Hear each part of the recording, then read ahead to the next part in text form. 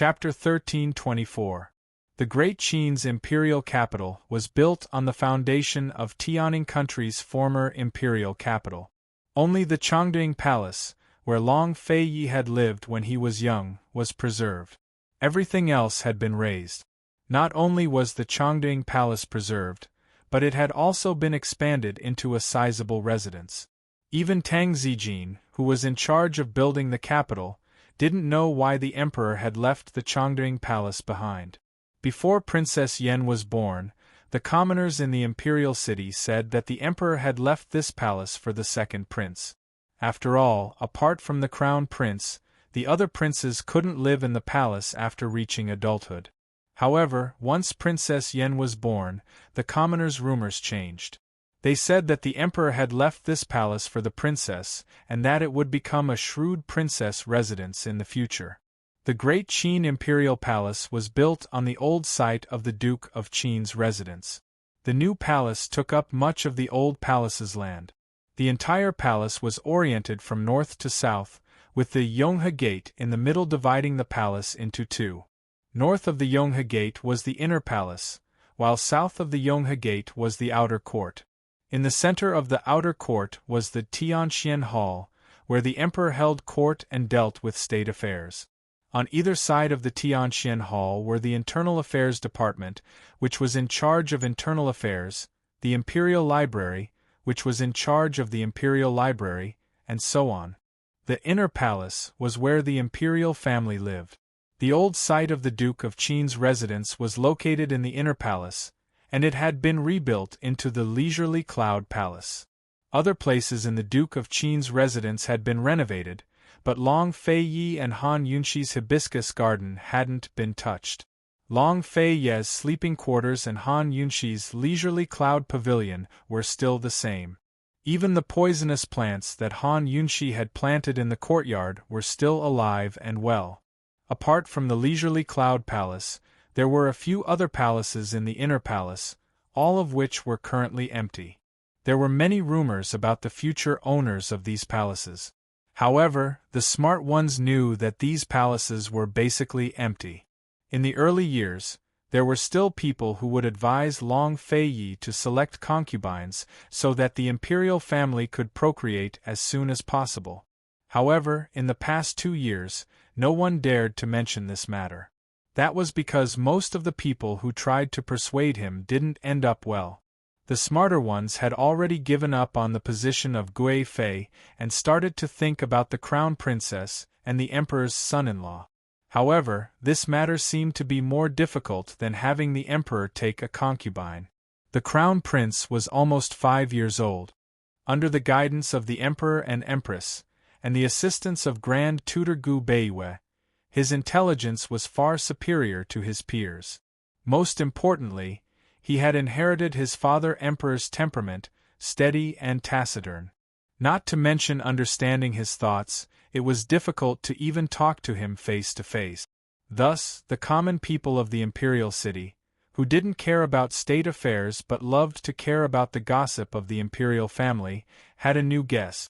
They said that in the future, the crown prince would definitely be like His Highness Duke of Qin in the past, forced to marry.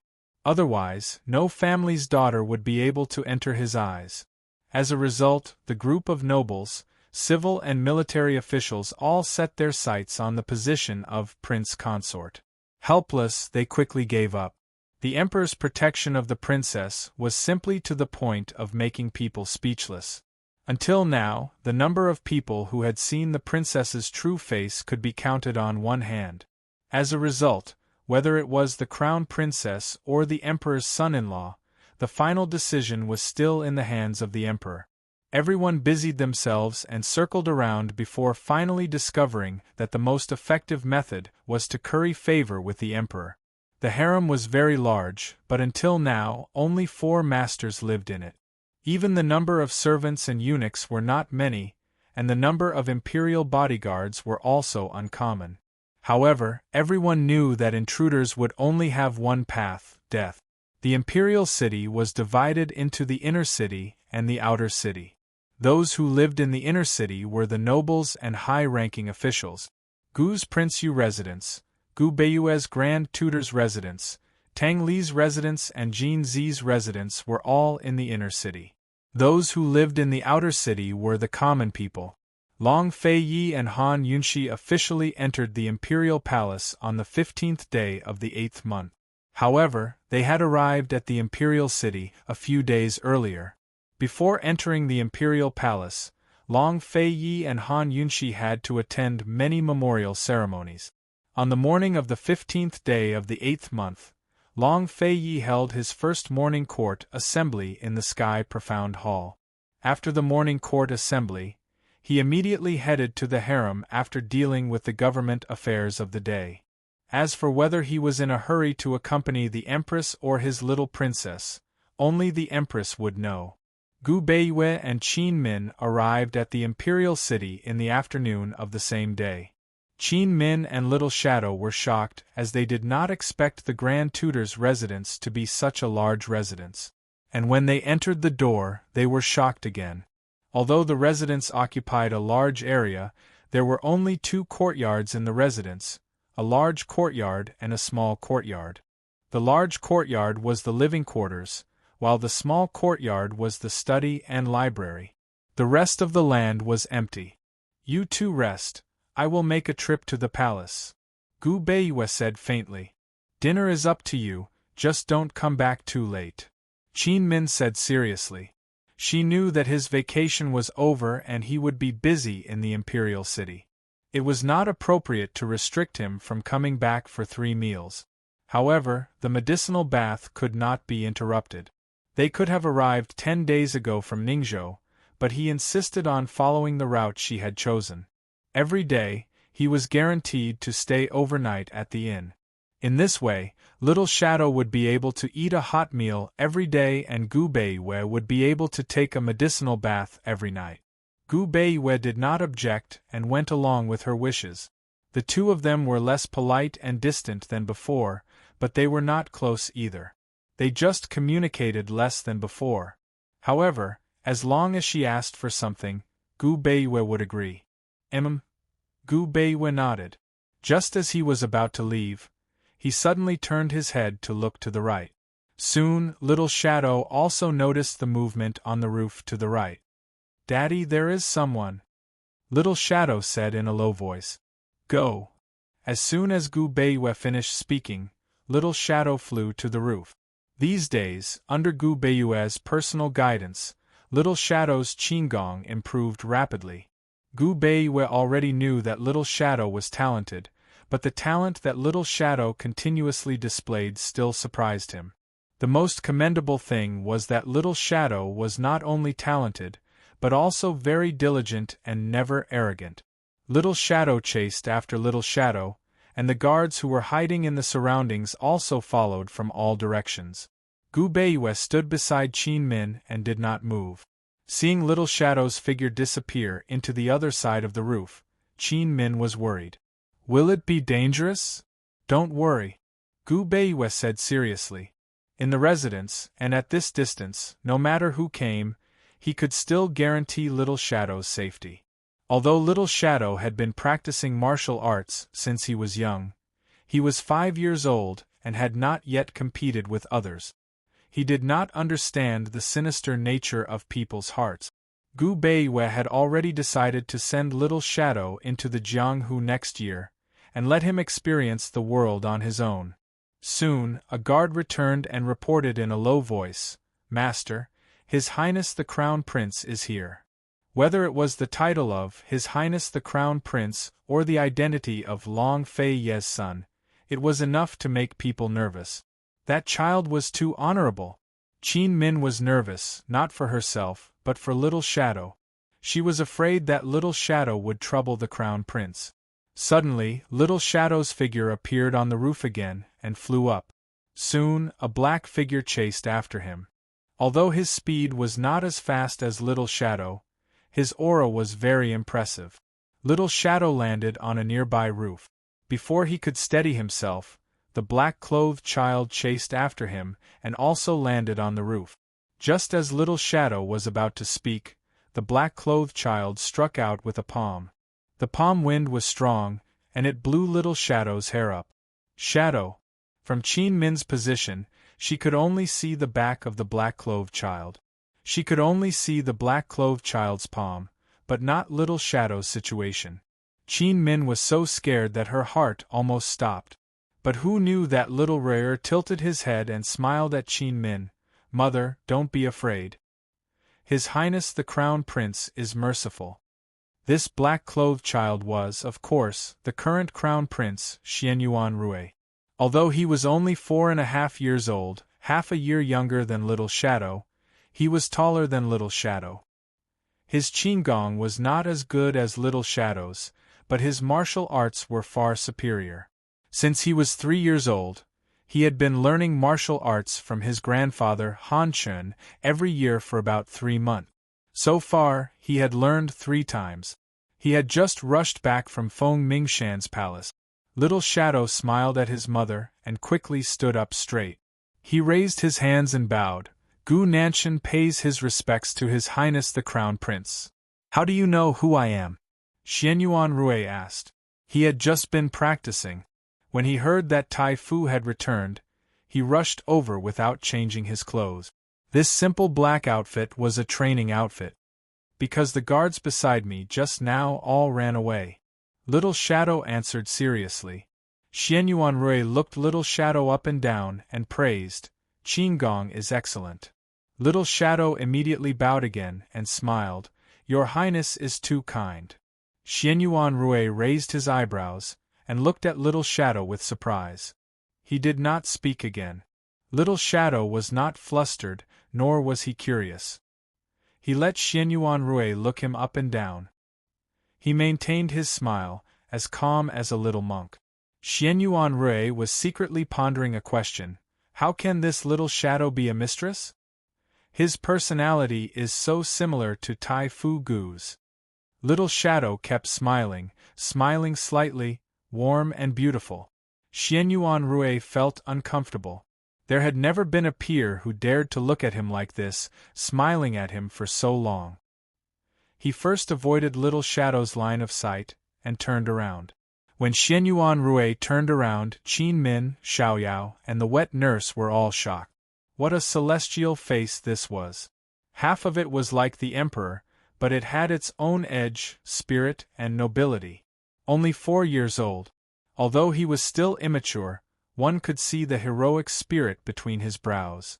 And that pair of pitch-black eyes contained an innate indifference and mystery. People could not help but want to look through time, through the years, to see him after he grew up. How deep those eyes would be, how enchanting! Xianyuan Rui flew to the roof, and landed in front of Gu Beiwei. He respectfully bowed to him, Tai Fu. In terms of status, Xianyuan Rui was the master, and Gu Beiwei was the subject. But as Tai Fu, Gu Beiwei was Xianyuan Rui's teacher. Gu Beiwei could accept this bow. It was rare that Xianyuan Rui, the crown prince of the empire, could be so willing, so respectfully bowed.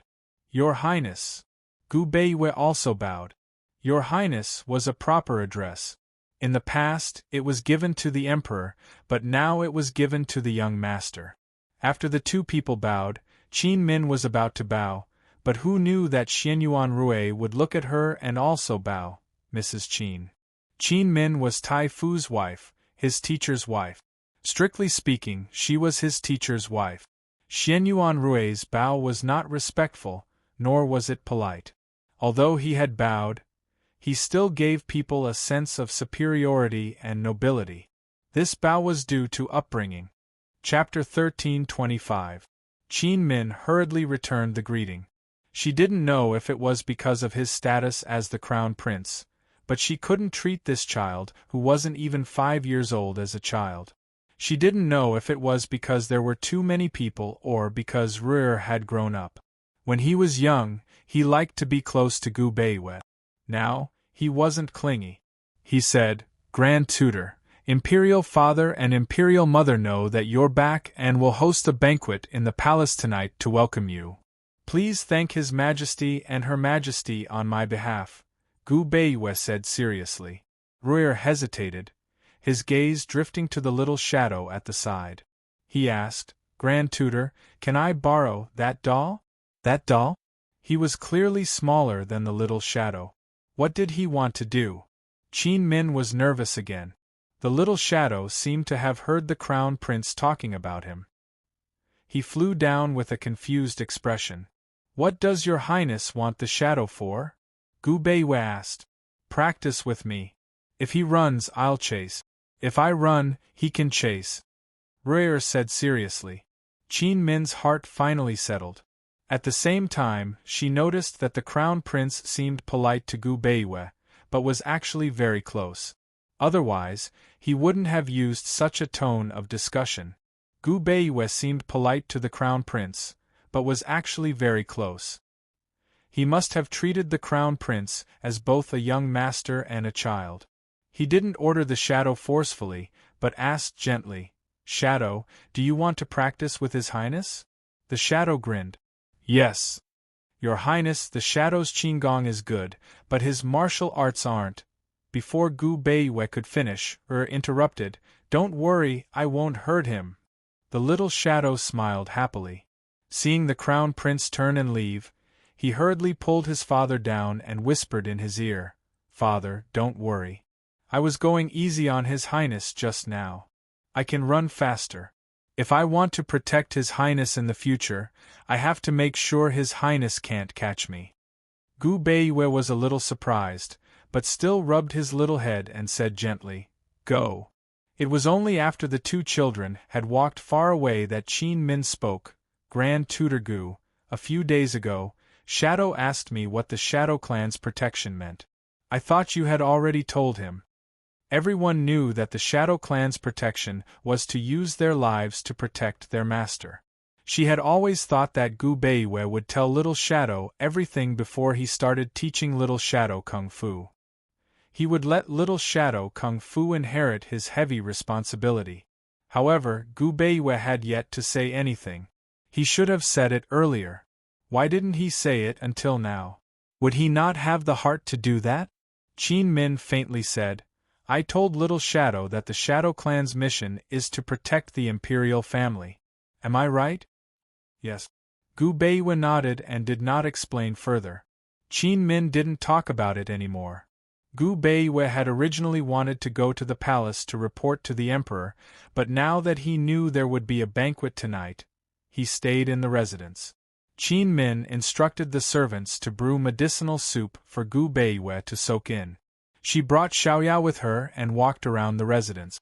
Then, she wrote down a list of the seeds of several flowers and had Xiaoyao buy them. It was a pity that such a large courtyard was abandoned. Of course, she had to make good use of it. At night, Little Shadow was brought to the palace by Ruier in advance. Gu Beiwei and Qin Min entered the palace alone. The 15th day of the 8th lunar month was the Mid-Autumn Festival. Family banquets were held to admire the moon, drink wine, and compose poems. Every courtyard in the capital was very lively.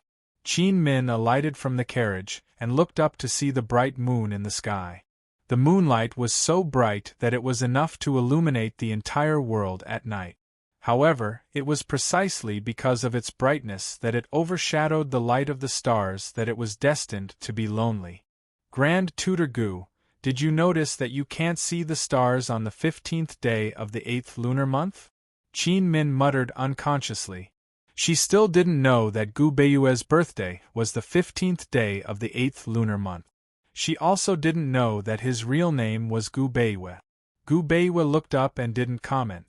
He only said mildly, Let's go. Don't let His Majesty and Her Majesty wait too long. Qin Min followed him deep into the palace. On the way, she said, But fortunately, the full moon is only the 15th or 16th day. The moon always waxes and wanes, and the stars can also be dazzling. Gu Beiwei only grunted in acknowledgement. He lowered his head and walked quickly with the palace maid who led the way. The Mid-Autumn Festival banquet was held in the pavilion of the Imperial Study. When Gu Beiwei and Qin Min arrived, Long Feiyi and Han Yunxi were already waiting. There was no Crown Prince, Ruier or young Master Yin. It was just the husband and wife. They didn't know what to talk about. Han Yunxi chatted and laughed. Long Feiyi also smiled. When Gu Beiwei and Qin Min arrived, Gu Beiwei was about to leave when Han Yunshi stopped him. Gu Beiwei, this is the Mid-Autumn Festival family banquet. If you're going to be so polite, leave Qin Min here and leave the palace yourself. Qin Min, sit. Without Gu Beiwei's permission, Qin Min didn't dare to be rude. Thank you, His Majesty and Her Majesty. Gu Beiwei still bowed. He didn't know if he couldn't change this habit or if he didn't want to. Qin Min naturally thanked him. Han Yunshi rolled her eyes at Gu Beiwei. Long Feiyi only glanced at him, then turned his head and asked in a low voice, "Is the princess awake?" "Not yet. Granny Zhao is keeping watch. I've already told her to bring the princess over as soon as she wakes up." The palace maid replied in a low voice. "It's windy outside. Tell Granny Zhao to give the princess more clothes so that she won't catch a cold." Long Feiyi said seriously, "Yes." Just as the palace maid was about to leave, Long Feiyi added, "The princess likes to eat porridge at this time. Is it ready?" "It's ready. It's fish porridge," the palace maid replied. Long Feiyi asked a few more small things before letting the palace maid leave. Although Long Fei spoke in a low voice and the court lady's reply was just as low, everyone present still heard them. Qin Min was very surprised. Although she knew that this master liked his daughter, she didn't expect him to dote on her to this extent. He was simply personally worrying about every small matter. Qin Min subconsciously looked at Han Yunshi. She saw Han Yunshi drooping her head, looking very disappointed. Gu Beiwei wasn't surprised. He smiled and said, "Your Majesty, is the princess doing well?" Long Feiyi had been paying attention to the little princess ever since Rui-er's accident when he was young. He had discussed it with Gu Beiwei several times. Now, the little princess was about 2 years old. Other than the strange phenomenon of hundreds of birds greeting her when she was born, everything else was normal. When Han Chun heard about the birds greeting her, he was also very surprised. He only guessed that it might have something to do with the power of the phoenix, but it was only a guess. After all, Han Chun didn't fully understand the power of the phoenix. They didn't find any power in the little princess, so it was more likely that Han Yunshi lost control of the power of the phoenix in her body when she was giving birth. It was all exposed and attracted the bird. After all, Han Yunshi hadn't been idle after giving birth to Ru. She had been cultivating all this time. When she was pregnant with the little princess, the power of the phoenix in her body had been completely activated and controlled. Of course, Long Feiyi's love for the little princess wasn't because of the phenomenon of hundreds of birds greeting her. Even if the little princess was ordinary, he still doted on her like a treasure in his hands. God knows how long he had been waiting for a daughter. The usually serious person immediately smiled faintly when he talked about his daughter. He replied, "Everything is fine." Gu Beiwei and Long Feiyi chatted and talked about official matters. Han Yunshi pulled Qin Min aside and chatted with her. She asked Gu Beiwei in a low voice if he was taking good care of his body. After chatting, Qin Min found out that it was Han Yunshi who chased Gu Beiwei away from the imperial capital. He's been taking good care of himself. His complexion has improved a lot recently, Qin Min replied in a low voice. Perhaps if she continued to ask, she would find out that Gu Beiwei had already left Ningzhou. Unfortunately, she didn't ask further. When the herbs were all ready, Han Yunshi called Su Donglin over and said, "Go find Rui and Little Shadow. They've been running around all day. It's time to eat." Before Rui and Little Shadow arrived, the little princess arrived first. She walked over carefully with a doll in her arms. The doll was wrapped tightly in a purple fox fur robe and even had a hood over it. She couldn't even tell if the doll was a boy or a girl, let alone its face. Han Yunshi lowered her head and didn't even bother to look at it. Gu Beiwei and Qin Min were both curious. They looked on in astonishment. It was only mid-autumn. She didn't have to be wrapped up like this, right? Granny Zhao placed the little one in the emperor's arms and retreated with a smile. Long Feiyi hugged his daughter and smiled. Yen Grand Tutor and Madame Qin are here. Take a look. The little one didn't move and didn't make a sound. Long Feiyi's lips curled into a smile and scratched the little one's armpit. Unexpectedly, the little one still didn't move. Long Feiyi was shocked. Long Feiyi pulled down the fox fur hood and saw that the little princess's eyes were tightly shut, as if she had lost consciousness. Long Feiyi was shocked and panicked for a moment. Gu Beiwei and Qin Min stood up almost at the same time and rushed over. However, Qin Min quickly moved aside. Gu Beiwei hurriedly took the little princess's pulse. However, once he felt it, Gu Beiwei frowned. What's going on? Long Feiyi was so anxious that his face turned pale. He didn't notice that Han Yunxi was sitting at the side and drinking soup leisurely. Her pulse is normal. How can this be? Gu Beiwei couldn't explain it for a moment. He felt the little princess's pulse and seriously pondered. Unexpectedly, the little princess suddenly opened her mouth and asked in a serious tone, "Dr. Gu, you can tell from my pulse. Am I suffocating to death?" The little princess learned to speak early.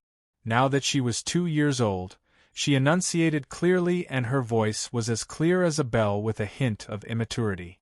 This voice, coupled with this serious joke, gave people a mischievous feeling. Gu Beiwei was stunned.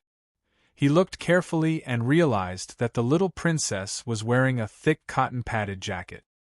He suddenly laughed out loud. Qin Min quickly understood what was going on and burst into laughter as well. She carefully looked at the little princess's face and found that the little princess was as delicate as a jade doll. She was pink and carved from jade, beautiful and cute. The way she looked with her eyes closed made people not have the heart to touch her, for fear that they would break her. Long Feiyi only realized then that he had been easily fooled by his daughter. He looked at his daughter who still hadn't opened her eyes. He was amused and curious, not knowing whether to laugh or cry. Many times, he really couldn't do anything to Han Yunxi. However, when it came to this daughter of his, there were many times that he could do nothing to her, but he was willing to be helpless. "Dr. Gu, please do a good deed and prescribe me some medicine. Otherwise, I won't be able to wake up," the little princess said seriously again. Gu Beiwei smiled and asked, "What medicine does your highness need?" "I need some medicine to convince my father not to wrap me up like a bun. I don't want to be a bun." As the little princess spoke, she opened her big eyes and looked pitifully at Long Feiyi. "Father, I have rashes again." Chapter 13:26. The capital was located in the south-central regions of Cloud Realm Continent. Although the weather was cold during mid-autumn, it wasn't enough to require people to wear cotton-padded jackets. Princess Yen not only wore cotton-padded jackets, but a fox fur coat as well. It'd be strange if she didn't get heat rashes. Long Feiyi was so afraid of Princess Yen catching a cold because she'd caught a severe cold when she was 1 year old because she wore too little. That was the first time she'd ever taken medicine in her life. Every time, she'd had to force medicine down her throat and choked on it a few times. Moreover, fourth young Miss Ren was very careful with her prescriptions, so she recovered slowly and took a long time to take medicine. Over the past few days, Long Feiyi had almost gone crazy. At first, when fourth young Miss Ren and Zhao Mama forced medicine down Princess Yan's throat, Long Feiyi would watch from the side. Later on, he couldn't bear to watch and simply waited outside the door. However, it was precisely because he had left that fourth young Miss Ren and Granny Zhao were able to pour the medicine down her throat much more quickly, and she no longer choked. After that, Long Feiyi was especially afraid that his precious daughter would catch a cold again. His main concern was whether Princess Yen was wearing warm clothes. In other words, Princess Yen had already gotten heat rashes multiple times. Fourth young Miss Ren, Zhao Mama, and a group of experienced wet nurses were all watching over Princess Yen. Logically speaking, they should be able to persuade Long Feiyi, but none of them dared to say much. According to fourth young Miss Ren, It was common for children to catch cold. If they said too much and Princess Yen caught it again, they wouldn't be able to bear the consequences of the emperor's wrath. People outside the palace might not know how much the emperor doted on the little princess, but they were the ones who served him all day long. Thus, Zhao Mama found the empress to explain the situation so she could persuade the emperor. Zhao Mama said, "Esteemed empress, His Majesty listens to you the most. Please persuade him otherwise. If he keeps stuffy, he'll definitely get heat rashes." Han Yunshi said, "His Majesty listens to the little princess the most. When she gets heat rashes a few more times, she'll rebel on her own." As expected, Princess Yen rebelled in front of Gu Beiwei tonight. When Long Feiyi couldn't tickle Yen Han Yunshi knew that Yen was doing it on purpose. So, she couldn't be bothered with her. Long Feiyi became anxious when he heard that Yen had rashes. "Where is it?" "My stomach," Yen said as she lifted her clothes. Long Feiyi's face darkened even though he had told Yen several times not to lift her clothes and roll up her sleeves. However, Yen was still too young and would often forget. As they played, they either took off their shoes and socks or rolled up their sleeves high up in the air. Long Feiyi hurriedly held Yen's hand and ordered someone to call forth young Miss Rin over. "Qin Min is here. Let's not look for fourth Miss Rin," Han Yunshi said. She was about to carry Yen to apply the medicine when Yen stopped her and said seriously, "Imperial Mother, I have something important to say to Dr. Gu. It's more important than rashes." "Then hurry up and say it. Once you're done, go and apply the medicine," Han Yunshi replied. Long Feiyi was very curious. Who knew that Yen would also say, "Dr. Gu, please persuade my father now. Tell him not to be afraid that I'll catch a cold. I'm not that weak. Even my brother laughs at me." Yen even stretched out her hand. "Dr. Gu, why don't you take my pulse?" Fourth young Miss Rin said that my body is very healthy. I won't get sick easily. Just like that, Yen sat in her father's arms, completely ignoring him and talking to Gu Beiwei non-stop. Other than feeling awkward, Long Feiyi felt even more awkward. Han Yunshi sat back down and drank her soup leisurely. Occasionally, she would look up at Long Feiyi and laugh silently when she saw his awkward expression. She was especially happy. Yen that little spirit, was quite smart. She knew to complain to Gu Beiwei. Gu Beiwei kept a smile on his face as he listened attentively. At the side, Qin Min was very puzzled. Long Feiyi was a man of few words and Han Yunshi wasn't a talkative person either. How did they give birth to such a talkative daughter? She was comparable to the eldest young miss of the Tang sect. However, Princess Yan's childish voice was very pleasant to the ears. She even spoke with pauses like a little adult. No matter how much she said, it didn't annoy the ears. While Yen was complaining, Rui and Little Ing had silently landed on the roof of the pavilion. The two of them leaned on the roof and looked down through the cracks of the glazed tiles. Of course, Rui covered his ears the entire time. From the moment his sister learned to speak, Tang Hongdo was no longer the most terrifying existence to him. This sister was. Little Ing listened attentively to Princess Yan's words, not missing a single word. He listened and laughed. After listening for a while, Little Ing asked, "Your Highness, the princess is also someone I have to protect, right?" Rui looked up and saw that Little Ing was still lying on the roof. He pulled Little Ing's head up and asked, "Also? Who else do you have to protect?" Little Ing snickered. Rui immediately let go of his head and stood up. He looked down at Little Ing and asked, "You want to protect me?" Little Ing hurriedly got up and said seriously, "Yes. The Shadow Clan's mission is to protect the imperial family." Rui snorted. "You only know how to run. How can you protect me?" Little Ing said seriously, "Your Highness, I can help you escape."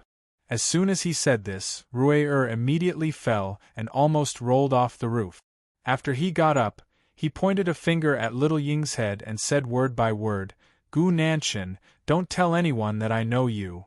After he said this, he continued lying on the roof. Littling muttered, "Your Highness, everyone knows that we know each other." After they left the Grand Tutor's residence, they went straight to the palace. The two of them ran around the palace the entire afternoon. Either he ran after His Highness, or His Highness ran after him. They ran all over the palace in one afternoon. Everyone in the palace, including the Shadow Guard, knew that he was Grand Tutor Gu's son and was going to be His Highness's sparring partner. It was His Highness who told Su Donglin personally. His original words were especially domineering. "Guard Su, inform everyone that this guy will be my man from now on. Anyone who blocks his way will be blocking my way." Ruo looked up and asked seriously, "Gu Nanshan, what's the point of running away?" Little Ing crouched down as well and said, "Your Highness, it's a great skill to be able to stay alive without hurting others."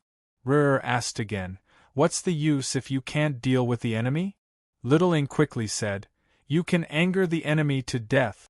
Just like His Highness, weren't you angry when you couldn't catch me this afternoon?" Ruo banged his head against the roof and didn't want to talk to Little Ing anymore. This brat didn't even need to run away to anger someone to death with a few words.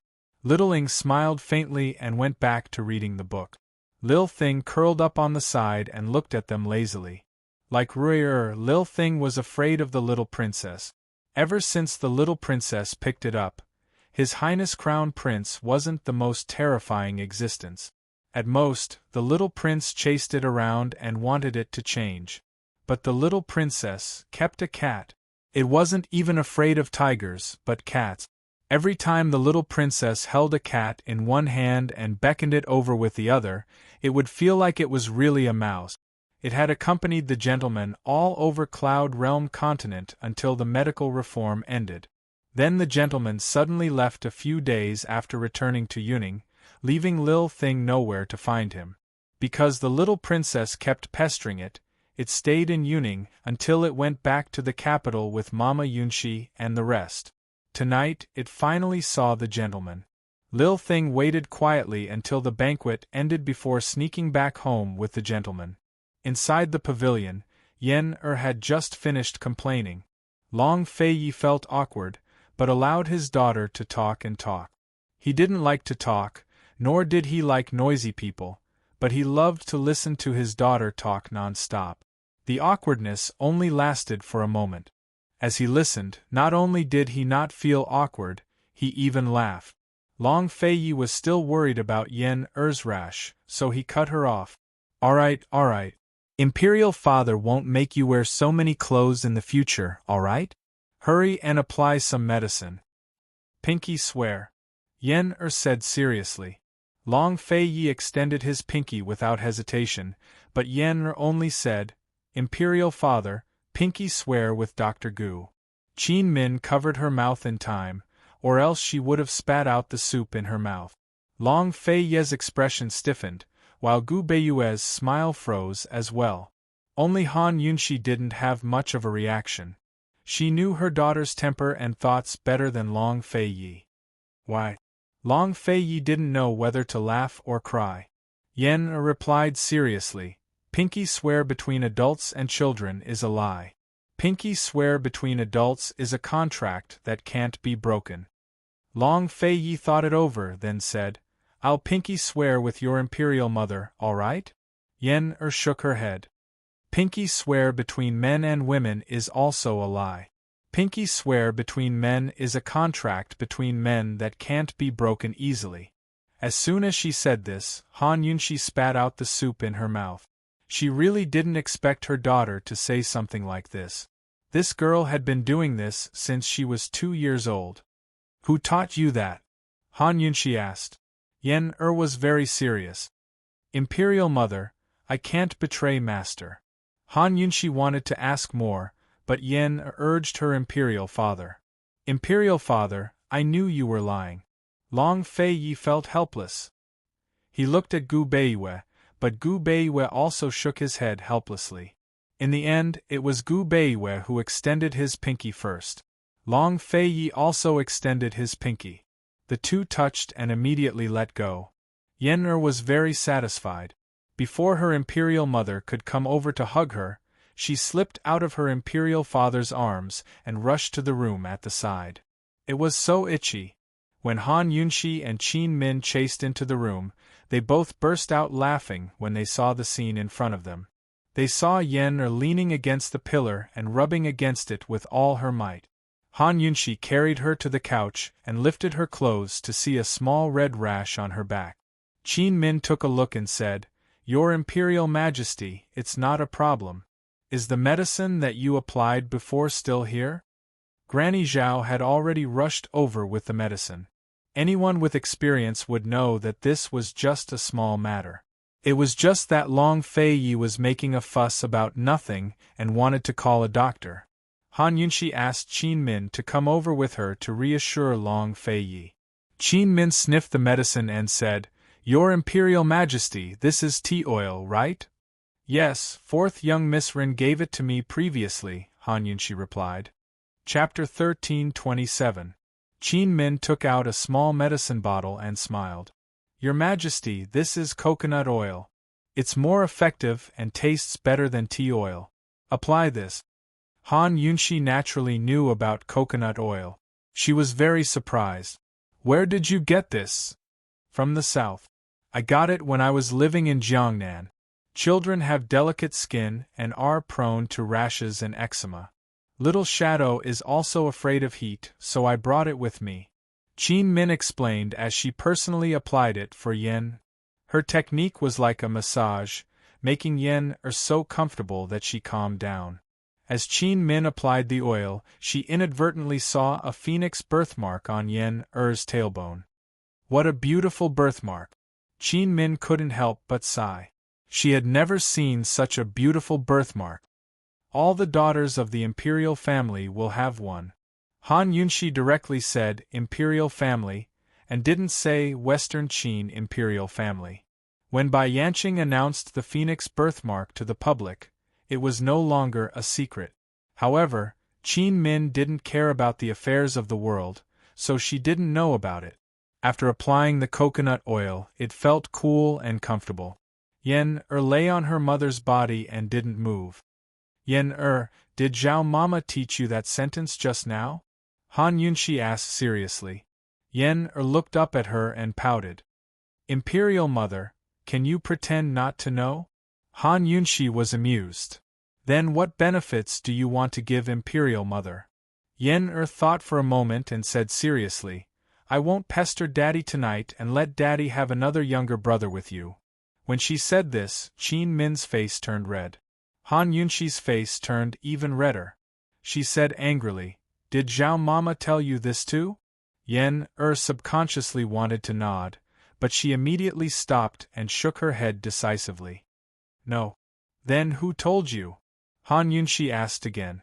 Yen felt especially wronged under her mother's gaze. How could she understand the ambiguity of this topic? She completely didn't know why her mother suddenly became so fierce. She thought for a moment and said pitifully, "Imperial Mother, can you pretend not to know? I can give you other benefits." "What benefits?" Han Yunxi continued to ask. "I won't pester Father during the day. Granny Zhao said that during the day, Father can also give birth to a younger brother with Mother." As soon as he said that, not only did Han Yunxi blush, but her neck also turned red. She wished she could find a hole to hide in. Qin Min lowered her head. She was embarrassed and tried her best not to laugh. Seeing that her mother did not speak, Yen was so anxious that she was about to cry. She was afraid that her mother would do something to Zhao Mama. She asked anxiously, "Imperial Mother, can you pretend that you don't know anything? I really won't pester Imperial Father anymore. I'll let you have a lot of younger brothers and sisters, all right? If not, I won't." Han Yunxi immediately covered Yen's mouth and stopped her from continuing. If this girl continued, who knew how many secrets she would reveal? Imperial Mother will pretend that she doesn't know anything. You have never told me about what happened today, and Imperial Mother has never heard of it. Got it? Han Yunxi said seriously. Yen nodded, but her eyes turned towards Qin Min at the side. Han Yunxi slowly turned her head. When Qin Min looked up, she saw the mother and daughter pair staring at her. I. Qin Min was extremely embarrassed. After saying I for a long time, she finally said, I don't know anything. Your Highness the Empress, Your Highness the Princess, please don't worry. When Han Yunxi carried Yen-Er and returned to the pavilion with Qin Min, the two adults were still embarrassed and silent. However, Yen-Er had already recovered her cheerful mood. Is everything all right? Long Feiyi asked. Yen-Er was about to throw herself into Imperial Father's arms, but she suddenly stopped. She thought to herself, does the promise I made to Imperial Mother still count? Imperial Mother said that she would pretend that she didn't hear anything, so she should fulfill her promise. She can't pester Imperial Father anymore. Thus, she shrank back into Imperial Mother's arms. Long Feiyi was puzzled. He stood up and took the initiative to hug Yen. However, Yen-Er quickly dodged and wrapped her arms around Imperial Mother's neck tightly, not letting go. Long Feiyi was puzzled. Ever since Yen-Er was born, she had never rejected his embrace. What was wrong with her? Yen-Er, be good. Come here. Long Feiyi hugged Yen-Er and wanted to pull her out of Han Yunxi's arms. Yen-Er immediately cried, no. I don't want Imperial Father to hug me. I want Imperial Mother woo. Imperial Mother, hurry and hug me. Long Feiyi was stunned and stared at Han Yunxi in astonishment. Han Yunxi was originally afraid that Yen-Er would expose what had just happened, but when she saw Yen-Er's reaction, she was happy. She hugged Yen-Er tightly and pretended to coax her. Yen-Er, be good. Imperial Mother will hug you. Imperial Mother will hug you. Amen, amen. Yen-Er nodded vigorously. You have to hug me tightly. Yen-Er was too afraid that if Imperial Father carried her away, Imperial Mother would find trouble with Zhao Mama. Okay. Hug me tightly. Han Yunxi looked at Long Feiyi's puzzled and disappointed expression and really wanted to laugh out loud. The feeling of being abandoned by your little lover must be very bad. Fortunately, Rir had already grown up and was not as foolish and gullible as Yen. Long Feiyi could not snatch her little lover away no matter what. What's wrong with her? Long Feiyi asked. Hee, she's acting spoiled with her mother. It's inevitable. Sit down. Han Yunxi replied seriously. Long Feiyi felt that something was wrong. However, Gu Beiyue and Qin Min were both present, so he did not pursue the matter and sat back down. Han Yunxi was a mother after all. Could she really be jealous of her daughter? She hugged her daughter tightly and unknowingly softened her voice. Yen-Er, be good. Sleep with Imperial Mother tonight, okay? After having Yen-Er, Long Feiyi widened and lengthened the bed in Yuning City's sleeping quarters. The two of them, husband and wife, and the two children still slept together as a family of four. However, the bed in Leisurely Cloud Palace did not need to be widened. The bed in Leisurely Cloud Palace almost filled up the entire room. Ever since Rir was no longer afraid of Long Feiyi, he had been sleeping next to Long Feiyi. However, ever since Yen-Er was born, Long Feiyi's embrace was exclusive to Yen-Er. Rir could only hide in his Imperial Mother's embrace. Yen-Er was different from Rir. Rir was very quiet during the day, but had a bad sleeping posture at night. On the other hand, Yen-Er was lively during the day, but very quiet at night. She basically lay in Long Feiyi's embrace and did not move much. As a result, Han Yunxi really had not hugged Yen-Er to sleep for a long time. When Yen-Er heard that Imperial Mother wanted to sleep with her at night, she was stunned. If Imperial Mother slept with her, how could she give birth to a little brother with Imperial Father? She thought for a moment and immediately let go of her Imperial Mother. She shouted, I want Zhao Mama. Woo-woo. I want Zhao Mama to hug me. I want to sleep with Zhao Mama tonight. When she said this, Han Yunxi realized that she had said something wrong. Long Feiyi was even more puzzled. What happened in the room just now? Yen-Er, what's wrong? He asked seriously. I want Zhao Mama. Yen-Er's face was stiff. I want Zhao Mama.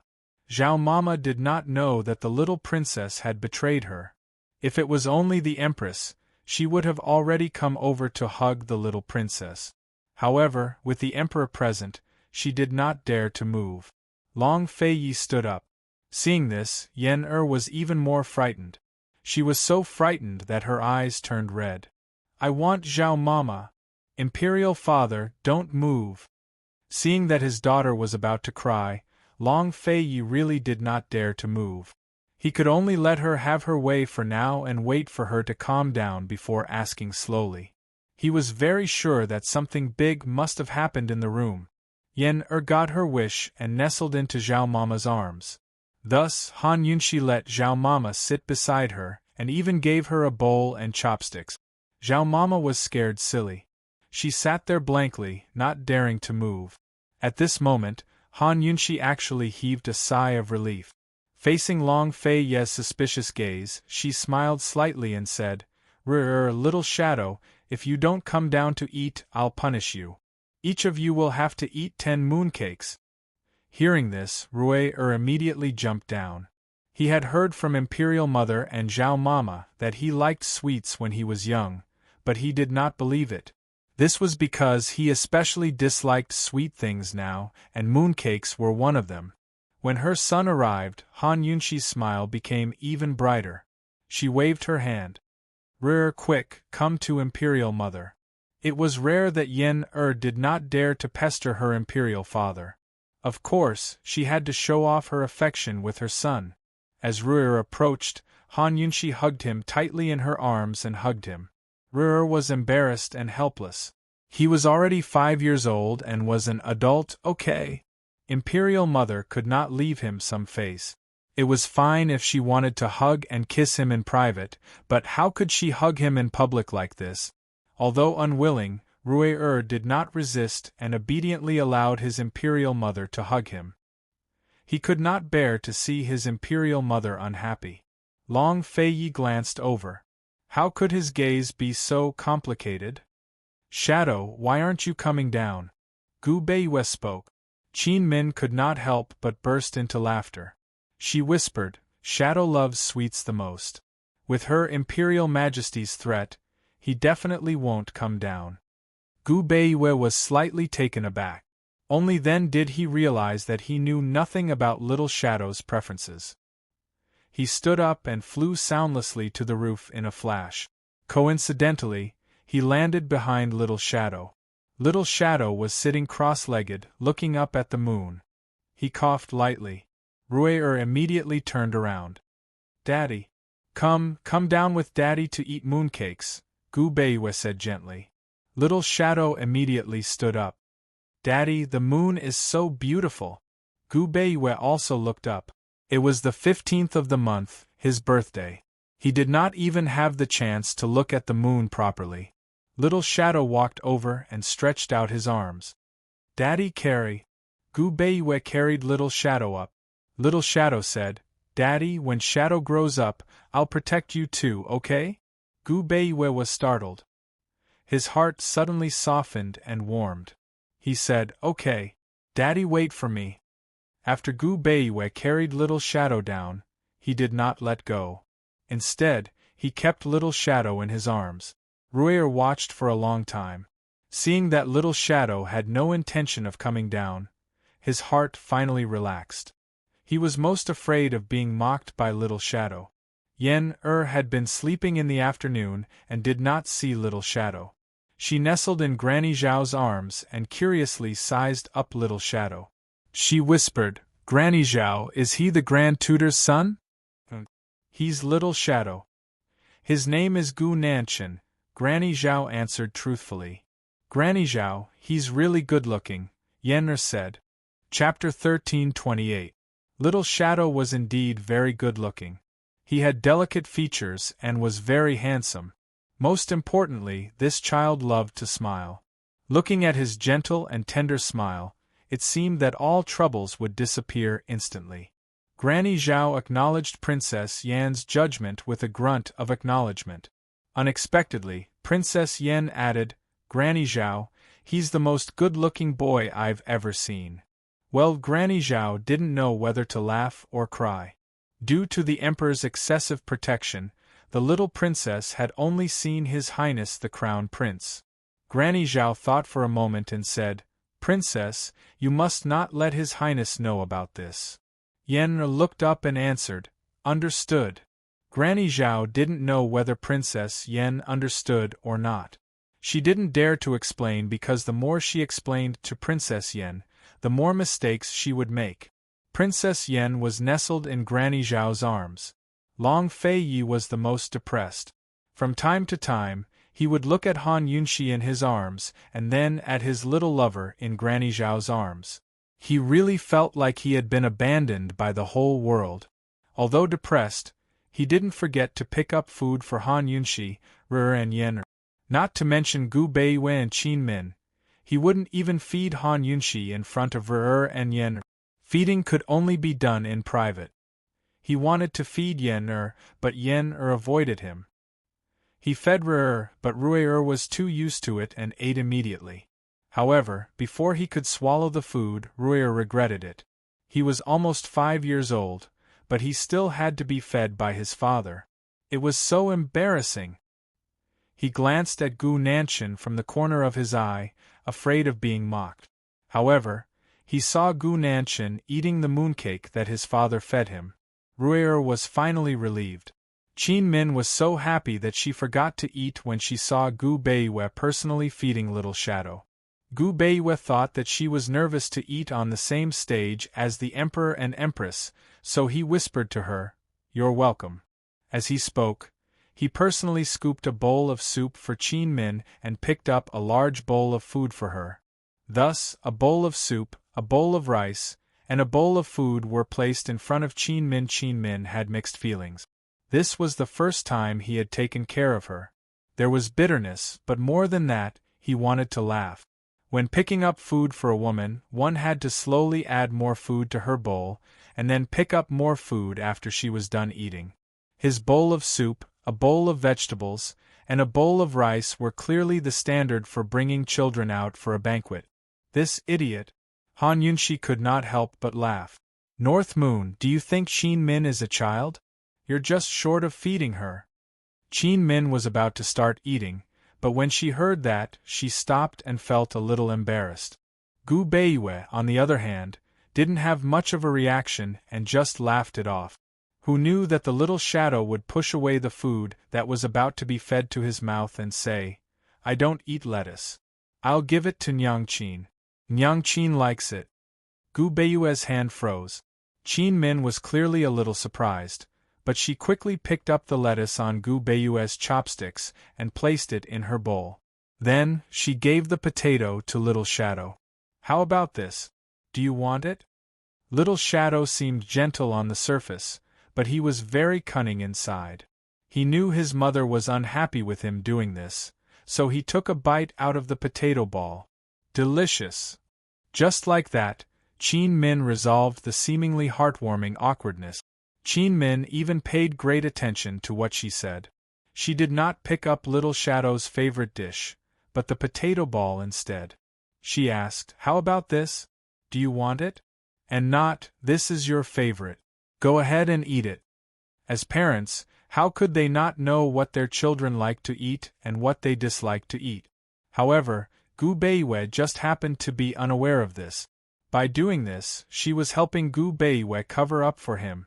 It was just a pity that she had neglected her bowl of food. Her bowl of food had everything except for her favorite lettuce. Han Yunxi glanced at the food in Qin Min's bowl and discovered something strange, but she remained unfazed. Long Fei Yi and Gu Beiyue continued to chat as they ate. Occasionally, they would add more food for Han Yunxi and and ladle soup for Yen. Han Yunxi also chatted with Qin Min, from taking care of the child to cooking, from cooking to gardening. If Qin Min was not Gu Beiyue's wife, Han Yunxi really wanted to keep Qin Min in the palace. During this time, a palace maid walked to Han Yunxi's side and whispered, "Your Highness, the chicken roll you ordered has been cooked. Should I send it up now?" During these days when Long Fei Yi was partial to the little princess, Han Yunxi really had a lot of free time. Thus, she used all her free time to research a dish, chicken roll. This dish was not called chicken roll at first, but hot and sour hen soup. Moreover, the original version was very simple. It used chili, pickled vegetables, and old hen to make a soup. After several months of improvement, it had become a completely different version, but it was still simple. Put the old hen in vinegar and let it simmer for half a day to turn it into a vinegar hen. Then, use a piece of dough to roll the chicken and add 2 slices of cucumber to make it into a chicken roll. No matter how it tasted, it still looked very good. After several months of improvement, countless dishes were created. Whether Long Fei-yi had eaten it or not, only Han Yunshi and him knew. Even the cook who helped out in the kitchens did not know. Han Yunshi thought for a moment and whispered, "No need." The palace maid really sighed in relief for the emperor. However, Han Yunshi added, "Warm the chicken in a steamer and give it to the emperor as a midnight snack tonight." The palace maid could not help but glance at the emperor before leaving to carry out the order. After dinner, everyone strolled in the garden to admire the moon. Gu Beiwei still did not mention his birthday. After walking around, it was still early. Han Yunshi privately told Re to say that he was sleepy and wanted to sleep. Thus, everyone went their separate ways. Princess Yen was already fast asleep in Zhao Mama's arms. She was a sleepyhead, but Rue was a night owl. After sending off Gu Beiwei and his family, Long Fei-yi asked, "What happened?" Han Yunshi sent Rue away before saying, "Gu Beiwei and Qin Min, there must be something wrong." According to Gu Beiwei, he and Qin Min were childhood sweethearts and had been in love for a long time. How could Gu Beiwei not know that Qin Min liked to eat lettuce? He gave Qin Min so many dishes, but there was not a single piece of lettuce. If Han Yunshi did not mention it, Long Fei-yi would not have noticed. He raised his eyebrows and smiled. Let Gu Beiwei do as he pleases. Han Yunshi thought that since he was already married, there shouldn't be any big problems. She shrugged and did not think too much about it. Yen was sleeping with Zhao Mama, and Rue was nowhere to be found. Long Fei-yi and Han Yunshi walked into the depths of the garden, admiring the moon and chatting. It was as if they were revisiting an old place, as if they had returned to many years ago. And in another part of the palace, a red shadow flitted past. Zhao Mama ordered the palace maids to guard Princess Yen while she secretly chased after the red shadow, all the way to a secluded place. Who else could this red shadow be other than Shao-Chi? Your Highness Prince Yu, the Mid-Autumn Festival is a time for everyone to reunite. Since you're here, why don't you show your face? Zhao Mama said helplessly. 3 years had passed, but Gu's face showed no signs of aging. He looked back with a smile that was as bewitching as ever under the moonlight. His eyes narrowed into slits as if he was eternally happy. He handed over a box of mooncakes and said with a chuckle, "For Poison Lass and Yen, don't tell them I came." He had spent 2 months trying all of Cloud Realm Continent's time-honored restaurants before picking out the best one. Poison Lass and her daughter both liked sweets, he knew that. 2 years ago, he had been in the mysterious continent. This past year, he had been hiding in Cloud Realm Continent, occasionally delivering nice things to Poison Lass and Yen through Zhao Mama's hands under the pretext that they were tributes from below. There were plenty of people in Cloud Realm Continent who wanted to curry favor with the Empress and Princess Yen, so this excuse had never been seen through. Besides delivering gifts, he would also have Zhao Mama teach Yen about her 3 views on money, power, and men and women. He always said to Zhao Mama, "If the Long Fei-yi hides Yen in the palace like this, she'll definitely be tricked as soon as she leaves the palace." Granny Zhao also agreed with his opinion. Thus, Granny Zhao became Yen's substitute teacher. Gu left a few more instructions before leaving in a hurry. He was afraid of being discovered by the Long Fei-yi, so he didn't dare to stay long. Gu had already forgotten whether he had joked about marrying the Long Fei-yi's daughter in the future. But he was very clear that the Long Fei-yi would strengthen his defenses as soon as he discovered his presence. He wouldn't let him see Yen. Gu Beiwe disappeared as soon as he left the palace, but Gu Beiwe saw a very familiar brocade box in front of his house. Gu Beiwe was stunned and Qin Min was curious. But Little Shadow rushed over and picked up the box. "Daddy, this box is so beautiful." Little Shadow was still very cautious about things of unknown origin, so she handed it to her daddy. "Did His Highness Prince you come down?" Qin Min couldn't help asking. "It should be," Gu Beiwe answered as he opened the box. Inside the brocade box was a round jade pendant. When the box was opened, the jade pendant was still dim, but after being illuminated by the moonlight for a while, it seemed to absorb the moonlight and gradually brightened. It was very beautiful. "Moonlight jade!" Qin Min exclaimed. Gu Beiwe was very surprised as well. He took out the jade pendant and held it up to the moon for a while. The entire jade pendant was not only sparkling and translucent, but also seemed to emit light. It emitted a layer of light that was as clean and gentle as the moonlight. "It really is moonlight jade." Gu Beiwe was very certain. Moonlight jade was one of the most precious stones below white jade crystal. The reason why it was so precious was firstly because it was rare, and secondly because this stone was very strange.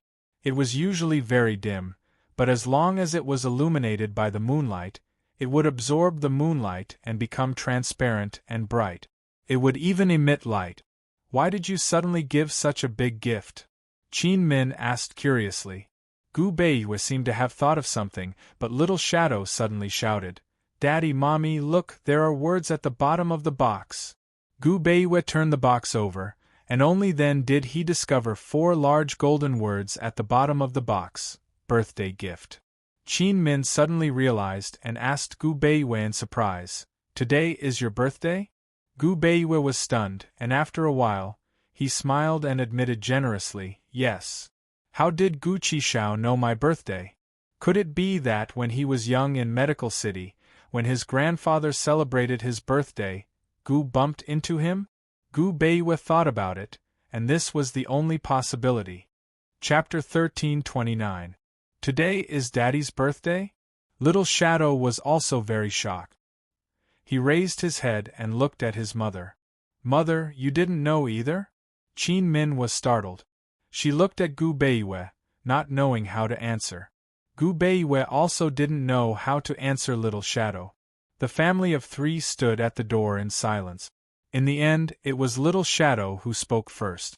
"Daddy, why didn't you tell Mother? Why didn't you tell me?" Gu Beiwe held it in for a long time before he came up with a reason. Because it's mid-autumn. It'll be better after mid-autumn." "Why can't mid-autumn and my birthday be celebrated together?" Little Shadow tilted his head and asked. Because Daddy doesn't want to celebrate his birthday." Gu Beiwe squatted down and answered seriously. "Why not?" Little Shadow continued to ask. Because I'll be older by 1 year after my birthday." "Daddy doesn't want to be old," Gu Beiwe answered. This reason was enough to convince Little Shadow. No matter how smart Little Shadow was, he was still a child. He laughed mischievously. "So Daddy is also afraid of being old?"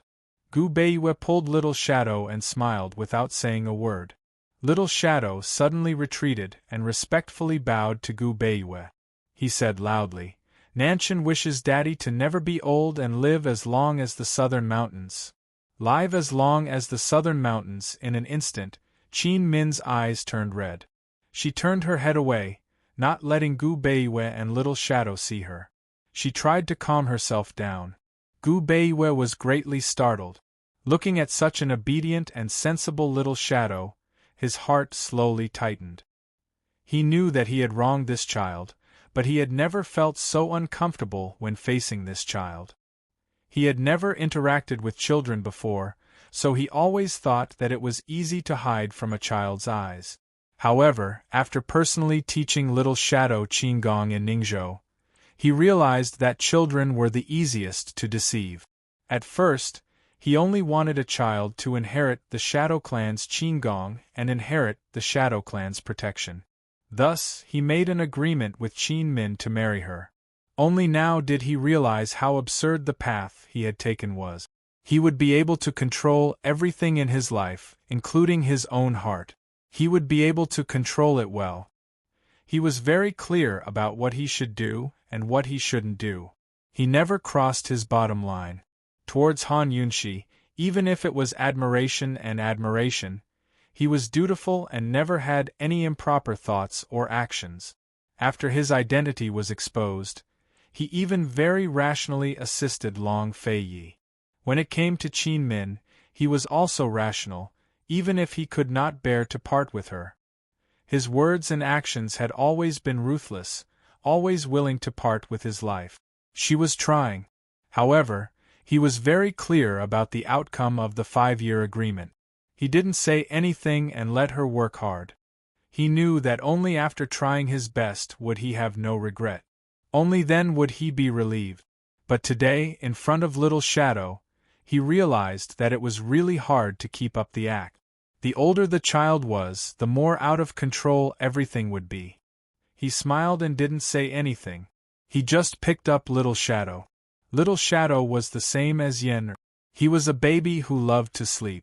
Basically, he would go to sleep as soon as the sky turned dark. Tonight was an exception. On the way back, he was still very sleepy. However, when he heard that it was his father's birthday today, he was wide awake again.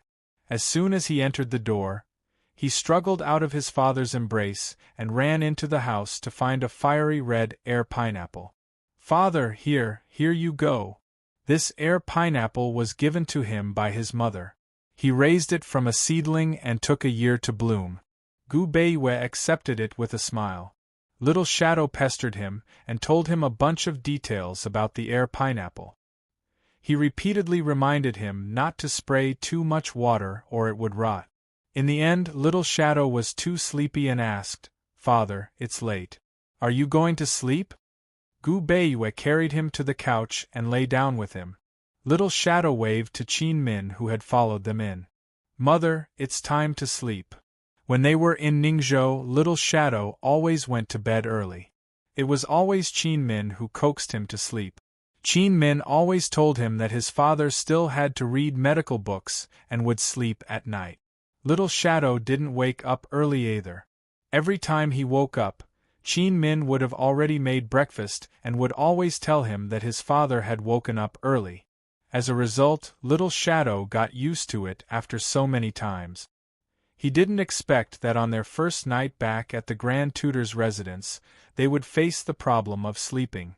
However, Qin Min still easily resolved it. She said, "Shadow, Mother will sleep with you. Your father needs to take a medicinal bath today." Shadow also knew about Gu Beiwei taking a medicinal bath. Although he was learning Qigong and medicine at the same time, with his current level, he couldn't see the effects of those medicinal decoctions at all. In addition, his mother would often make some medicinal decoctions for him to take. He just treated it as recuperation and didn't think too much about it. Little Shadow was so sleepy that his eyes were about to close. He only made an N sound and agreed. However, Gu Beiwei got up.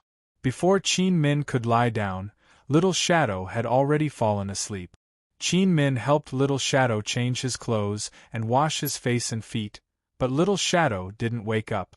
Gu Beiwei watched quietly from the side and didn't leave.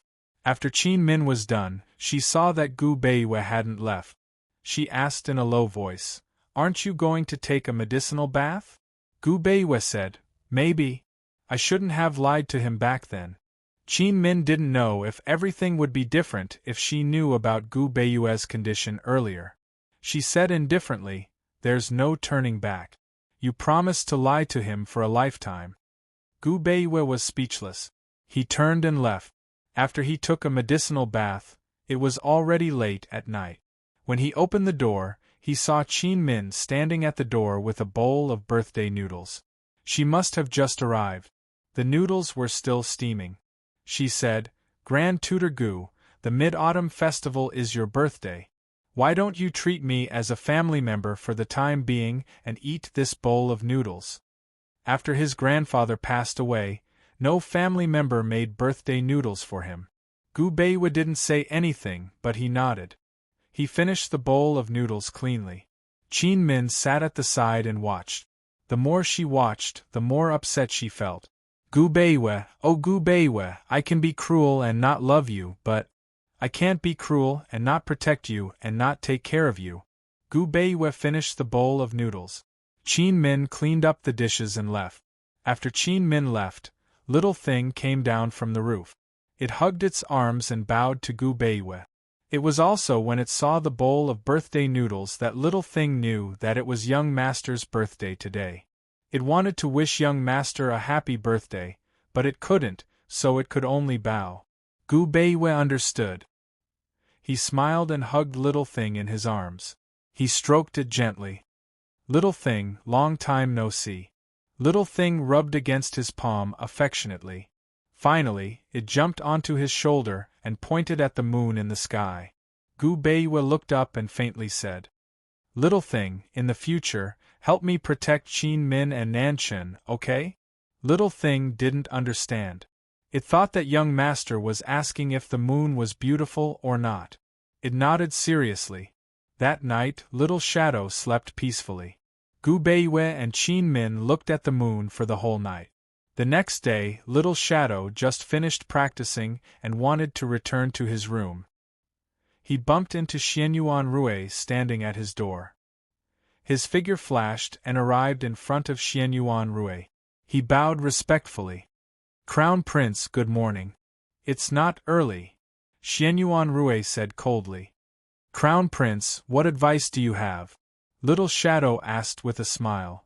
I was entrusted by someone to bring you to the palace. Xianyuan Rui's tone was cold. He was somewhat unhappy. He had a pile of homework to do today, but Yen pestered him to bring her to the Tai tutor's residence. Even if he borrowed courage from Imperial Mother, he didn't dare to bring that little devil out of the palace. First, he couldn't subdue her. Second, if Imperial Father knew, he would definitely be grounded. Helpless, he could only personally go and bring Little Shadow to the palace. Yen came to the Tai tutor's residence to play with Gu Nanchen. Little Shadow was nervous. There were only a few people in the palace, and there were only 3 people who could ask His Highness the Crown Prince to do things. Princess Yen, the Empress and the Emperor. Of these 3, who wanted to see him? Before Little Shadow could ask, Xianyuan Rui opened his mouth first. Let's go, my little sister wants to see you. Little Shadow widened his eyes and asked, Why does Princess Yen want to see me? Xianyuan Rui rolled his eyes. How would I know? Are you coming or not? Little Shadow said, I want to tell my parents. Xianyuan Rui lost his patience and told Su Donglin to tell Gu Beiwa and Qin Min. He pulled Little Shadow over and left. Little Shadow rarely interacted with girls, and after seeing Princess Yan's actions last night, he couldn't help but be afraid of Princess Yen. He was very nervous the whole way, but who knew that when he saw Princess Yen handed him a piece of mooncake. Brother Ing, here. Granny Zhao said this was a tribute. It's very delicious. Little Shadow was very surprised and didn't move. Princess Yen chuckled. I know you like to eat sweets, so I specially left it for you. Eat it. Little Shadow was puzzled. He wanted to ask Princess Yen how she knew he liked sweets, but before he could open his mouth, Princess Yen said, I counted. Last night you ate a total of 4 mooncakes. You ate one more than me. You really know how to eat. Little Shadow's face immediately turned red. He didn't know how to answer. Take it. Hurry and eat it. This is the last one. Otherwise I'll regret it, Princess Yen urged. Little Shadow took the mooncake and ate it in big bites. Princess Yen was happy. Brother Ing, if you play with me in the future, I'll give you delicious food. Little Shadow ate while nodding his head. Not for anything else, but because this mooncake was really delicious. It was the best dessert he had ever eaten. Xianyuan Rui was waiting at the side. He wanted to wait for Little Shadow to finish eating the mooncake and take him away to accompany him to do his homework. However, when he saw Little Shadow nod his head, he couldn't help but roll his eyes. He snorted disdainfully and turned to leave. In his opinion, little friends who were too easily bought over by delicious food were not good companions. Just like this, Little Shadow became familiar with Crown Prince Rue and Princess Yen, and gradually became a frequent guest in the palace. He followed the Crown Prince and Princess Yen to study, accompanied the Crown Prince to practice martial arts, and was often pestered by Princess Yen to play with him. His father was a busy man, so he became a little busy man, and Qin Min had been closed in the house and didn't go out. She concentrated on studying acupuncture. When she was tired, she went to take care of the wasteland in the house to change her mood. On this day, after Little Shadow fell asleep, Qin Min looked for Gu Beiwei to discuss the efficacy of the medicinal bath. Although Gu Beiwei had been soaking in the medicinal bath every day for several months, Qin Min didn't find that his condition had improved a little. As for whether it had worsened or not, she couldn't tell from his pulse. However, after being treated for so long, there was no improvement. This in itself was a sign of deterioration. Chapter 1330. As Qin Min supervised Gu Beiwei's medicinal bath, she came up with a set of acupuncture technique. What she wanted to discuss with Gu Beiwei was the combination of medicinal treatment and acupuncture to see if it would be more effective. Ever since the 5-year agreement, Gu Beiwei's attitude towards treatment had been very positive. He cooperated with Qin Min's supervision and at the same time, he also studied the illness with Qin Min and came up with a better treatment. After all, Gu Beiwei's medical skills were much better than Qin Min's. When Qin Min proposed acupuncture, Gu Beiwei gladly accepted. He cooperated with Qin Min's acupuncture and helped with all the adjustments. Thus, they began the combination of medicinal bath and acupuncture treatment. Every day they would have a medicinal bath and acupuncture treatment. Originally, Gu Beiwei's illness would act up twice a month. After they started the acupuncture treatment, Gu Beiwei's illness only acted up once a month. Qin Min was overjoyed, but Gu Beiwei only smiled faintly. Very soon, Qin Min was dealt a blow. This was because Gu Beiwei's illness acted up 3 times in the following month. Qin Min's eyes were red. Gu Beiwei was like a bystander and comforted her. It's not a big deal. It's common for illness to act up. Let's wait and see. Thus, acupuncture and medicinal bath treatment were used. Qin Min did not care about the wasteland anymore. She immersed herself in the acupuncture treatment and practiced it every day and night. Other than cooperating with Qin Min's treatment and teaching Little Shadow martial arts, Gu Beiwei's work went on as usual. He taught the Crown Prince to study, read history, and commented on politics. He busied himself with the medical department's affairs and often had secret discussions with the group of advisors from the Long Fei Yi. As the days passed, his illness also acted up. Sometimes, his illness would act up 3 or even 4 times a month. However, other times it would not act up for an entire month. Qin Min's mood fluctuated along with his illness. Fortunately, Han Yunxi would invite Qin Min into the palace when she was free. She would also come to the Grand Tutor's residence to play with Qin Min. Only when Han Yunxi came to visit Qin Min could Qin Min take out a pile of golden needles and medical books to temporarily relax. Peony's heart ached when she saw this. She refused to budge an inch for fear that her mistress would tire herself out. How could Gu Beiwei not feel heartache? It was as if he could see his mother's sleepless nights because of his father's illness. However, Qin Min was much stronger than her mother. He did not know if Qin Min had shed tears behind his back, but at the very least, she had never cried in front of him. Her eyes had only turned red once. Day after day, it seemed to be repeating itself, but it was not quite the same. Life went on like this, and before they knew it, 2 years had passed. For the past 2 years, Qin Min would cook a bowl of longevity noodles for Gu Beiwei. Gu Beiwei would finish the noodles, smile at her, and thank her. Even though Gu Beiwei's condition kept worsening, Qin Min was never discouraged. She had been trying to figure out a new acupuncture method, and she had never given up even for a moment. This morning, Qin Min came to help Gu Beiwei with acupuncture as usual. As usual, Gu Beiwei looked at her quietly and did not speak. After Qin Min finished the acupuncture, she waited at the side. She had to wait for 2 hours before she could remove the needles. This was the longest time they had spent alone in the past 2 years. However, other than discussing his condition, they did not speak most of the time. He would lie on the couch, and she would sit at the tea table, flipping through medical books. Since the 5-year agreement, she had been deliberately keeping a distance from him. He could tell. Qin Min sat at the side, reading medical books. As she read, she fell asleep on the table. Gu Beiwei turned around and saw her like this. His gaze softened. He sighed softly. Qin Min, you're really a silly girl. Many times, he would make assumptions. If his father could chase his mother away when he left, would his mother not have left with his father? He would never forget the scene of his mother lying in a pool of blood.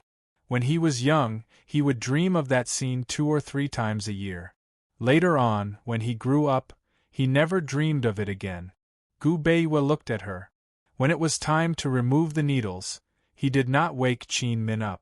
Instead, he asked the medical assistant to remove the needles for him. He put on a coat for Qin Min and went out. When Qin Min woke up, it was already late at night. When she looked up, she immediately looked at the bed, only to see that it was empty. Gu Beiwei! She shouted. Gu Beiwei, who was sitting at the side, smiled faintly. Dr. Qin, what did you do last night? She actually slept from morning till night. How tired must she be? Qin Min heaved a sigh of relief. Why didn't you wake me? The shadow accompanied the crown prince out of the city early in the morning. He won't be back tonight. I saw that you had nothing to do, so I didn't disturb you, Gu Beiwei said faintly. However, Qin Min was furious. She slammed the table and said angrily, I have a lot of things to do. I want to read medical books. I still have a few sets of acupuncture techniques that I haven't figured out yet. Gu Beiwei was startled and did not say anything else. This was probably the first time he had seen Qin Min so angry. He knew that her temper had always been good. It was because of him that she became like this. Qin Min realized that she had overreacted. She lowered her head and said faintly, It's late. You should rest early. She left after saying that. However, when she reached her room, she suddenly remembered that Gu Beiwei had been soaking in the medicinal soup. She would ask him every day, Did you soak in the medicinal soup? She immediately went back. Before she could knock on the door, she heard violent coughing coming from inside the room. She panicked and immediately pushed the door open. She saw Gu Beiwei kneeling on the floor with one hand on the floor and the other on his chest. He was coughing so hard that he could barely breathe. Qin Min was frantic. She lived each day cautiously waiting. She was afraid that Gu Beiwei's illness would flare up again. One had to know that Gu Beiwei's illness had flared up 4 times last month, but last month, it had not flared up even once. This month, she had lived every day carefully. Until yesterday, Gu Beiwei's illness had not flared up. There were 2 more days until the end of the month. Last night, when she went to bed, she was secretly happy that Gu Beiwei's illness was getting longer and that it was a good sign. However, tonight, Qin Min walked over briskly and helped Gu Beiwei sit up. She poured a cup of water for him to drink. However, Gu Beiwei's cough was too severe. There was no way for him to drink water. Qin Min decisively gave up and hurriedly took out her gold needles to treat him. Since the first time Gu Beiwei's illness flared up, she knew how to save him. The first was to let him drink water to relieve his cough. The second was to seize the time to treat him with acupuncture to suppress his cough. If it was in the past, Gu Beiwei's cough would slow down as Qin Min treated him with acupuncture. However, the situation this time was completely different. As Qin Min treated him with acupuncture, Gu Beiwei coughed even more severely. He even coughed up blood. After Qin Min treated him with acupuncture, Gu Beiwei did not stop. Instead, he coughed up 3 mouthfuls of blood. Qin Min was scared out of her wits. However, she was still calm. She changed to another set of acupuncture techniques, but it was still ineffective. She did not give up. She changed to another set, but it was still ineffective. Gu Beiyue's mouth and clothes were full of blood. He kept coughing as he vomited blood. Qin Min's legs were cold. She could not treat him with acupuncture. Gu Beiyue, tell me, what should I do? Tell me. I'm begging you, please. Tell me what to do. You must have a way. Gu Beiyue, stop coughing. I'll leave. I'll leave you. I'll divorce you. I won't let you see me for the rest of my life. As long as you don't cough, as long as you're fine. Qin Min looked at the needles that had fallen to the ground. She really broke down. However, Gu Beiyue coughed until he was almost out of breath. He could not even open his mouth to answer her. His internal organs were all in pain. Fresh blood kept coming out of his mouth. He could only hold on. There was no other way, or when Gu Beiyue calmed down, Qin Min looked as if her soul had been sucked out. She sat at the side in a daze and looked at him. Gu Beiyue lay on the ground weakly. His white clothes were stained with the blood that he had coughed up. He was so weak that he looked like he would die at any moment and disappear. The world was quiet and still. Only time passed. After an unknown amount of time, Gu Beiyue finally caught his breath. His tone was frivolous and cruel. He said, Qin Min, it looks like your acupuncture technique is ineffective. Qin Min's heart was bitten by something. It was extremely painful. She had worked so hard and persevered for so long. How could it be ineffective? How could it be? She crawled to her feet and used all her strength to help Gu Beiyue to his feet and back onto the bed. She called the medical assistant over and helped him change his clothes. She squatted on the ground and used a handkerchief to wipe the blood. It was only when the medical assistant left that she got up and walked to the side of the bed. She said, Gu Beiyue, it hasn't been 5 years yet. Can't you come to a conclusion so quickly? I still have 3 years, right? Gu Beiyue did not answer, but Qin Min insisted that he give her a definite answer. There are still 3 years, right? She asked him. Qin Min, you should know that it's impossible to accurately estimate the time when the condition changes.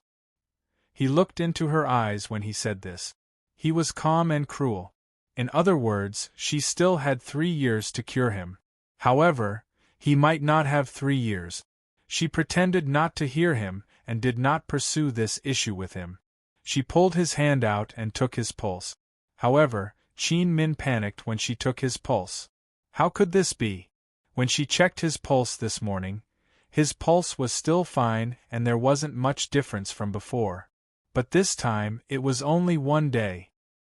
His pulse was so chaotic that she couldn't figure out what was wrong.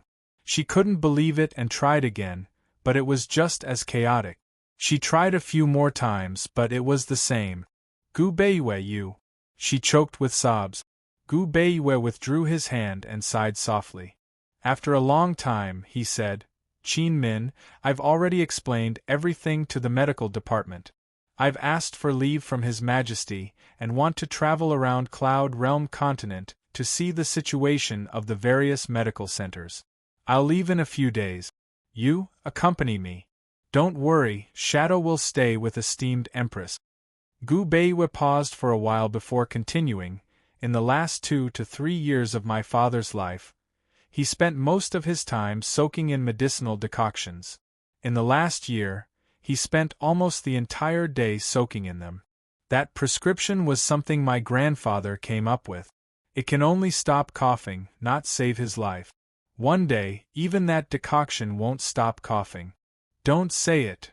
Qin Min covered her ears, not letting Gu Beiyue continue. Gu Beiyue didn't say anything else. Actually, it didn't make any difference whether he said it or not. Qin Min already understood.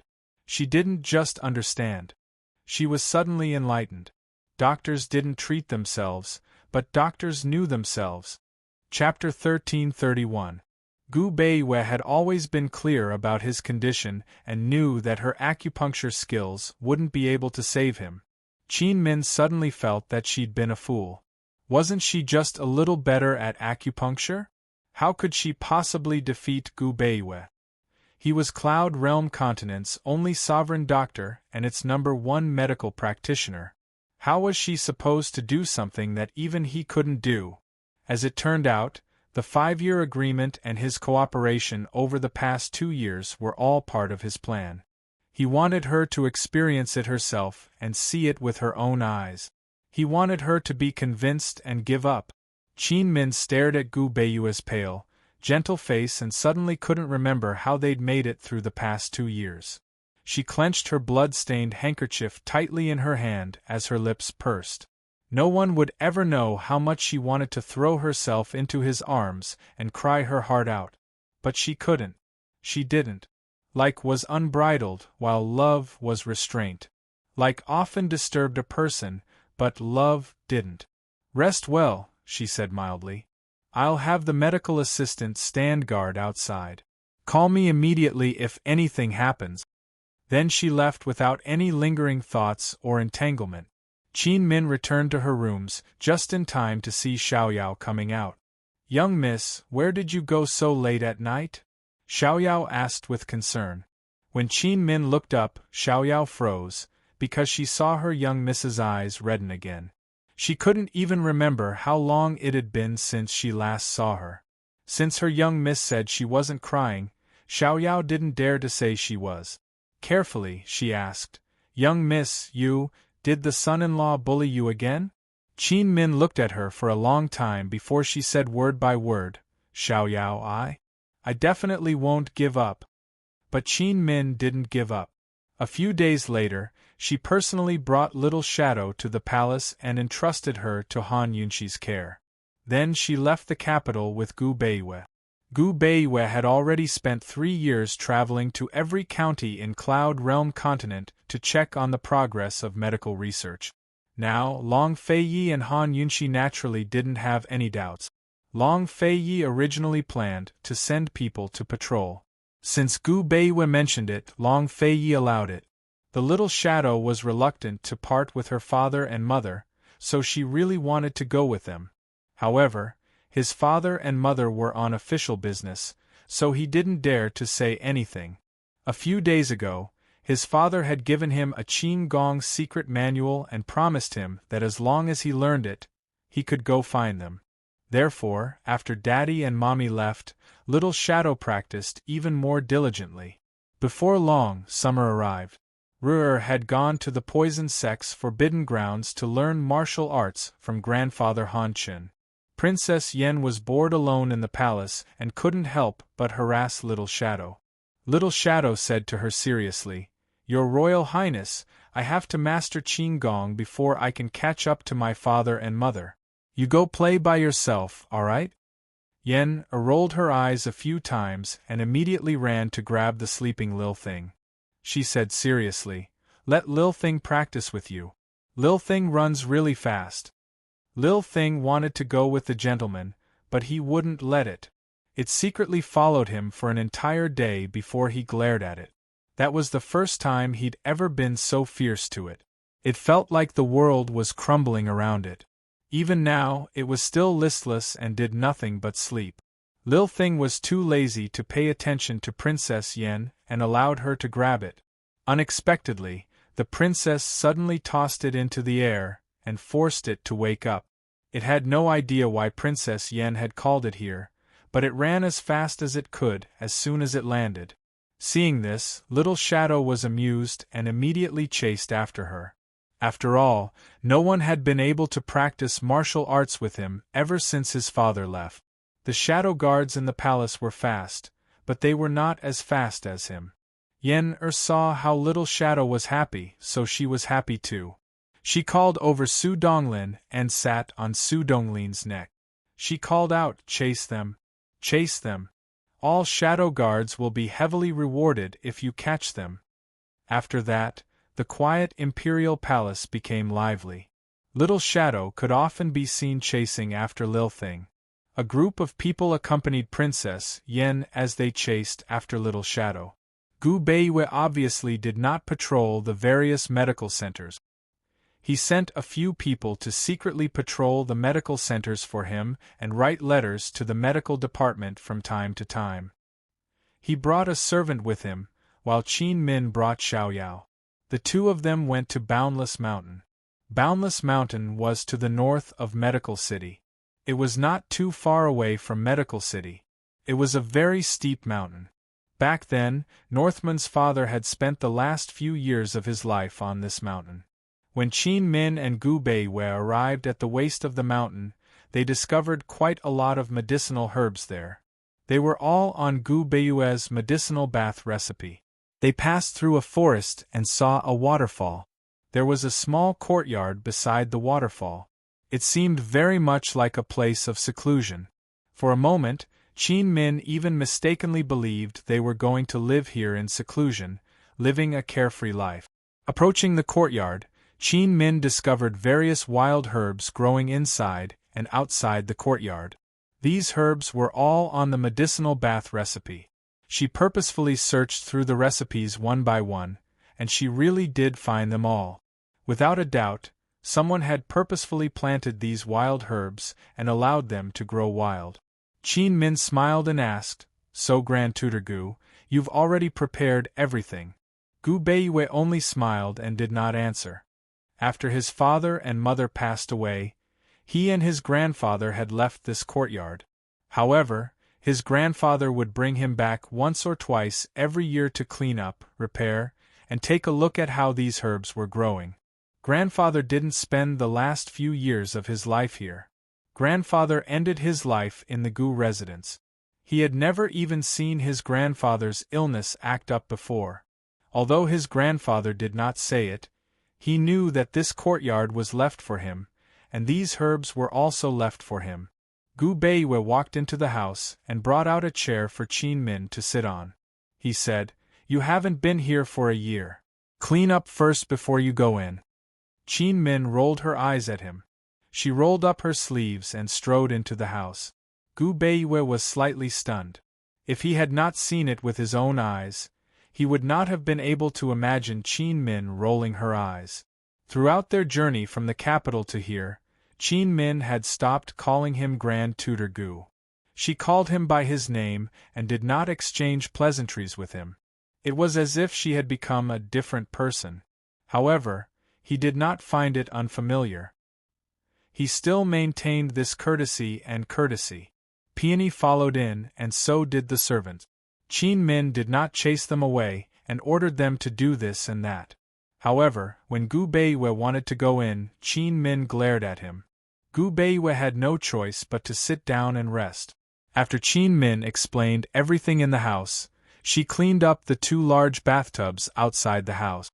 These two bathtubs were made of stone. They had not been used for many years and had accumulated rainwater. Moss and some vines grew on them. After Qin Min cleaned one, she turned back to look at Gu Beiwei and asked, "Just one? Can we keep the other one?" "Why?" Gu Beiwei asked. "I want to plant some flowers," Qin Min said. Gu Beiwei readily agreed. He could tell that Qin Min's mood had improved a lot after leaving the capital. Perhaps it had something to do with his illness not acting up after leaving the capital. From tomorrow onwards, he would soak in the medicinal soup all day and would not cough for a long time. Her mood should be better. Gu Beiwei was such a mature person, but there were times when he was naive. When Qin Min finished with her work and came over to take his pulse, he knew that he had thought too much of Qin Min. The moment Qin Min took his pulse, she knew that his pulse was deteriorating day by day. After taking his pulse, the corners of Qin Min's mouth drooped. She said, "You rest. I'll go boil the medicinal soup. I haven't done it today." Just like that, they settled down on the mountainside. Gu Beiwei spent most of his time soaking in the medicinal soup. Other than cooking 3 meals herself, Qin Min spent most of her time immersed in the medical books that they had brought. She insisted on taking Gu Beiwei's pulse every day, 3 times a day in the morning and at noon. As for the large bathtub that had not been cleaned, she had not planted the flowers that she liked. There was very little interaction between them, but they spent more and more time alone. Gu Beiyue's servants were in charge of gathering and boiling the herbs, while Xiaoyao was in charge of some daily chores. Qin Min personally looked after Gu Beiyue. She would either read the medical books in the house with only a window between her and Gu Beiyue, or sit beside Gu Beiyue and read. When Gu Beiyue was bored, he would ask Qin Min for medical books to read. When Qin Min saw him soaking in the medicinal soup and reading leisurely, she wanted to laugh and feel sad at the same time. Although his illness had not acted up for a long time, he was walking towards the end of his life. How could he be so calm and collected? So cruel. The facade of calmness did not soothe Qin Min's heart. She flipped through all the medical books and finally decided to start with acupuncture. After all, this was what she was best at and the only thing that she could work hard on. She stabbed the small golden knife that Gu Beiyue had given her on the wall as a warning to herself. At the same time, she laughed and joked with Gu Beiyue, "Since it's hopeless, then I'll just treat it as a last resort and use you as practice." Gu Beiyue was stunned for a long time and realized that he could not see through Qin Min. He could not even imagine what Qin Min's reaction would be if he left her one day. Until one day, when he passed by Qin Min's room, the door happened to be open. He caught a glimpse of the small golden knife and the medical books on her table. He sighed softly and did not know what to say.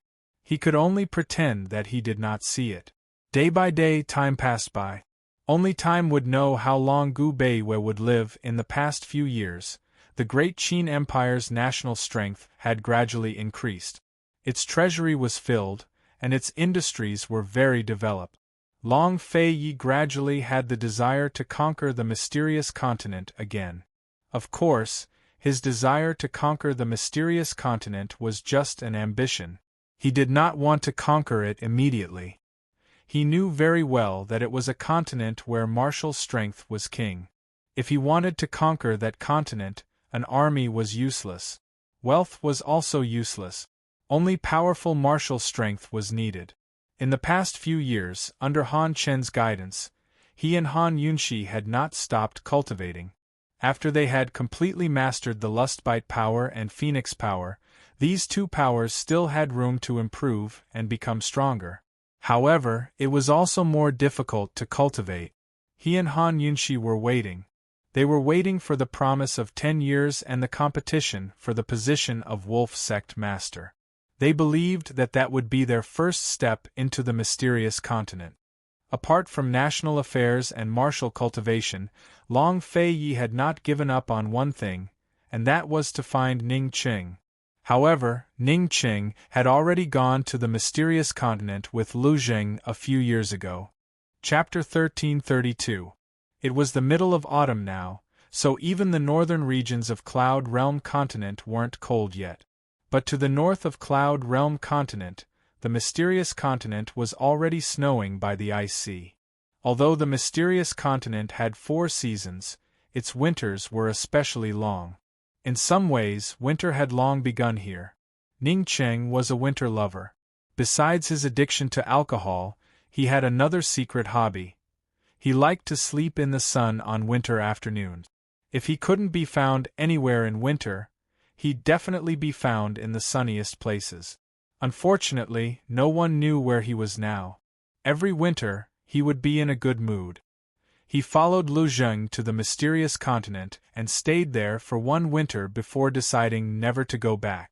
Lu Zheng was the first to catch wind of Jin Zi's invasion of Winter Crow Country and the first to flee. Many of the slave masters who followed him had no choice but to sneak into Northernly to avoid being caught red-handed. Only Lu Zheng escaped to the mysterious continent without hesitation. Ning Qing didn't contact Jin Zi to capture Lu Zheng. Instead, he helped the man escape Jin Zi's eyes and reach the shores of the ice sea. This was Jin Zi's first real battle, but his biggest regret was that he couldn't catch Lu Zheng. What would he think if he knew it was Ning Qing's doing? Naturally, Ning Qing hadn't helped Lu Zheng for nothing. He wanted to use him to cross the ice sea and investigate Jin Zi's origins while getting a feel for Lu Zheng's background. He had long confirmed that Jin Zi was sold from the mysterious continent to the Winter Crow Nation. After 10 rounds of reselling, his true identity was concealed. Only then did he become a slave of the Winter Crow Nation and was sold to the three-way black market. But he still couldn't figure out how Jin Zi had been sold from the mysterious continent to Winter Crow country, or where he came from. What he didn't expect was to find out the origins of the beast-taming arts and the existence of the Black Forest as soon as he set foot on the mysterious continent. Although he hadn't gone there himself, he was certain that the ancestors of the Black Clan had to have come from there. Jin Zi's ability to control tigers had to have come from the Black Forest's former rulers, the Ling clan. No wonder Jin Zi had been sold to Cloud Realm Continent instead of Mysterious Sky Continent. Cloud Realm Continent and the Mysterious Continent had always been two separate worlds, making it difficult for news to travel between them.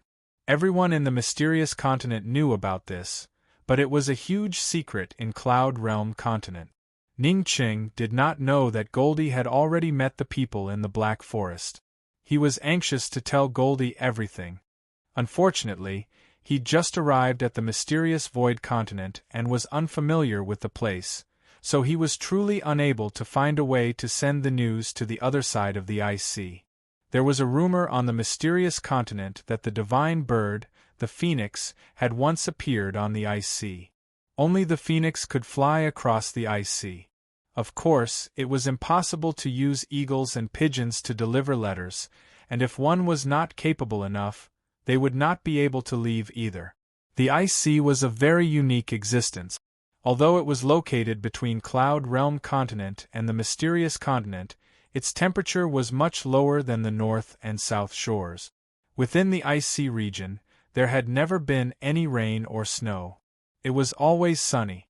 The vast expanse of ice that stretched as far as the eye could see was like a large, glossy mirror that could clearly reflect all the colors in the sky. This ice surface was not only more slippery than the average ice surface, but the most terrifying thing was that its temperature was much lower than half of the ice surface. Ordinary horses and carriages were useless here, but even ordinary sled dogs wouldn't be able to travel on it. To cross the ice sea, one had to use a type of dog called the golden-eyed snow mastiff to pull the sled. Otherwise, one would be stuck between a rock and a hard place and die on the ice. The ice sea had existed for thousands of years, so it was inevitable that some ignorant people would wander in and freeze to death on the ice. Their corpses were preserved in the cold for eternity. The golden-eyed snow mastiff was a strange beast that lived on the shores of the ice sea. It had an eccentric temperament and was amenable to force, but not persuasion. If you treated it well, it would look down on you and bite you. But if you were tough enough to subdue it, it would obediently pull the sled for you and take you across the ice sea in the shortest time possible. The only way to subdue a golden-eyed snow mastiff was through a duel. Of course, some powerful martial artists didn't even need to fight. They just needed to stand on the shore and the golden-eyed snow mastiff would obediently submit and lick their feet. This was the case for people like Han Chun.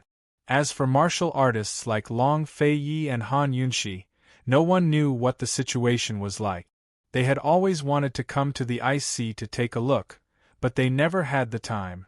As for Gu, he had to fight with a few golden-eyed snow mastiffs every time he came to the shore. Gu had been traveling between Cloud Realm and Mysterious Realm for many years, so many golden-eyed snow mastiffs were familiar with him. He often stood on the shore and looked back, only to see dogs behind him. As for Ning Qing, he didn't have the chance to fight with the golden-eyed snow mastiffs when he came to the ice sea with Lu Zheng. Although Lu Zheng didn't know how to fight, the golden-eyed snow mastiffs were afraid of him and submitted to him. Lu Zheng brought a group of more than 10 people to the northern shore of the ice sea, the mysterious realm continent, in half a month. Ning Qing was very puzzled at first, but when he learned about the Black Forest, he guessed that Lu Zheng had most likely come from there. It was also very likely that Lu Zheng had personally taken Jin Zi out of the Black Forest. Ning Qing thought that Lu Zheng would return to the Black Forest, But not only did Lu Jing not return, but he also led the Lubei Chamber of Commerce to do all kinds of business on the mysterious realm continent. Ning Qing was even more valued by Lu Jing because he had helped him escape from Wintercrow. After arriving at the mysterious realm continent, he had also helped Lu Jing earn a lot of money. Now, Ning Qing's position in the Lubei Chamber of Commerce was not only on par with Lu Jing's adopted daughter, Lulu, but also had the potential to surpass her. Ning Qing didn't forget to secretly inquire about the Black Forest as he tried to please Lu Jing. Unfortunately, not everyone could enter the Black Forest, and not everyone knew about it. Even though he had been on the mysterious realm continent for a few years, he still couldn't find out much inside information. The sun was warm in the afternoon. It was deep in the night and snow swirled in the air. Ning Qing was boiling wine by himself in his room. No one knew how he did it, but the fragrance of the wine filled the room. Someone with a poor tolerance for alcohol might really get drunk if they stayed too long in the room. He was still used to the black robes he always wore when he was at Cloud Realm Trade Consortium. There were no superfluous decorations, only simple and neat. In private, he always took off his eye patch. Unless one looked closely, one wouldn't be able to tell that his eyeballs were damaged, much less that he was blind in one eye. He sat by the stove and scooped up a spoonful of warm wine. He sniffed at it lightly before his lips curved into an evil smile. This wine was like prey in his hands, tasting as he pleased. Nobody would believe that he wasn't lonely on a snowy winter night in a foreign country, but some would believe that he was enjoying himself. Ning Qing's greatest regret when it came to wine was that he could never drink to his heart's content. Drinking wine required a good mood, but getting drunk was even more important. This was especially true for someone with a high tolerance for alcohol. Just as the fragrance of the wine was beginning to build up, Ning Qing suddenly paused in the middle of scooping it up. He stood up and leaned against the window, peeking through a crack, only to see a figure vanish from the window above. Someone's broken in? The courtyard he was staying in was a large courtyard house. He lived in the left wing, Lei in the right, and Lu Jing in the upper room. Lu Jing didn't know martial arts, but he'd raised a group of experts to protect him on the mysterious continent. This courtyard was heavily guarded, so anyone who could sneak in the middle of the night had to be highly skilled in martial arts. There was no way the guards outside wouldn't have noticed the intruder, but he himself. Ning Qing seemed to think of something, because he immediately went out the door to chase after the intruder and sneak into Lu Jing's room. He saw the black-robed man approaching the sleeping Lu Jing with a blade in hand. Just as he was about to speak, a dagger suddenly reached out from behind him. The tip of the dagger was pressed against his back. So the real expert was behind him. Before the person behind him could speak, Ning Qing spoke first. Lei, if you take another step forward, I guarantee you won't be able to walk out of this room. The black-robed man in front immediately turned around, only to discover that Ning Qing had sneaked in. She pulled off her mask and it really was Lei. Although she was surprised, she remained calm. Her lips curled into a sinister smile, and she whispered to the person behind Ning Qing, "Jean, do you think your blade is faster or his mouth is faster?" The person behind her didn't answer, so Lei continued, "But even if his mouth is faster, he'll definitely die." From Lei's point of view, the only thing Ning Qing could do was to call for the guards. Unexpectedly, Ning Qing said, "Your godfather is dead and I'm dead. You'll never know where the treasure is hidden. There's only 10 taels of silver in the boundless mountains." Not long ago, Lu Jing had hidden all his wealth from the slave trade in a secret place and told Ning Qing and Lei about it. He promised that if the two of them got married and inherited the Lubei Chamber of Commerce, he would give them the wealth. From then on, Lei wanted to kill Lu Jing. She was originally a slave that Lu Jing had bought and kept by his side, taking her as his goddaughter. She often said that she would never marry and that she loved her godfather the most, but in reality, what she loved most was Lu Jing's wealth. When Ning Qing said this, Lei couldn't remain calm. Don't try to trick me. If I don't know where the treasure is hidden, it's even more impossible for you to know." Ning Qing laughed contemptuously. He was obviously under someone's control, but he still acted high and mighty, not showing the slightest bit of embarrassment. He whispered, "There's a key in the third drawer of the cabinet on the left." Lei was shocked. She had already checked everything in Lu Zheng's room. She didn't know that there was a secret room in the third drawer. "There's also a key under your godfather's pillow," Ning Qing said again. Lei was clearly not calm. Ning Qing continued, "I also have one on me." Lei followed Ning Qing's words. Her gaze kept shifting from the cabinet to the bed, and then back to Ning Qing. "The one in the cabinet was prepared for you.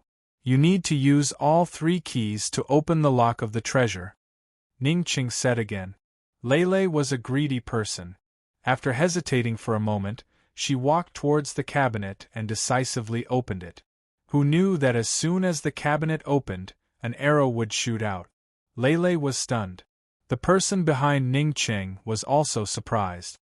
He immediately chased out and shouted, "Jean, be careful." Almost at the same time, Lei's arm was pierced by the arrow. The girl called Jean rushed to her side and grabbed her hand. Lu Zheng sat up from the bed in shock. The guards outside heard the commotion and rushed over. Ning Qing didn't move from his spot. Ning Qing's lips curled into a cold smile. Jean made a prompt decision and pulled Lei to escape through the window. Soon, they were engaged in a fight with the guards outside. Lu Zheng looked at Ning Qing in shock. What's going on?" Ning Qing said, "Godfather, Lei betrayed us. She wants to assassinate you." Lu Zheng was so shocked that he couldn't speak. When he got down from the bed and chased after them, Jean had already fought her way out of the encirclement and escaped with Lei. Ning Qing followed them out and stood behind Lu Zheng.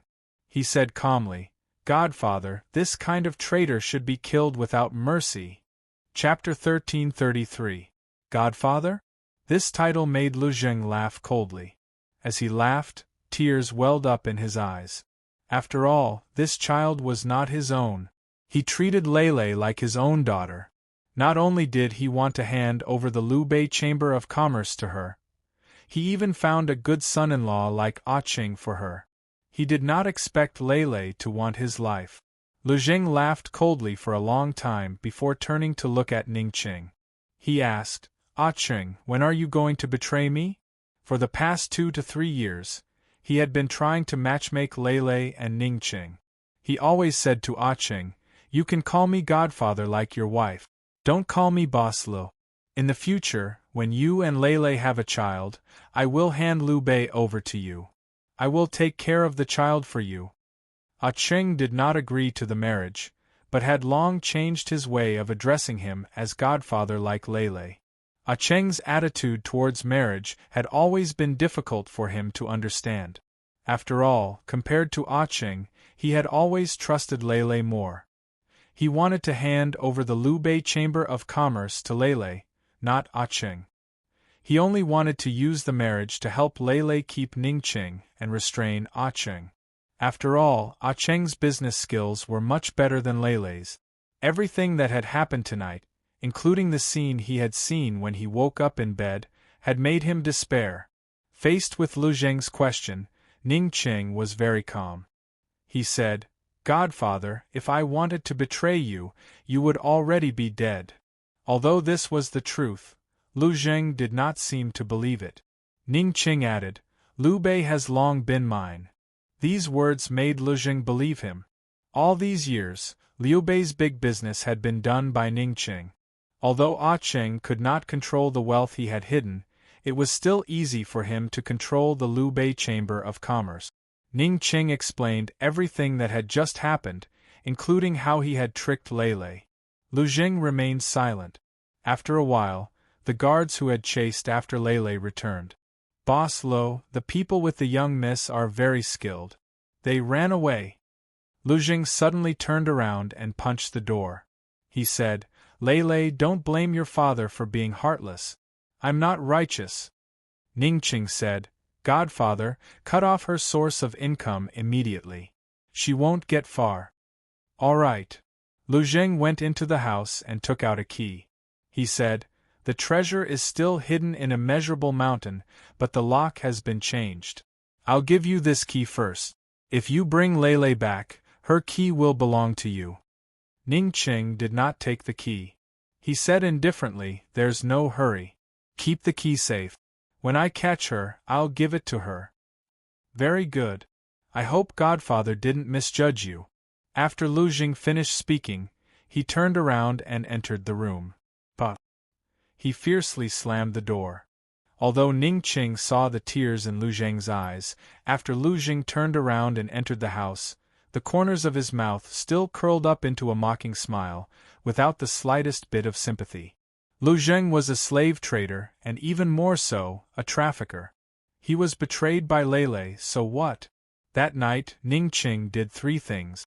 The first was to spread the news that Lei had betrayed the Liu Bei Chamber of Commerce and offered a sky-high reward. The second was to lock up all of Lei's henchmen in the Liu Bei Chamber of Commerce. Even if it was someone with a high position in the Chamber of Commerce, he showed no mercy. This time, he arrested more than 10 people. Ning Qing did not interrogate them. Ning Qing only used this as an excuse to arrest them. He needed to clear out Lei's henchmen in the Liu Bei Chamber of Commerce and replace them with his own trusted aides. The third was to interrogate a woman, Shaikyu. On the first New Year's Eve, when Ning Qing entered the Liu Bei Chamber of Commerce, Lu Zheng gave him a female slave, Shaikyu. Although it was given in Lu Zheng's name, she was actually one of Lei's people. Ning Qing still kept Shaikyu by his side. From time to time, he would give Lei fake news. When Ning Qing walked into Shaikyu's room, the sleeping Shaikyu immediately woke up. Although she was startled, she quickly came back to her senses. "Master Qing, why are you so late?" She threw a coquettish glance at Ning Qing and got off the bed barefoot. Under the thin skirt, her graceful and exquisite body was faintly discernible, very tempting. Over the years, Ning Qing had received a lot of Shaikyu's charm. He had to admit that Lei was very good at picking women. He had always been very grateful to Lei for giving him such a stunner. He was able to use Shaikyu to win over Lu Zheng's personal servant, Steward Ma. Shaikyu was very good at drinking, but she was still far inferior to Ning Qing. So, every time after drinking, it was not Ning Qing himself who did it, but Steward Ma. Shaikyu still did not know about it. As for Lei, he was even more unaware. Shaikyu came up. "Master Ning, did you miss this servant?" She reached out and stroked Ning Qing's chest, trying to explore through his lapel. Who knew? Ning Qing suddenly grabbed her neck and pushed her away. Shaikyu was stunned for a moment. Her first reaction was that she was having a nightmare. Ning Qing grabbed her neck and pressed her against the wall before letting go. Coldly, he said, "You will answer whatever I ask. If there is any untruth, I will make you suffer a fate worse than death." Shaikyu finally realized that she was exposed. She wanted to escape, but unfortunately, Ning Qing's tall body was in front of her. She had no way to escape. Ning Qing took out a dagger and pressed it against Shaikyu's face. Before he could ask, he cut off a piece of Shaikyu's face. Shaikyu screamed in pain. When Ning Qing's dagger touched her face again, her screams came to an abrupt end. I'll talk. I'll tell you everything." Less than an hour after Ning Qing finished interrogating Shaqiu, he came out and ordered his attendants in a low voice, "Collect the corpse." "That's right, tell Steward Ma that I'll find a better one for eldest Miss Liu when we catch her." At dawn, Ning Qing went out. Everyone only knew that he was going to chase Lei, but no one knew how or where he was going to chase her. Lei and the female assassin named Jean did not go far. They were hiding next door to the Liu Bei Chamber of Commerce's courtyard. The most dangerous place was not the safest place, but at least it was safe for the time being. Lei's arm was injured by an arrow. She mumbled that she wanted to see a doctor, but Jean knocked her out with a palm strike from behind. She then roughly pulled out the arrow, applied some medicine, and bandaged the wound. At this time, Lele woke up from her coma. She looked at her bandaged arm and then at Jean, who was resting with her eyes closed. She was stunned for a while before she finally remembered how she fell unconscious.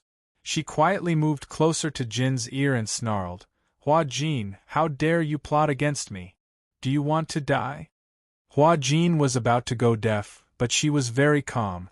She shifted her position to put some distance between her and Lele before opening her eyes to look at her. Coldly, she said, "I'll treat your wound and give you 100 taels for the consultation fee. Remember to pay me back along with the debt for killing Lu Zheng." Her name was Hua Jin. After leaving her family, she became a professional assassin.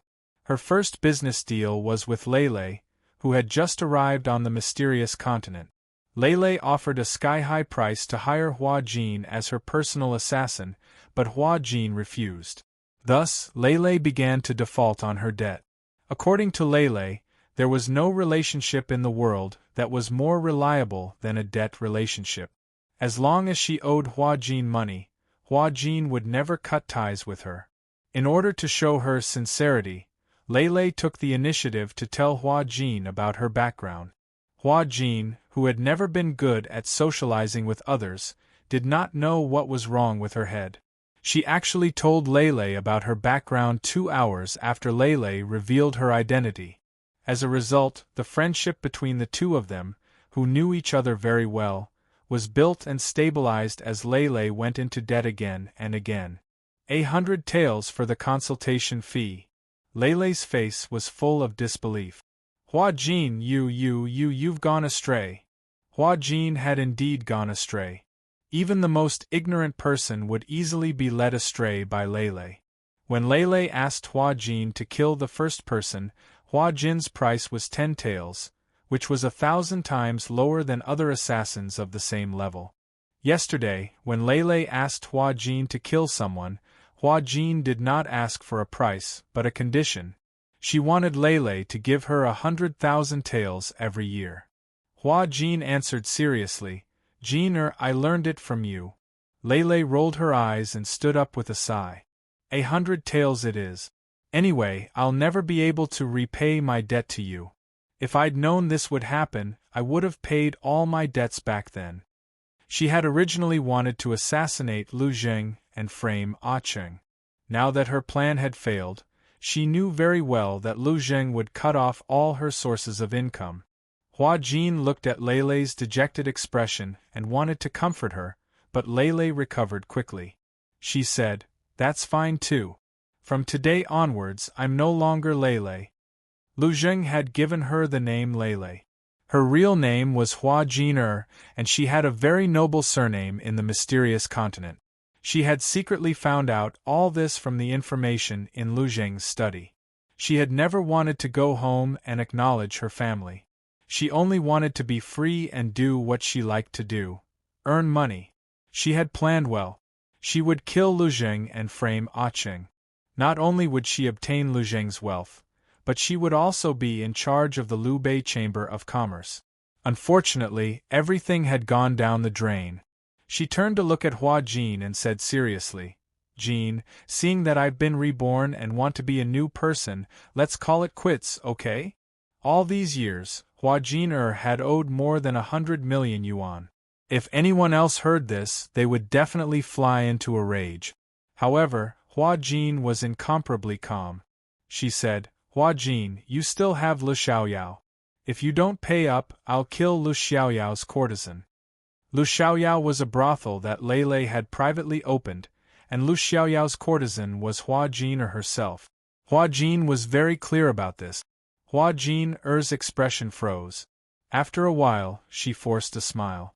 "I was just joking. Don't take it seriously. It's only right and proper to repay a debt. Come, let's go to Lu Xiaoyao. I'll sell myself and pay you back." That night, Hua Jin took Hua Jin and Hua Jin to hide safely in Lu Xiaoyao. Reality proved that Hua Jin's words were always 30% true and 70% false. Hua Jin's harsh words to her were all false. After Hua Jin returned to Lu Xiaoyao, she ignored countless people who wanted to buy the courtesan knight. Hua Jin also didn't ask her to pay up. Hua Jin spent half a month seducing a big shot. She said excitedly to Hua Jin, "Jin, that idiot Ah Cheng still can't find me. I've decided to find him first. This time, you don't have to do anything. You can rest on the side." Rest on the side? Why did these words sound so unpleasant? Hua Jin's face darkened. Hua Jin quickly changed her words. No, you can watch the show. Watch the show. Chapter 1334. The headquarters of the Lubei Chamber of Commerce was located in Pingyang City, the largest city in the southern part of the mysterious continent. Lu Xiaoyao was located in Luoxia City, a small city in the northern part of Pingyang City. Lu Xiaoyao was far more famous than this city. Therefore, many people came to Luoxia City for Lu Xiaoyao. Over time, Luoxia City was innocently given the nickname of Flower City. Most of the men who came to Luoxia City would be regarded as a womanizer. All of this was due to Shang'er. Women had a better eye for women than men. Shang'er was a perfect example of this saying. All the girls in Lu Xiaoyao were personally selected by her. The most successful thing about Lu Xiaoyao was that they had a top courtesan. This courtesan had been wearing a mask since her debut and had never shown her face.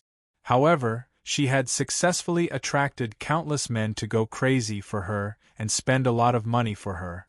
Not for anything else, but because she had superb dancing skills. She didn't need her face to win a man's heart with a dance. That night, Lu Xiaoyao held an auction party called Fated Encounter. He wanted to auction off the real face of the top courtesan in the building. Whoever won the auction would be able to see the true face of the courtesan.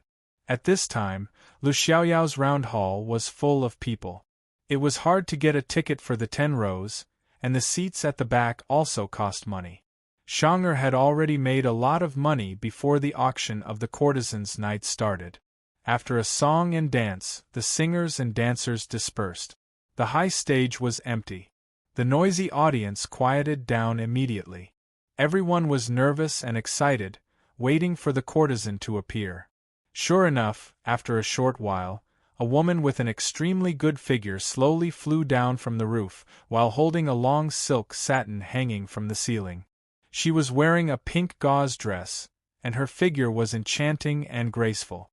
She wore a butterfly-shaped mask that covered her eyes and nose. Only her small cherry mouth could be seen. She was elegant, but her cherry mouth was biting her dark red lips. It was so red that the men present couldn't help but want to pounce on her. As soon as she landed on the stage, the audience went into an uproar.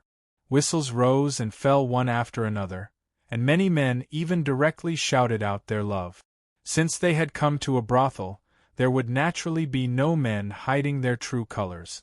Almost all the men present revealed their true colors. However, there was a young master in the front row who only glanced at Hua Kuei before continuing to drink. He seemed to have come for the wine, not the woman. He was naturally Ning Qing.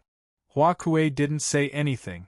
She only raised her arm slightly and signaled the musician to play the music. As the sound of the zither rang out, everyone present consciously quieted down, and courtesan Yi began to dance. Her curling waist is about to break, and her sleeves are about to fly away. The mist is light and red, and the wind is like a purple rose. Everyone was mesmerized by the scene. The whole place was so quiet that only the sound of Ning Qing pouring wine could be heard. He finished the wine in his cup and casually raised his head to look. Hua Kuei was turning his head, and the two pairs of eyes met. After looking at each other for a moment, Hua Kuei looked away in a panic. Ning Qing didn't seem to be attracted by her dance either, and soon looked away. After the dance, the whole place went into an uproar again. Ning Qing was the only one who sat quietly. The bidding began. All kinds of bids rose one after another, and Ning Qing didn't make a sound all the time. The bidding went on for a long time. Finally, a burly man stood up from the seat directly behind Ning Qing and shouted, 50 million! For a moment, the whole place fell silent, and no one made a bid for a long time. The brothel keeper was beaming with joy. She went up to the stage and asked, "This gentleman has offered 50 million. Is there anyone else who wants to raise the price?" Not to mention that 50 million wasn't a small number, just the background of this burly man was enough to make many people feel intimidated. In the mysterious continent, money couldn't solve everything. Real ability was the way to go. Many businesses had powerful forces behind them. Otherwise, no matter how much money they had, they wouldn't be able to stand firm in business. This burly man was none other than Batu, one of the 3 generals under Miss Han of the Wolf sect. As soon as he stood up, several people who could afford to raise the price shrank back. Therefore, Hua Kuei's fate was won by Batu at the sky-high price of 50 million. Hua Kuei went back first. Batu drank a few mouthfuls of wine, tidied his beard, and went upstairs with the maidservant who led the way. Everyone present was disappointed. Some left, while others stayed to have fun. Ning Qing went upstairs and found a room. He didn't ask the maidservants to accompany him, and only asked them to send wine. At this time, Shang was waiting in the room. The brothel keeper hurried in. "Master, Batu is stopped by several maidservants. You must act quickly." Young Master Qing entered the second room on the second floor. "He's alone." Shang was overjoyed. She deliberately spread the news to let Ning Qing know that she was hiding in Lu Xiao Yao as Hua Kuei's maidservant. As expected, Ning Qing came to find her. She had been paying attention to him on the stage just now. She noticed that he was sizing up the masked maidservants below the stage while drinking. This guy would never know that she was the famous Lu Xiao Yao's number 1. After the brothel keeper left, Shang hurriedly called Hua Jin out. She said seriously, "Success or failure depends on one move. You can't just watch the show and ignore me. You must protect me. If you don't go now, Batu will come." Hua Jin whispered. Shang went out happily. After killing Ning Qing, she would slowly deal with Lu Zheng. Ning Qing waited in the room, but the wine was still not delivered. Just as he was about to call for someone, the door was pushed open. He was quite surprised that it was Hua Kuei who walked in and not the maidservant who delivered the wine. "Young master, the Snow Maiden Red you asked for is here." Under the mask, Shang-er's smile was especially beautiful. She had used the voice-changing technique, so her voice was soft and gentle, unlike her usual sharp tongue. Ning Qing was slightly stunned. He had already asked Shaqiu about Lu Xiao Yao's background. One must know that many of the maidservants in Lu Xiao Yao were slaves like Shaqiu. They usually had private dealings with each other. Of course, Ning Qing knew that Lu Xiao Yao's Hua Kuei was Lulu herself. Therefore, when he received the news that Lulu was hiding in Lu Xiao Yao as a maidservant, he immediately concluded that it was Lulu who spread the news. Lulu wanted to lure him over and catch a turtle in a jar. He knew that Lulu was in Lu Xiao Yao but didn't make a move because he was interested in Lu Xiao Yao's business. He was planning how to force Lu Xiao Yao into a desperate situation and then slowly deal with Lulu, who knew that Lulu didn't obediently hide and actually dared to take the initiative to seduce him. When he came, he also knew that there was a trap in this auction. However, he never expected that Batu of the Wolf sect would appear.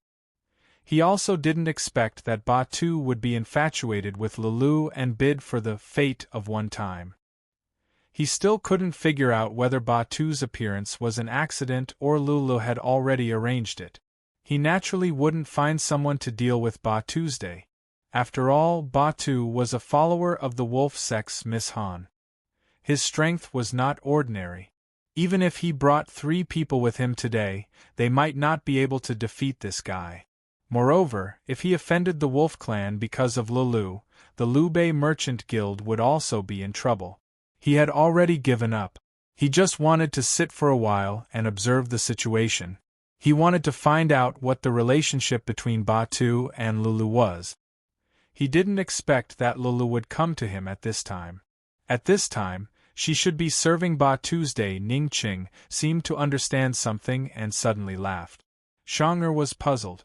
Although she felt a little uneasy, she still calmed down and asked, "Young master, what are you laughing at? This servant came personally to deliver the wine. Could it be that you don't like it?" She had already arranged for Batu to be in her room. If they couldn't find him, the procuress would bring Batu here. In a moment she would hug Ningqing. Batu would naturally misunderstand and spare Ningqing.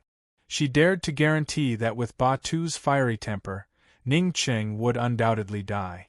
Shang approached and was about to sit down when Ningqing suddenly pulled her into his arms and encircled her. He asked, "Miss, you've come to the wrong door. I can't fork out 50 million taels of silver. I wasn't the one who bid just now." At this point, Shang-er's state of mind felt more and more uneasy. However, Ningqing continued, "How about this? Call your maidservants over and I'll let you go. How about it?" Shang-er was delighted, secretly laughing that this big idiot was indeed here for her. She said, "If young master doesn't let go of me, how can I call them over?" Ningqing said, "Since you've come to the wrong door, there's no harm in accompanying me for a while." As he spoke, his large hand moved towards Shang-er's thigh. Shang-er's eyes narrowed as she thought to herself, Shaky was right. This guy looks like he's not interested in women, but he's actually a big pervert. She pretended to be timid and said softly, "Young master, don't be like this, don't." Ningqing ignored her. His large hand covered her thigh, caressing down inch by inch. Shang-er resisted while secretly laughing. It was better for Ah Cheng to take the initiative. If Batu saw this later, he would definitely be angrier than she expected. The angrier Batu was, the faster Ah Cheng would die. Unexpectedly, Ningqing suddenly pulled out a well-hidden dagger from her calf. He opened the dagger and casually raised it, cutting through her butterfly-shaped mask. Heavens! Shang-er only just realized that this guy knew martial arts, and his martial arts weren't bad at all. "Lei, your godfather misses you. Let's go." Before Shang-er could react, Ningqing knocked her out with a palm strike. Hua Jin, who was hiding outside, heard the commotion and immediately broke through the door without caring that Batu hadn't arrived yet. Unexpectedly, what awaited her were 3 assassins. Ah Cheng carried the unconscious Shang-er and broke through the window at the back. Hua Jin could tell that the 3 assassins outside the door weren't any weaker than her. She turned and ran without hesitation, avoiding the 3 assassins and chasing after Ah Cheng from another direction. The 3 assassins weren't easy to deal with and immediately chased after her. Batu only arrived after everyone had left. He rushed into the room, but there was no one in sight. "Where is she?" he shouted at the madam. The madam was stunned. Where was Master Hua? Where was Ah Cheng? Batu suddenly grabbed the madam's collar and roared, "How dare you lie to me? Hand him over, or I'll burn Lu Xiaoyao to ashes." The madam naturally didn't dare to tell the truth, but she couldn't find Master Hua anywhere. Thus, both the madam and Lu Xiaoyao met with tragedy. Hua Jin was entangled by the 3 assassins and couldn't catch up with Ah Cheng. When Ah Cheng brought Shang-er back to Liu Bei Chamber of Commerce, it was already the next night. When Shang-er woke up, the first thing she saw was Ah Cheng guarding the bed. She looked around and found herself in Liu Bei Chamber of Commerce's boudoir. Although she was panicking, she still forced a smile and said with a chuckle, "Ah Cheng, I thought you'd already handed me over to my godfather. Why, you can't bear to." Chapter 1335. Lei had been with Lu Zheng for so many years and knew Lu Zheng's temper better than anyone else in the Liu Bei Chamber of Commerce. Of course, she knew it better than Ningqing. She knew that once she fell into Lu Zheng's hands, it wouldn't be as simple as death. After all, she wasn't Lu Zheng's biological daughter. She was so flustered that she didn't know why she forced a smile. Perhaps she didn't want to show weakness in front of this man. Ever since he entered the Liu Bei Chamber of Commerce and gained Lu Zheng's recognition, she had been at odds with him.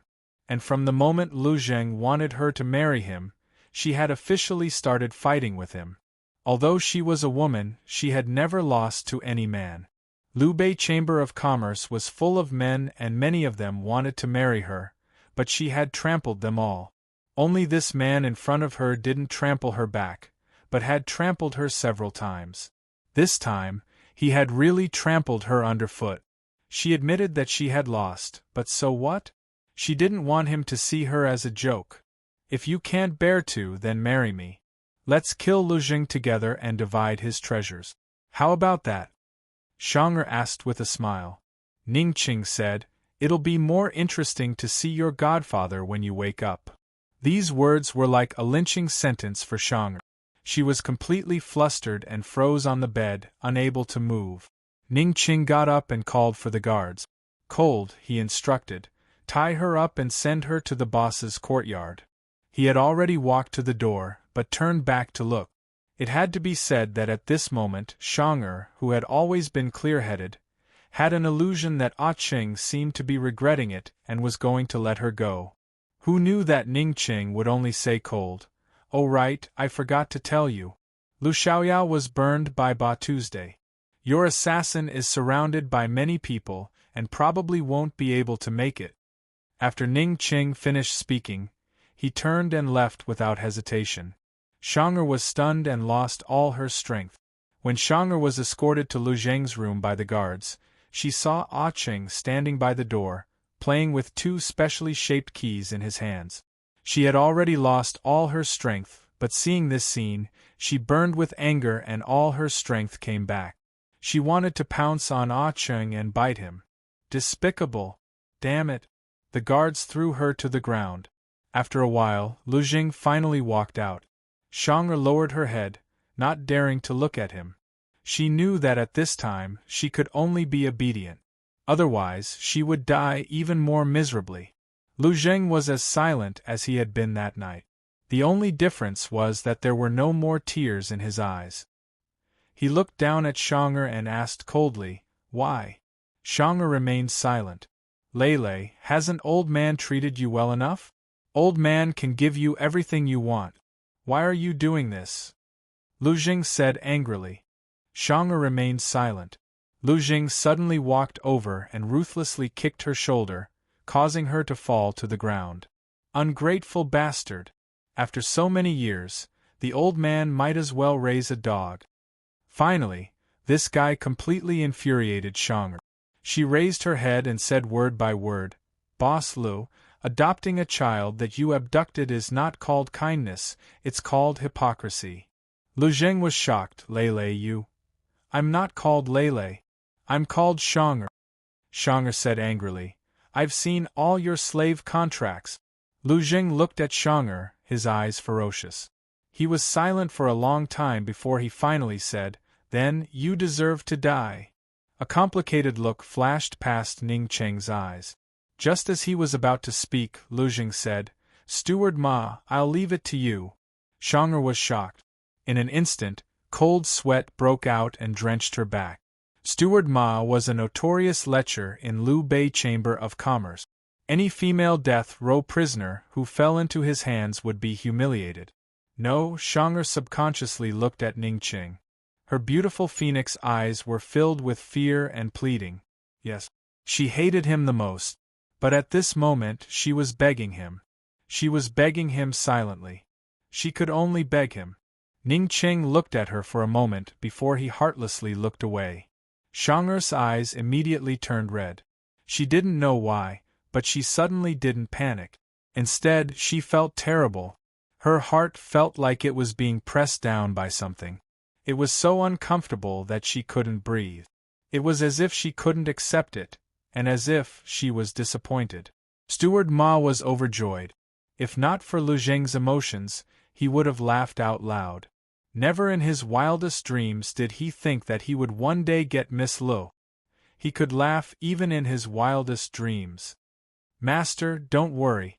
Those who betray you, I will make sure they suffer a fate worse than death." Steward Ma strode forward, lifted Xiang'er onto his shoulder and took her away. Xiang'er looked up and saw Lu Zheng turning to enter the house. She also saw Ah Qing following him in. She never cried. Even if it was an act, she wouldn't shed tears. But as soon as she saw Ning Cheng's figure disappear behind the door, bean-sized tears fell from her eyes without a sound. Ning Cheng stayed in Lu Zheng's room for a long time before he came out. He slowly left Lu Zheng's courtyard, but the moment he stepped out of the courtyard, he ran towards Steward Ma's house. With a loud bang, he kicked open Steward Ma's door. He saw Shang'er wrapped in the bedding like a frightened little beast, curled up in the bed. Housekeeper Ma had taken off his clothes and was only left with a pair of underpants. He stood in front of the bed, his whole body covered in scratches. It could be said that he was covered in cuts and bruises and was bleeding non-stop. Ning Cheng was stunned. When Steward Ma saw Ning Cheng enter, he was also stunned. Ning Cheng immediately closed the door. Seeing this, Steward Ma was even more puzzled. "Master Cheng, do you have something else?" Ning Cheng said. "Looks like a little wildcat. It's not easy to tame." Steward Ma was a smart person. When he heard Ning Cheng's words, he more or less guessed what Ning Cheng meant. He quickly put on his clothes and said with a smile, "Master Cheng, it's too fierce. I can't tame it. You should do it." Before Ning Cheng could speak, Steward Ma said, "Don't worry. As long as that person is killed before sunrise tomorrow, boss won't know anything." Ning Cheng casually threw a key to Steward Ma and said in a low voice, "Half of Liu Bei's silver is yours." Steward Ma was overwhelmed by the favor and didn't know what to say for a moment. He practically snatched the keys away from her. This action let Ning Cheng know that his judgment was right. If he wanted to completely bribe this Steward Ma, it would definitely be dangerous if he didn't put in a lot of effort. Steward Ma neatly dressed himself and went out. Meanwhile, Shang'er, who had witnessed the transaction, was still curled up motionlessly with a face full of fear. Seeing her like that, Ning Cheng couldn't help but laugh mockingly. "I thought you had a lot of guts, but you're just like this." Shang'er still didn't make a sound and looked at him in horror. Ning Cheng leaned closer and was about to ask her if she had seen Jin Zi's file. Who knew that Shang'er would suddenly reach out and ruthlessly scratch a wound on the back of his hand. Ning Cheng didn't expect this and retreated. He suddenly shouted, "Are you done pretending? If you don't want to die, then come down." Shang'er didn't move and stared at Ning Cheng with a face full of hatred. If her gaze was like a sharp arrow, Ning Cheng would be riddled with holes. "I'll give you one last chance. If you don't come down and talk properly, I'll immediately call the one surnamed Ma back." Ning Cheng's patience was limited. This was the first time he was scratched by a woman. The word Ma frightened Shang'er. While staring at Ning Cheng, she carefully moved to the side of the bed and stretched out her feet. Her bare feet and ankles were especially beautiful. Ning Cheng glanced at it and immediately looked away. After Shang'er got off the bed, he looked over again and was shocked. Only then did he realize that Shang'er was completely naked. When she curled up, the small silk blanket could still cover her. When she stood up, it could only wrap around her body. Her slender legs and well-proportioned arms were all exposed. Ning Cheng glanced to the side and saw the shredded robes on the ground. His gaze lingered on the pile of clothes and he unconsciously frowned. Suddenly Shang'er scolded, "Ah Cheng, you bastard! If you have the guts to kill me, are you still a man? How can you humiliate me like this? If you want to kill me, I won't complain. I've lost. But if you humiliate me like this, I'll look down on you." Ning Cheng turned to look and saw that Shang'er's face was already covered in tears. He was in a daze and suddenly turned to leave. Shang'er didn't dare to go out and could only wait. She sat for a while and rummaged through the drawers to find clothes. She found Butler Ma's clothes and changed into them. She sat on the bed and waited for Ning Cheng. Gradually, she calmed down. She couldn't help but wonder what would have happened if Ning Cheng had been a step too late.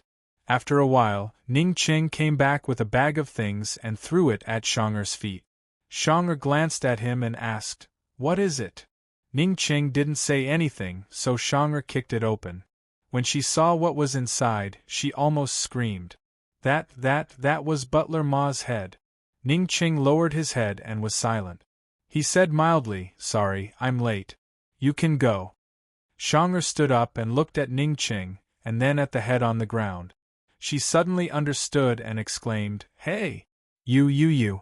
Go. We'll call it even in the future," Ning Qing said coldly. Xiang'er rushed in front of him and pushed him, saying loudly, "I'm innocent. I wasn't. I'm innocent. You, do you understand?" She didn't know how to explain. Did this guy misunderstand that Butler Ma had really done something to her, so he chopped off Butler Ma's head as an apology? Ning Qing had indeed misunderstood. He wanted to kill Xiang'er, but he didn't want to humiliate a woman like this. He couldn't approve of Lu Zheng's way of doing things. He wanted to save Xiang'er from Butler Ma so that he could threaten her to reveal Jin Zi's identity. Since she had seen his identity, she must have seen Jin Zi. He didn't expect Butler Ma to act so quickly. He had to admit that when he misunderstood that Xiang'er was being bullied, he was at a loss. Now, he looked at Xiang'er and finally realized his impulsiveness. He would be in trouble if he killed Butler Ma. Xiang'er looked at Ning Qing in disbelief and muttered, "Ah Qing, tsk, I didn't expect you to be a good person." Ning Qing came back to his senses and exhaled.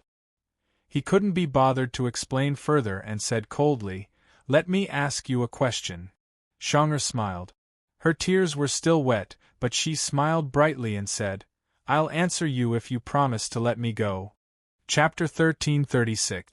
At first, Xiang'er thought that Ah Cheng had found his conscience and wanted to save her. She didn't expect that he had a favor to ask of her. She had to admit that she felt a little guilty after being saved by Ah Cheng. However, when she heard that Ah Cheng had a question to ask, she felt a lot more relaxed. Since this guy had a favor to ask of her, of course she had to seek the greatest benefit for herself. "As long as you give me the answer I want, I'll let you go." Ning Qing was very straightforward. "What's the question? Let's hear it first." Xiang'er chuckled. "You've read all of Lu Zheng's secret files?" Ning Qing asked seriously. Xiang'er looked at him meaningfully and suddenly exclaimed, "Okay. Ah Cheng, so you're here for those secret files. You weren't sold by Lu Zheng before, were you?" "Answer my question," Ning Qing said unhappily. "Yes, I've read all of them," Xiang'er answered honestly. "You remember all of them?" Ning Qing asked again. Xiang'er smiled but didn't say anything. The secret files of the slaves that Lu Zheng personally controlled were top secret. The few people who were bought and sold all had great background. Of course she remembered all of them. "What are you laughing at?" Ning Qing asked coldly. Xiang'er glanced at the person beside her, and suddenly became serious. "Ah Cheng, answer my question honestly. How about it? Speak." Ning Cheng's patience was running out. Xiang'er walked closer and stood on her tiptoes to whisper in his ear, "Ah Cheng, don't tell me you've really fallen for me? After killing Butler Ma, you won't be able to stay by Lu Zheng's side anymore." Ning Cheng was stunned at first, then he sneered. "You're thinking too much." Xiang'er seemed unwilling to give up and said, "Lu Zheng has a total of 5 secret files. Other than mine, if any of the remaining 4 are made public, Lu Zheng will die without a burial place. Do you think that you can hide the fact that you killed Butler Ma from him?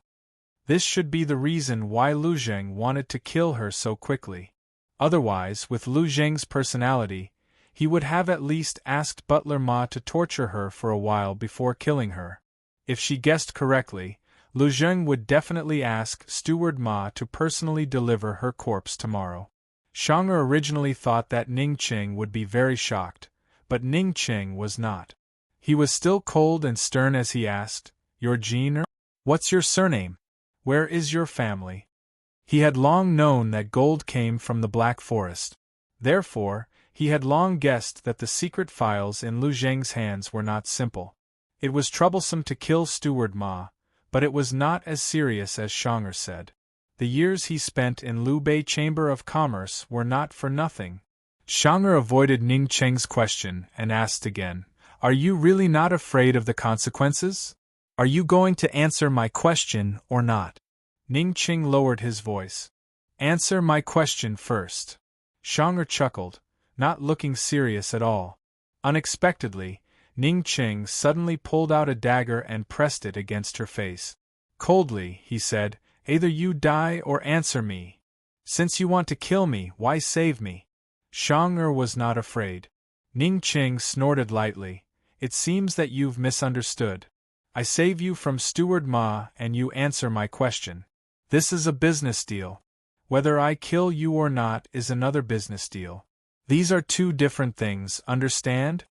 Xiang'er finally understood Ning Qing's meaning. She asked angrily, What right do you have to kill me? What, only you're allowed to take my life, but I'm not allowed to kill you. Ning Qing said coldly.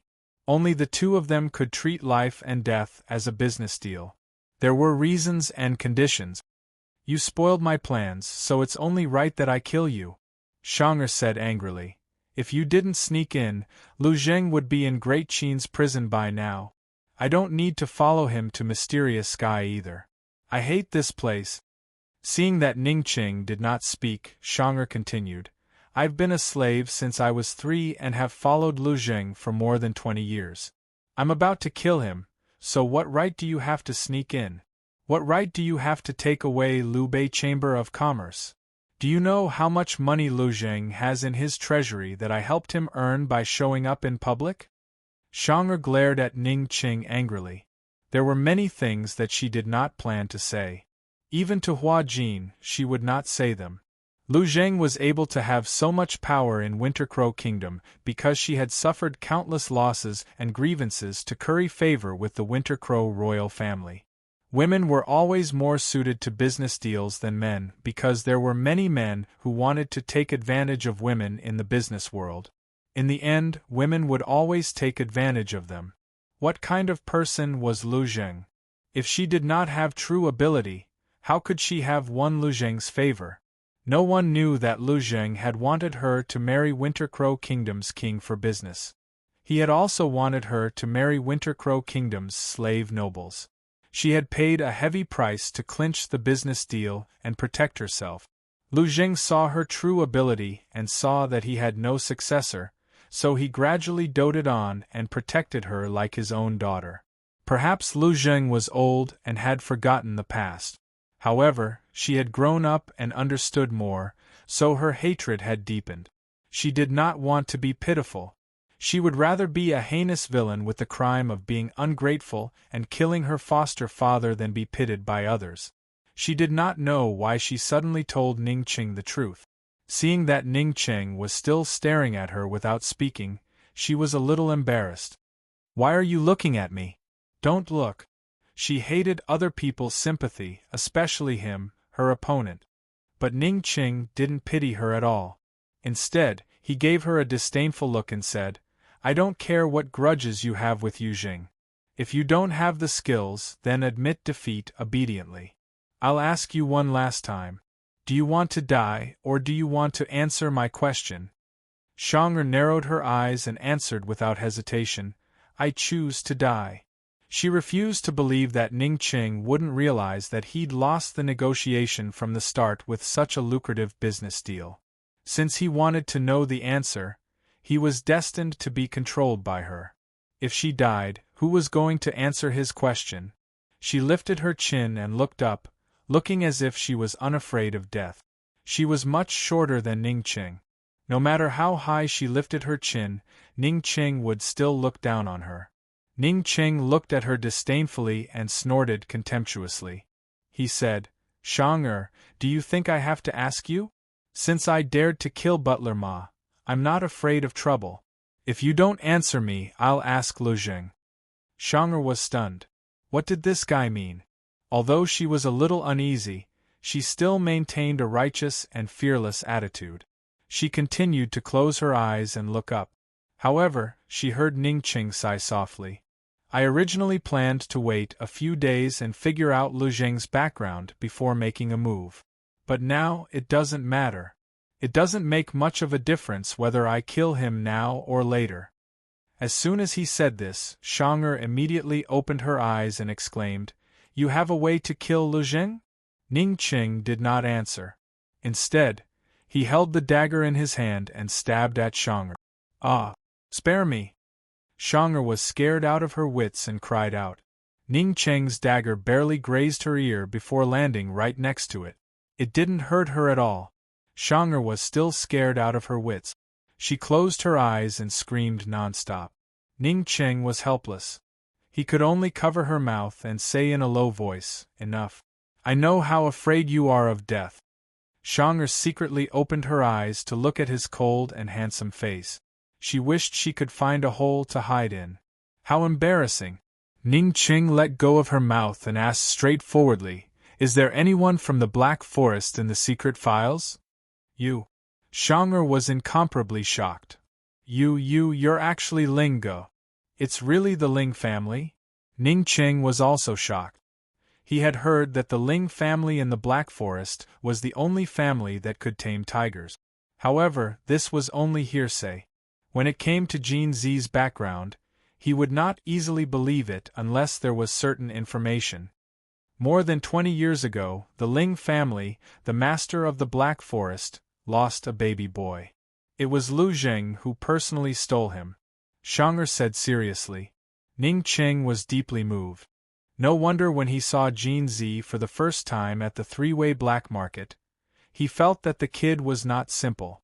Who would have thought that he was not simple at all? He was extremely complicated. "What's Lu Zheng's background?" Ning Cheng asked again. Shang'er shrugged. "I don't know either." "What's your background then?" Ning Cheng asked again. Shang'er smiled. "I don't have any background. Otherwise, would I have fallen into your hands? If you don't have any background, would Lu Zheng still keep you by his side?" Ning Cheng asked again. "When I was young, I was innocent and cute. Everyone loved me and flowers bloomed when they saw me. Anyone who saw me wanted to take me home and raise me as their daughter." Shang'er answered without any shame. Ning Cheng said, "We're even now. You can scram now." Shang'er said seriously, "You really don't want to kill me anymore?" "I don't kill women. Scram now," Ning Cheng said coldly. Not only did Shang'er not leave, she even held onto his hand with a fawning expression. "How do you plan to kill Lu Zheng? Do you want me to help you?" Ning Cheng broke free. "No need. Then I'll stay and help you with your business." Shang'er continued to ask, "Are you scramming or not?" Ning Cheng turned around and glared at her coldly. Shang'er did not give up and continued to pester him. "I can do anything. I can serve in the hall, cook in the kitchen, and even warm the bed." Ning Cheng actually nodded. "All right. 10 taels of silver a month. If you have a child, another 10 taels. You can stay if you want." Shang'er immediately let go of his hand. She did not even look at Ning Cheng and turned to leave. She was just about to leave when Ning Cheng stopped her. "Jump out of the window on the right. Someone will pick you up. Cram as far as you can." Before Shang'er jumped out of the window, she deliberately turned around and said word by word, "Stingy." Shang'er was sent to Luoxia City. Soon, the assassins who surrounded Hua Jin also dispersed and told Hua Jin that Shang'er was in Luoxia City. When Hua Jin found Shang'er, she was dressed as a man and standing in the brothel opposite Lu Xiaoyao, looking at the ruins of her efforts. "Are you all right?" Hua Jin asked with concern. Shang'er turned around and the first thing she said was, "Jin, you didn't protect me well. How are you going to settle this?" Hua Jin was stunned. Before she could answer, Shang'er said, "Since we've been sisters for so many years, how about this? We'll cancel out this debt with the debt from before." Hua Jin was originally worried that Shang'er would be sad to see Lu Xiaoyao in ruins. Now that she saw that Shang'er was still willing to settle the debt, she was relieved. She said, "Wake up. I didn't take your bodyguard's money. I have no obligation to protect you." Finally, Shang'er drooped her head in disappointment. "Jin, Lu Xiaoyao is gone. I have nothing left." Hua Jin said, "Take out the secret files you know and buy them. Selling one copy will be enough for you to eat for the rest of your life." "No. Once those files are leaked, Ah Cheng and everyone in the Liu Bei Chamber of Commerce will die." Xiang'er was very serious, even stern. Hua Jin was curious. Haven't you always wanted to kill Ah Cheng? Chapter 1337. Xiang'er thought for a while before answering Hua Jin. She said, I don't want to kill him now. Hua Jin looked at her in disbelief. Xiang'er snickered and immediately told Hua Jin everything that happened at the Liu Bei enterprise. How can you still laugh? If he's late, your life will be over, Hua Jin said very seriously. If he's late, I'll leave a blood letter and bang my head against the wall, Xiang'er said. What blood letter did you leave? Hua Jin asked curiously. Xiang'er seemed to have thought about this question long ago. She said, I want him to collect my corpse. Otherwise, I'll haunt him even if I become a ghost. This way, he won't forget me for the rest of his life. Hua Jin raised her eyebrows and looked at her. She had a deeper understanding of this girl's viciousness. Hey, you're really not going home to acknowledge your family? Hua Jin was very serious. Xiang'er was indifferent. There's no place for me if I go back. Besides, I'm not done with Ah Cheng. Initially, Lu Zheng wanted to kidnap and sell her extremely talented sister, not her. Who knew that he would kidnap and sell her instead? This information was recorded in detail in Lu Zheng's files. She felt that Lu Zheng must have intended to use those records, but she was not sure what they were for. Xiankong was a world where martial arts were the most important. In large families, the direct descendants were not important. What was important was talent. A good-for-nothing like her would only be asking for trouble if she went back. She knew which family she came from, but she had never found out anything about that family. She had already steeled her heart to not acknowledge them. Didn't you settle the score with him? Do you still want to go back to court death? Since he has the ability to deal with Lu Zheng, what can you threaten him with? Hua Jin asked. I don't care. I must have a share of the silver from the Liu Bei enterprise. Xiang'er's eyes slowly turned from one side to the other. No one knew what kind of evil idea she was hatching. She knew that Ah Cheng would definitely deal with Lu Zheng during this period. No matter what, she had to interfere. Otherwise, she would have no reason to share the silver from the Liu Bei enterprise with him in the future. That night, Xiang'er tossed and turned, unable to sleep. Early the next morning, she pulled Hua Jin up and accompanied her back to Pingyang City. Ning Qing had indeed taken action. On the night Xiang'er was sent out of Pingyang City, he took action. Steward Ma was dead, and Lu Zheng wanted to see Steward Ma the next morning. If he wanted to see Steward Ma's corpse, he couldn't hide it no matter how hard he tried. Thus, he killed Lu Zheng that very night. Using the excuse of discussing important matters with Yu Jing, he stayed in Yu Zheng's room until late at night. When his dagger pierced Lu Zheng's heart, Lu Zheng's guards were watching from the side. They didn't even have time to step forward before they were killed. Actually, he had Xiang'er to thank. If Xiang'er hadn't escaped and Lu Zheng hadn't handed the task of killing Xiang'er to him, he definitely wouldn't have had the opportunity to directly come into contact with a professional hitman so quickly. He gave the key to Steward Ma to Xiong Fei, the assassin group hired by Lu Zheng, and signed a contract with Xiong Fei. As long as Xiong Fei helped him kill Yu Jing, he would become the second in command of the Liu Bei Chamber of Commerce. Not only would he act as a bodyguard for the Liu Bei Chamber of Commerce, he would also enjoy half of the Liu Bei Chamber of Commerce's wealth. Such a huge temptation was not something any employer could afford. Xiong Fei immediately agreed. Ning Qing was a businessman, so he would never do business at a loss. Giving half of his wealth to Xiong Fei was definitely not as simple as killing Yu Jing. Having been in Xiankong for many years, he had always known that if he wanted to gain a foothold in Xiankong, he needed the protection of martial strength. He was working with Xiong Fei to pave the way for the future. Perhaps Xiong Fei's assassin group was not the best choice, but at least for now, it was the best choice among the forces he could come into contact with. The day after Yu Zheng's death, Ning Qing announced to the entire Liu Bei Chamber of Commerce that Yu Zheng had died of illness. The smart people naturally understood what was going on, while the unintelligent people would naturally raise objections. In the face of this situation, Ning Cheng's methods gave everyone a fright.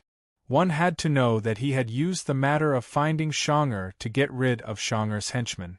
2/3 of the Liu Bei Chamber of Commerce were his people, while the remaining 1/3 were Lu Zheng's trusted aides.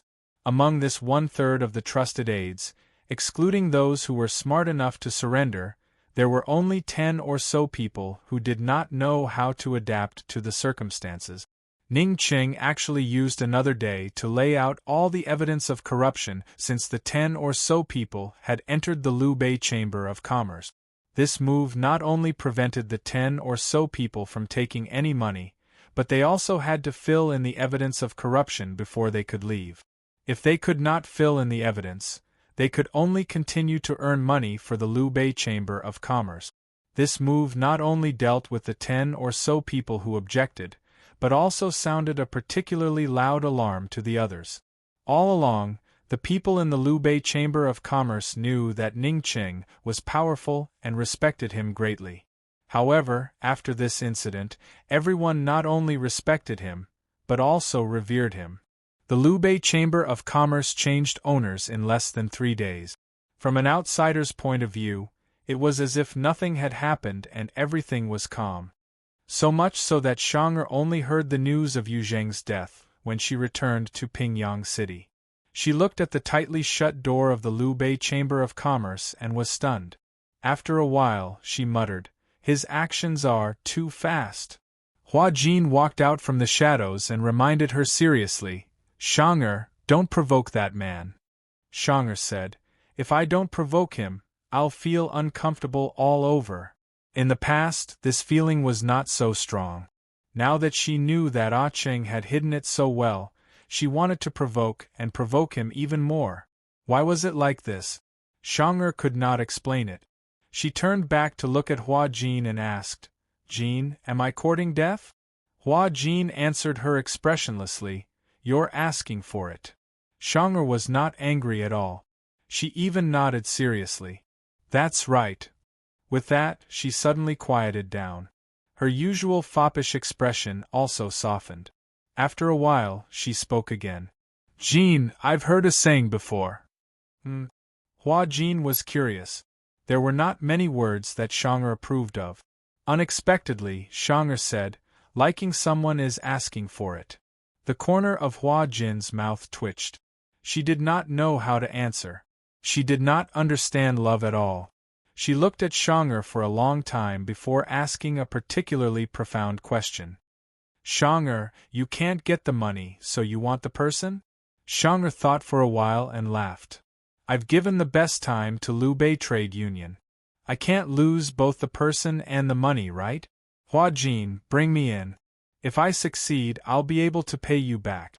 Hua Jin could not send Shang'er in at all.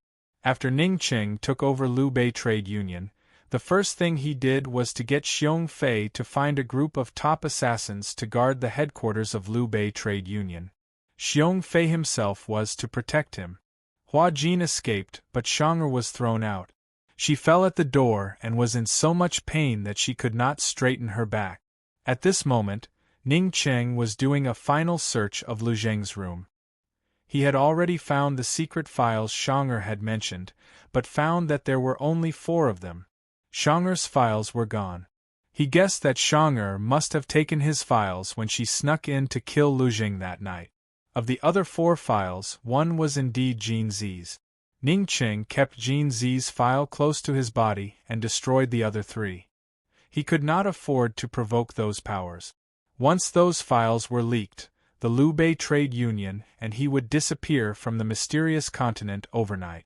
As for Jin Zi's files, he planned to find someone he could trust after he was done with his work and send them to Northern Li across the ice sea.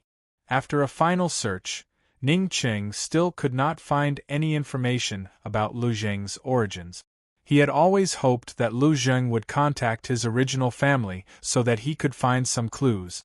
Now, he hoped that Lu Zheng would completely cut off all contact with his original family. Otherwise, he would be in trouble if Lu Zheng's clansmen came knocking on his door. Hope was hope, but Ning Cheng was not one to take risk. He was already considering how to hand over the Liu Bei trade union to someone powerful and retreat unscathed so that no one would be able to find this Cheng. After all, he hadn't joined the Liu Bei trade union for money, but for Jin Zi's origins. Now that the truth was out, he couldn't be bothered with so many miscellaneous matters. There were wineries everywhere on the mysterious continent. There was no place for Long Feiyi to spy on, so he could do as he pleased. He hadn't allowed the Liu Bei trade union to enter the winery industry all these years because he wanted to leave a way out for himself. He'd even found a place to open a winery. Xiong Fei came over when Ning Cheng walked out of the door. "Guess who's at the door, Cheng?" "Who?" Ning Cheng was confused. "Shonger, that Miss Lu from before," Xiong Fei said seriously. "Don't let her in," Ning Cheng ordered coldly. But an hour later, just as Ning Cheng was about to go to bed, Shonger came in and walked all the way to his door. She pounded on the door. Cheng, open the door. I just want to ask you one thing. Do you want our child or not? If you don't want it, I'll go get an abortion." Yes, Shonger was yelling at the door, asking Ning Cheng if he wanted a child.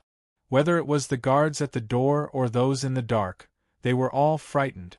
After all, Lu Jing had been trying to matchmake the two of them for so many years, and they'd often bickered.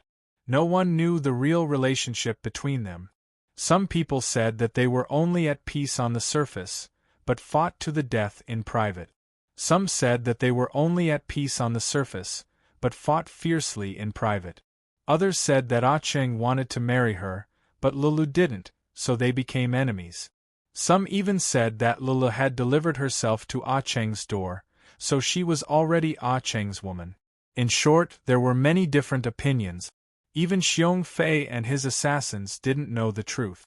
They only knew that Cheng had saved Shonger from Steward Ma. No matter what, Cheng still had some affection for Shonger. As a result, as soon as Shonger said she was pregnant, everyone thought that Cheng and Shonger had once been together before falling apart. Shonger had run out of options, so she used the child to threaten him. After all, it involved Cheng's own flesh and blood. Who would be careless? They could only let Shonger in. When Ning Cheng heard Shonger's nonsense, his head ached. He rubbed his temples as he went to open the door. As soon as the door opened, Shonger fell silent, while the onlookers all hid. Shonger smiled at him ingratiatingly, but Ning Cheng pulled her into the room and slammed the door shut. Mo Yujiao. Ning Cheng will be involved in the promise of 10 years later, while Northman's ending will be in the novel. Chapter 1338. After the door was slammed shut, Shonger's heart skipped a beat. It would be a lie to say that she wasn't afraid of an angry Cheng. However, she couldn't help but take a few more glances at him. She used to think that this guy was blind, but why did she find him more and more good-looking now? He looked twice as handsome when he was angry. Was it because he didn't wear an eye mask? Shonger pretended to be flustered and asked, "Why did you close the door? Where's the child?" Ning Cheng asked in return. Shonger laughed mischievously.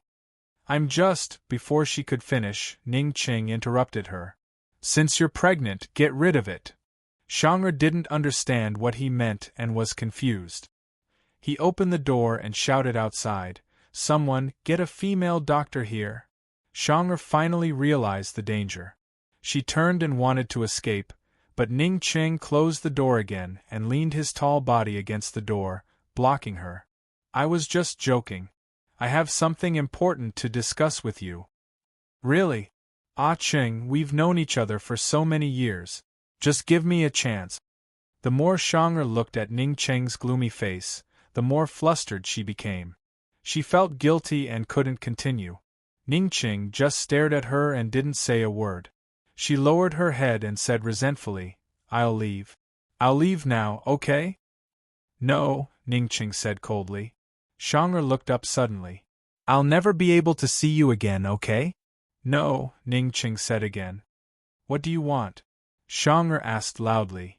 Get rid of the child and you can leave, Ning Qing said coldly. I don't have a child. How do you want me to get rid of it? Shang'er was about to cry. I don't care. Ning Qing was indifferent. If he didn't teach this woman a lesson she would remember today, she would definitely come looking for him again. Just then, there was a knock on the door. Master Qing, the doctor is here. Ning Qing said, Tell the doctor that the child is very big. There's no need to use medicine. Think of another way. Outside the door, everyone was stunned. The child is very big? Jean Er's stomach isn't big at all. What's going on? The female doctor who had been brought over had a serious expression on her face as she said, Boss Qing, if the child is not taking medicine when he's grown up, then we'll have to use external forces. I need to find some tools. Ning Qing replied faintly. Shang'er's face darkened. She couldn't imagine how cruel an external force could be. She stared at Ning Qing, motionless like a statue. Time passed bit by bit. After a while, someone knocked on the door again. It was the doctor. Boss Qing, everything is ready. Can I go in now? Ning Qing was about to turn around and open the door when Shang'er suddenly pounced on Ning Qing. She wrapped her arms around his neck and wrapped her legs around his waist. She kissed Ning Qing on the lips and kissed him without hesitation. Ning Qing was stunned. He had never touched such softness in his life. He only felt that the woman's wet lips were unbelievably soft. Shang'er had never kissed before. She threw caution to the wind and kissed him with all her might. In a moment of confusion, her tongue actually found its way into Ning Qing's mouth. Ning Qing finally came back to his senses and pushed her away forcefully. It seemed like an instinctive reaction. He didn't know how much strength he had used, but this push actually sent Shang'er flying. Shang'er crashed into the wall and fell down. She sprawled on the ground and didn't move. Ning Qing was obviously irritated. He wiped his mouth and walked towards her. He kicked her and said coldly, Get up! If you keep pretending, I'll throw you out to feed the dogs. Shang'er didn't move. Ning Qing kicked her again. Seeing that she still didn't move, he realized that something was wrong. He quickly squatted down and lifted Shang'er's head. Only then did he see that she was unconscious. Her forehead was injured and covered in blood. Ning Qing was obviously angry. He spat out a mouthful of turbid air and let go of his hand. With a thud, Shang'er's head hit the ground again. You're courting death. Ning Qing left these two words and strode out of the door. When he came out, the crowd went into hiding again. Only the female doctor and a servant were left standing at the door. Go in and take care of her, Ning Qing said angrily and left. The female doctor and the servant were quite frightened by his angry look. After he left, the female doctor's reaction was slow. She nodded and said, Okay. The servant thought that Master Qing had asked him to take care of Shang'er. Seeing the female doctor's reaction, he thought that he had misunderstood. Thus, he said to the female doctor, Hurry up and go in. If it's not convenient, I won't go in. The female doctor hurried in and closed the door behind her. She then found Shang'er unconscious on the ground with blood flowing from her forehead. What happened just now? She couldn't care less and hurried over. The first thing she did was to help Shang'er stop the bleeding and treat the wound. After the bleeding stopped, she glanced at Shang'er's flat stomach. She was basically sure that this woman was not pregnant. She was even more puzzled. After taking her pulse, she was very sure that Shang'er was not pregnant. But why did Boss Qing say that the child was very big and that she had to abort it? What did he mean by go in and take care of her? The female doctor really couldn't figure it out. She used a lot of effort to pull Shang'er onto the bed. After thinking for a long time, the female doctor went out. She found the servant who had brought her over and said seriously, Tell Boss Qing that the matter has been taken care of. The servant was still confused about Shang'er's pregnancy. After hearing this, he pretended to know and paid the consultation fee. It's good that it's been taken care of. The female doctor was very clear-headed.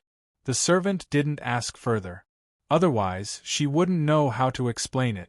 She thought that Boss Ching wouldn't answer her, so she took the consultation fee and left. Thus, the news of Shang'er's pregnancy was taken seriously and spread among the servants. Meanwhile, Shang'er ended up sleeping on Ning Cheng's bed. Ning Cheng was busy until late at night. As soon as he entered the room, he saw Shang'er curled up on his bed and sleeping soundly. He almost thought that he had entered the wrong room. Didn't he instruct the servant to get rid of this woman? Why was she still here? He was about to find the servant to vent his anger when Shang'er suddenly muttered, "Drink, come, fill it up. Ha ha. Fourth master, as long as this deal is closed, I'll take care of all the wine on the table today. What do you think about this?" "Ha ha, it's just 10 jars. Sixth master, take that batch of goods. I'll add another jar.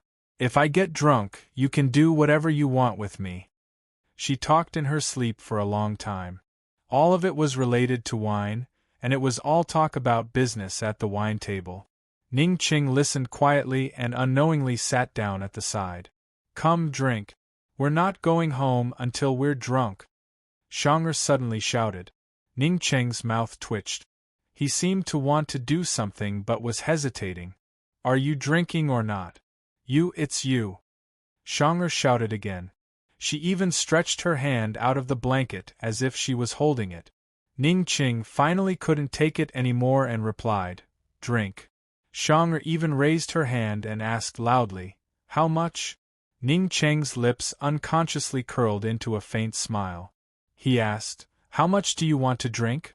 Unexpectedly, Shang'er suddenly opened her eyes and sat up.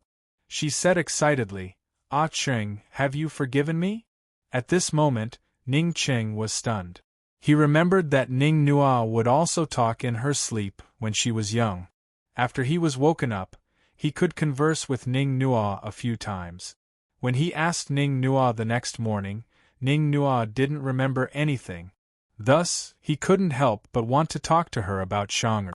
But this woman was actually faking it. Yes, Shang'er was faking it. She had woken up a long time ago and hadn't left. She had stayed on the bed waiting for Ning Ching to come back. When she heard the door open, she pretended to be asleep without thinking. She heard him walk to the side of the bed and didn't hear anything else. Although it was only quiet for a while, she felt especially uncomfortable. She closed her eyes, but she could feel him staring at her. She couldn't take this kind of torture. She felt that if she didn't do something, she would give up. But what could she do when she pretended to be asleep? She thought of talking in her sleep. As she spoke, she almost couldn't continue and was hesitating whether she should just get up and sleepwalk. Who knew that Ah Cheng would actually be interested in talking to her? First, this guy didn't throw her out. Second, he even listened to her sleep talk for so long. Third, he even talked to her. This discovery made Shang'er so excited that she couldn't continue pretending. "Ah Cheng, I knew you wouldn't be so heartless. You helped me treat my wound, let me sleep here, and even talk to me. Let's reconcile." Shang'er laughed shamelessly. Ning Ching glanced at the wound on her forehead and couldn't be bothered to explain.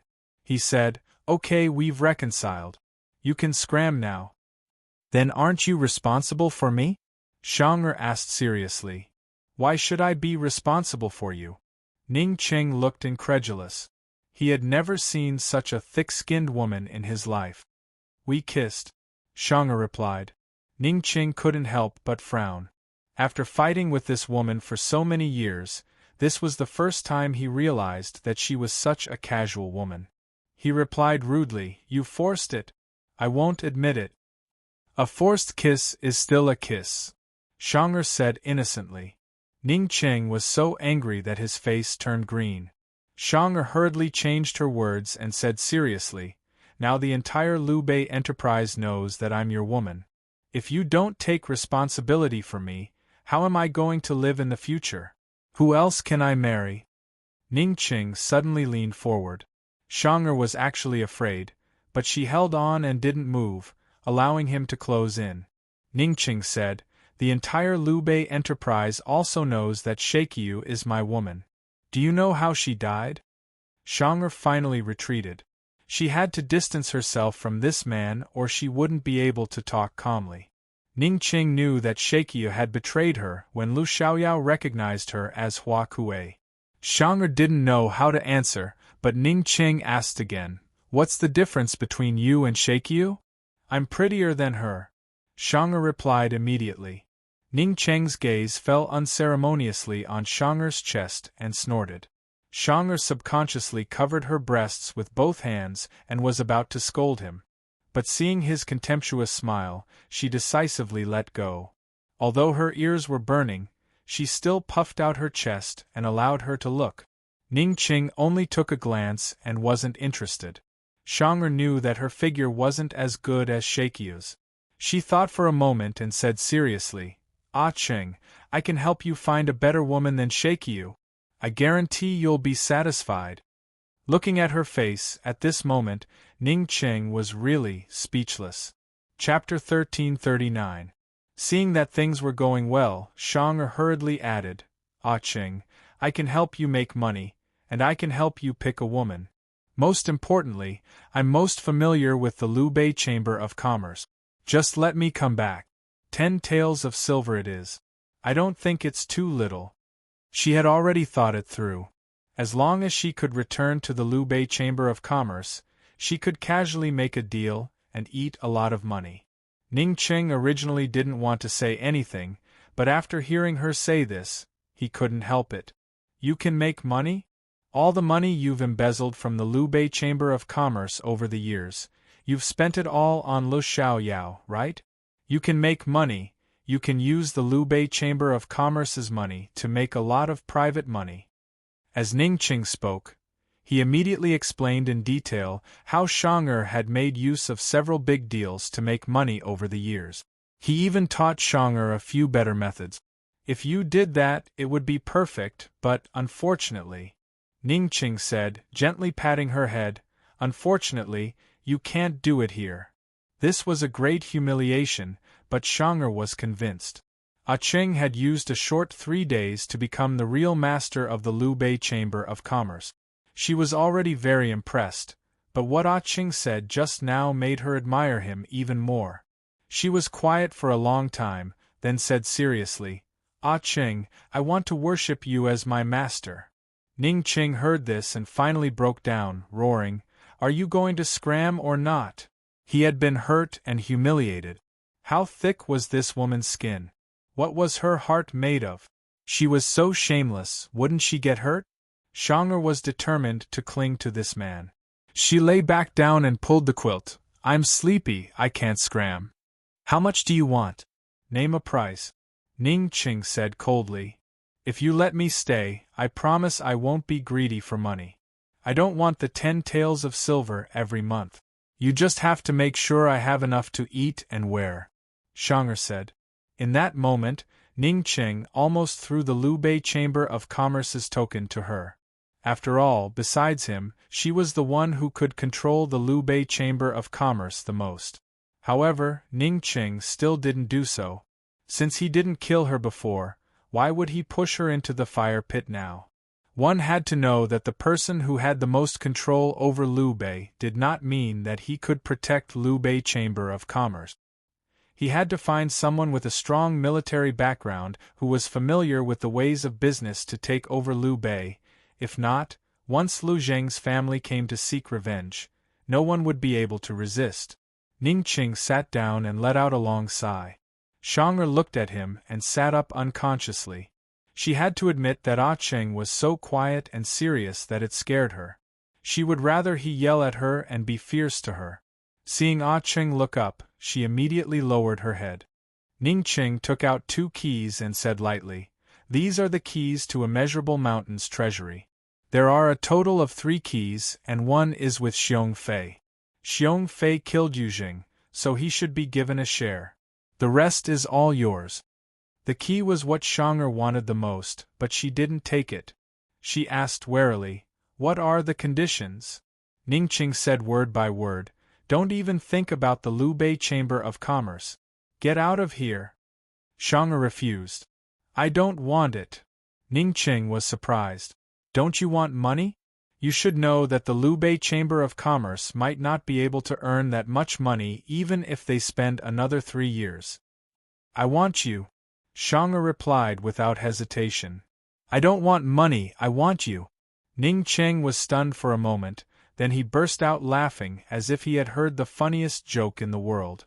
However, to him, these words were really the funniest joke in the world.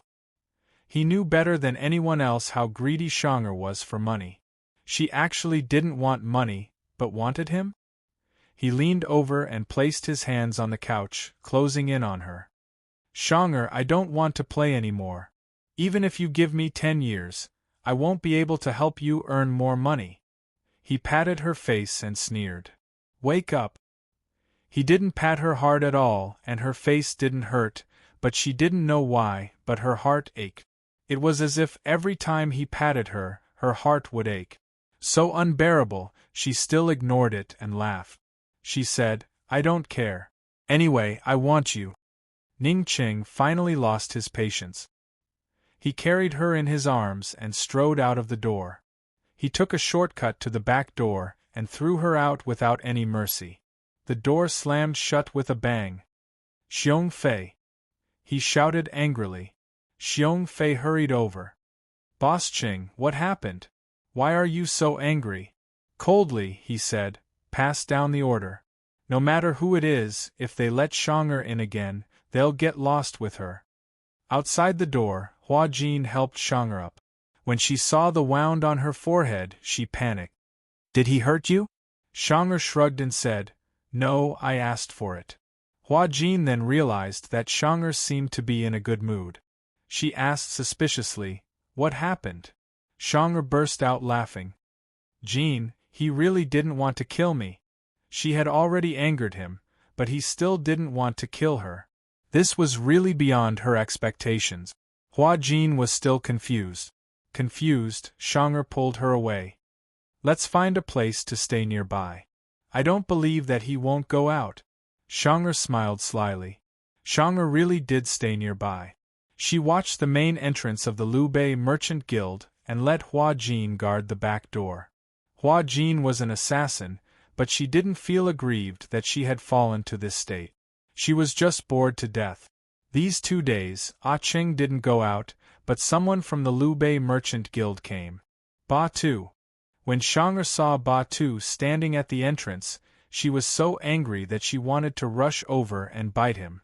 Hua Jin said very calmly, although he was the one who burned Lu Xiaoyao, Cheng was the one who started it. Shang'er said resentfully, Lubei Merchant Guild did a lot of business with the wolf sect last year, but Ba Tu wasn't the one in charge. Why is he here? Hua Jin shrugged, looking like it was useless to ask her. Shang'er couldn't be bothered to say more. They could only wait. Ba Tu went in for a while before coming out. He left with an ugly expression. Jin, I have a bad feeling again, Shang'er said in a low voice. A complicated look flashed past Hua Jin's eyes. She also said in a low voice, Since you have a bad feeling, let's leave. Shang'er glared at her and didn't say anything else. That afternoon, Shang'er's bad feeling came true. Ba Tu came again. After he got off the carriage, he dragged a middle-aged woman out of the carriage. This person was none other than Lu Xiaoyao's procuress. Shang'er sat down by the window and muttered, Jin, I'm finished.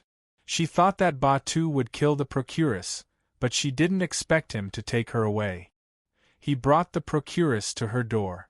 It was undoubtedly the procuress who sold her out. Hua Jin turned to look at the dispirited Shang'er and said helplessly, Why do you keep people who betray their masters? Shang'er said something even more helpless than Hua Jin, When Cheng put a bounty on my head, everyone knew that I had no money. Anyone would sell me out. Hua Jin said coldly, So, I've never been human? Shang'er wanted to laugh, but she couldn't. She knew very well how serious the situation was. Behind Ba Tu was the wolf sect, a sect that few could afford to offend. Although Cheng was the one who handled the transactions between the Lubei Merchant Guild and the wolf sect last year, she still knew about it. The current leader of the wolf sect, Miss Han Xiang, was an extremely protective and unforgiving person. Ah Cheng's dealings with the wolf sect were not for the sake of making money, but for the sake of making friends. The wolf sect was the strongest faction in the southern part of the mysterious continent. Lu Jing told Ah Cheng that as long as they could make friends with the wolf sect, the Liu Bei Merchant Guild's business in the southern part of the mysterious continent would be easy. No one would dare to cause trouble.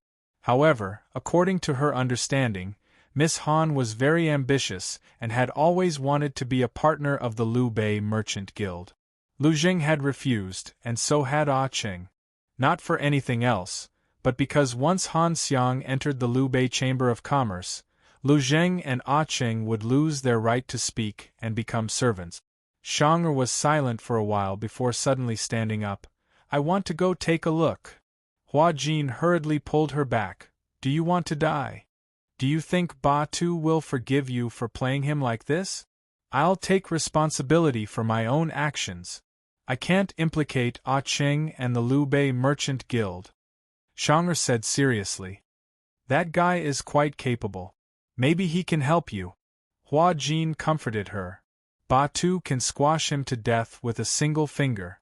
Jin, you know that in this place martial arts is the real deal," Shang'er said indifferently. "Then all the more you can't go. Do you think Ah Cheng will sacrifice his own life to protect you?" Hua Jin asked seriously. "You're not stupid yourself, so why do you think he's so stupid?" Shang'er pouted resentfully and leaned against the window again. She would wait. Shang'er waited until night fell before she saw Ba Tu come out. The procuress didn't follow him.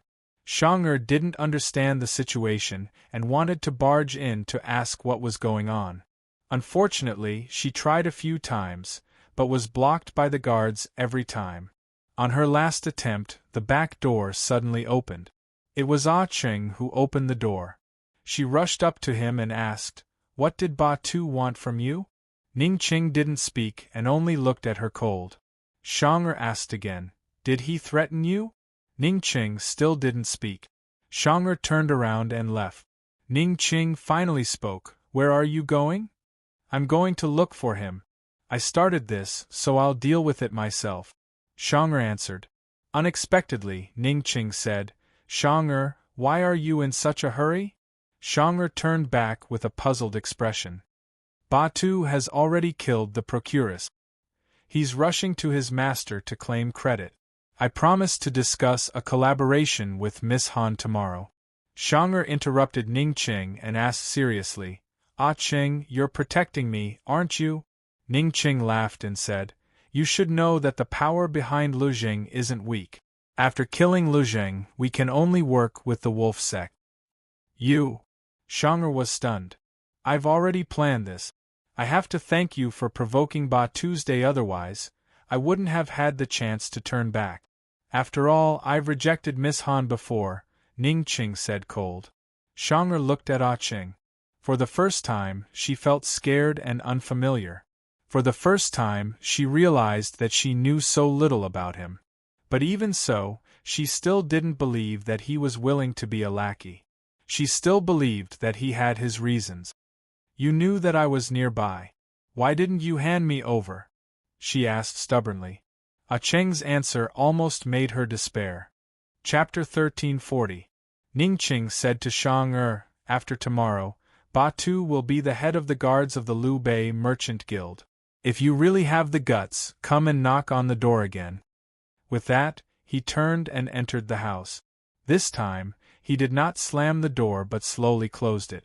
Shang'er stood rooted to the ground, her heart stifled. Suddenly, she felt like she was out of the game. She had always thought that this game was between her and Ah Cheng, but now she realized that this game was between Ah Cheng and Han Xiang. She was completely kicked out by Ah Cheng. She had always thought that he really did not want to kill her and could not bear to kill her. Now she realized that he just did not want to kill her. Hua Jin walked out from the side, clearly surprised by Ah Cheng's words. "Shang'er, let's retreat," she said seriously. Shang'er gritted her teeth. "I won't." Even if Liu Bei Trade Consortium was Ning Qing and Han Xiang's plan, so what? She still wanted to mess things up. I just don't believe that he's someone who will be a servant, Shang Er said coldly. The next afternoon, Shang Er saw Han Xiang coming from afar. She had never seen Han Xiang before, but she could recognize that the luxurious carriage belonged to the wolf sect. When Han Xiang alighted, Shang Er immediately asked, Jean, am I prettier or is she prettier? You're prettier. Hua Jin was not lying. Han Xiang's looks were really ordinary. Clothes made the man and gold made the Buddha. If it wasn't for her gorgeous clothes, exquisite makeup, and exquisite accessories, no one would take a second look at her if she stood in the crowd. She's talented, admit it. Hua Jin added. She's just lucky. There are many people more talented than her, but she just had to meet the wolf sect master. Shang Er said indignantly. Everyone in the mysterious continent knew that Han Xiang was not the wolf sect master's biological daughter. She was just an adopted daughter. No matter what, she's more talented than you. Hua Jin had always been very objective. If not for Shang Er's poor talent, Shang Er would have won over Han Xiang with her background. Jin, can't you comfort me? Shang Er was angry. However, Hua Jin spoke the truth again. Jin Er, you sound jealous. Could it be that there's something between Ah Ching and Han Xiang? No. Shang Er muttered. Ah Ching is really blind. If he wanted to find a backer, wouldn't he go to the heavens to find one? Why did he find someone who was an adopted daughter? Idiot. The more Hua Jin listened, the more jealous she felt. She hugged her sword and stood to the side, not saying anything. They had been keeping watch all this time and had even forgotten to eat. At night, Han Xiang finally came out. Ning Qing personally sent her out. Ning Qing was well aware of the background of the wolf sect. He also knew that Han Xiang was not the biological daughter of the wolf sect's leader, Han Chen. Helplessly, he'd been fighting in Northern Li all this time. All he knew was that Bai Yanqing had kidnapped Han Yunxi and taken her to the poison sect's forbidden grounds. He didn't know that a Han Chen had appeared there, much less the relationship between him and Han Yunxi. After the war, he'd left Northern Li and hadn't contacted any of his old friends. He didn't know anything about Han Chen or the promise of 10 years. They had already walked him to the door. Logically speaking, the guests would politely say, "Please wait." But Han Xiang didn't say anything. She simply walked down the steps. Ning Qing knew what to do and followed her down. But Han Xiang suddenly sprained her ankle. In her panic, she grabbed his arm. Ouch! Ning Qing's eyes flashed coldly. He picked her up in his arms and strode over to the carriage, personally carrying her inside. Shang Er remained calm. After all, she'd done plenty of things like putting on a show to support him. But who knew that Ah Ching stayed in the carriage for a very long time and didn't come out? The more Shang Er watched, the faster her breathing quickened. Do you really want to be a servant? Inside the carriage, Ning Qing had been about to get off for a long time, but Han Xiang stopped him to talk about something else. Since Miss Han isn't tired, why don't we find a place where we can talk? Ning Qing asked. No need. Let's do it here. Tell me, how do you plan to sell those goods? As Han Xiang spoke, she leaned lazily on the high pillow and sized up Ning Qing seriously. Although she was only 25 and unmarried, she'd met countless men and had many male pets at home. A few years ago, after she'd entered the Xiankong upstart ranking, her father had slowly handed over the affairs of the wolf sect to her. With her father's retirement, she gradually took control of the wolf sect. With her superb martial arts and power, she naturally attracted the attention of many men. Unfortunately, none of the men she liked allowed her to marry into the wolf sect. As for the men she didn't like, she could only find them to play with when she was bored. They couldn't accompany her for long. In recent years, the Liu Bei Merchant Guild had suddenly appeared in the southern part of the mysterious continent and developed into a large merchant guild. However, it was only after the Liu Bei Merchant Guild sold a few batches of goods to the wolf sect last year that she learned that there was a capable person called Ah Cheng in the guild. This man's martial arts were average, but he was well versed in the ways of the merchants. One had to know that the business world was like a battlefield. Those who didn't have some skills wouldn't be able to stand firm, and those who didn't have strategies wouldn't be able to go far. Wasn't this the kind of man she wanted and lacked the most? If this man could stay by her side and help her manage the affairs of the wolf sect, she could practice martial arts in peace. In a little more than a year, the promise of 10 years would be up. In that battle, not only did she want to defeat Han Yunshi, but she also wanted to seize the opportunity to make a big move. As Han Xiang listened to Ning Qing, she put her hand on Ning Qing's shoulder. A trace of malice flashed across Ning Qing's eyes, but he still didn't make a sound. Unexpectedly, Han Xiang's hand slid down his shoulder, wanting to hold his hand. Ning Qing evaded without a trace and was about to leave. Who knew that Shang Er's scolding voice suddenly came from outside? Ah Qing, come out. You're a bastard who abandons her. If you don't tell me clearly today, I won't let you off. Come out. What was she singing this time?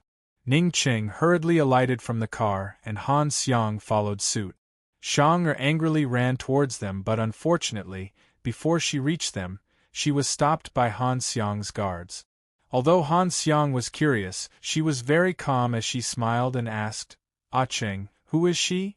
Ning Qing shot a glance at Ba Tu, who was standing by the side and was about to speak when Shang Er introduced herself. I am Shang Er, Lu Xiao Yao's courtesan and also Lu Zheng's goddaughter, Lulu. Ba Tu immediately raged, so it's you, slut? Give me your life. Shang Er didn't hide and was even fiercer than Ba Tu's day. Stop right there. Ba Tu seemed to be intimidated and really stopped in his tracks. But very quickly, he regained his senses. Little slut, you dare to speak to me like this? If I don't play you to death today, I'll write my name backwards. Just you wait. I'll just ask Ah Qing one question. After that, you can do whatever you want to me. Shang Er said angrily. Ning Qing's brows were knitted together, but he couldn't say anything in front of Han Xiang. He really didn't know what Shang Er was up to and could only wait and see. Who knew that Shang Er would look at him and ask seriously, Ah Qing, do you still like me? Ning Qing was almost angered to death. He didn't know what Shang Er was up to and asked in return, Eldest miss, I've never liked you, right? Shang Er's eyes suddenly reddened and she turned back to look at Ba Tuesday. All right, I played you. You want to die? Come over here.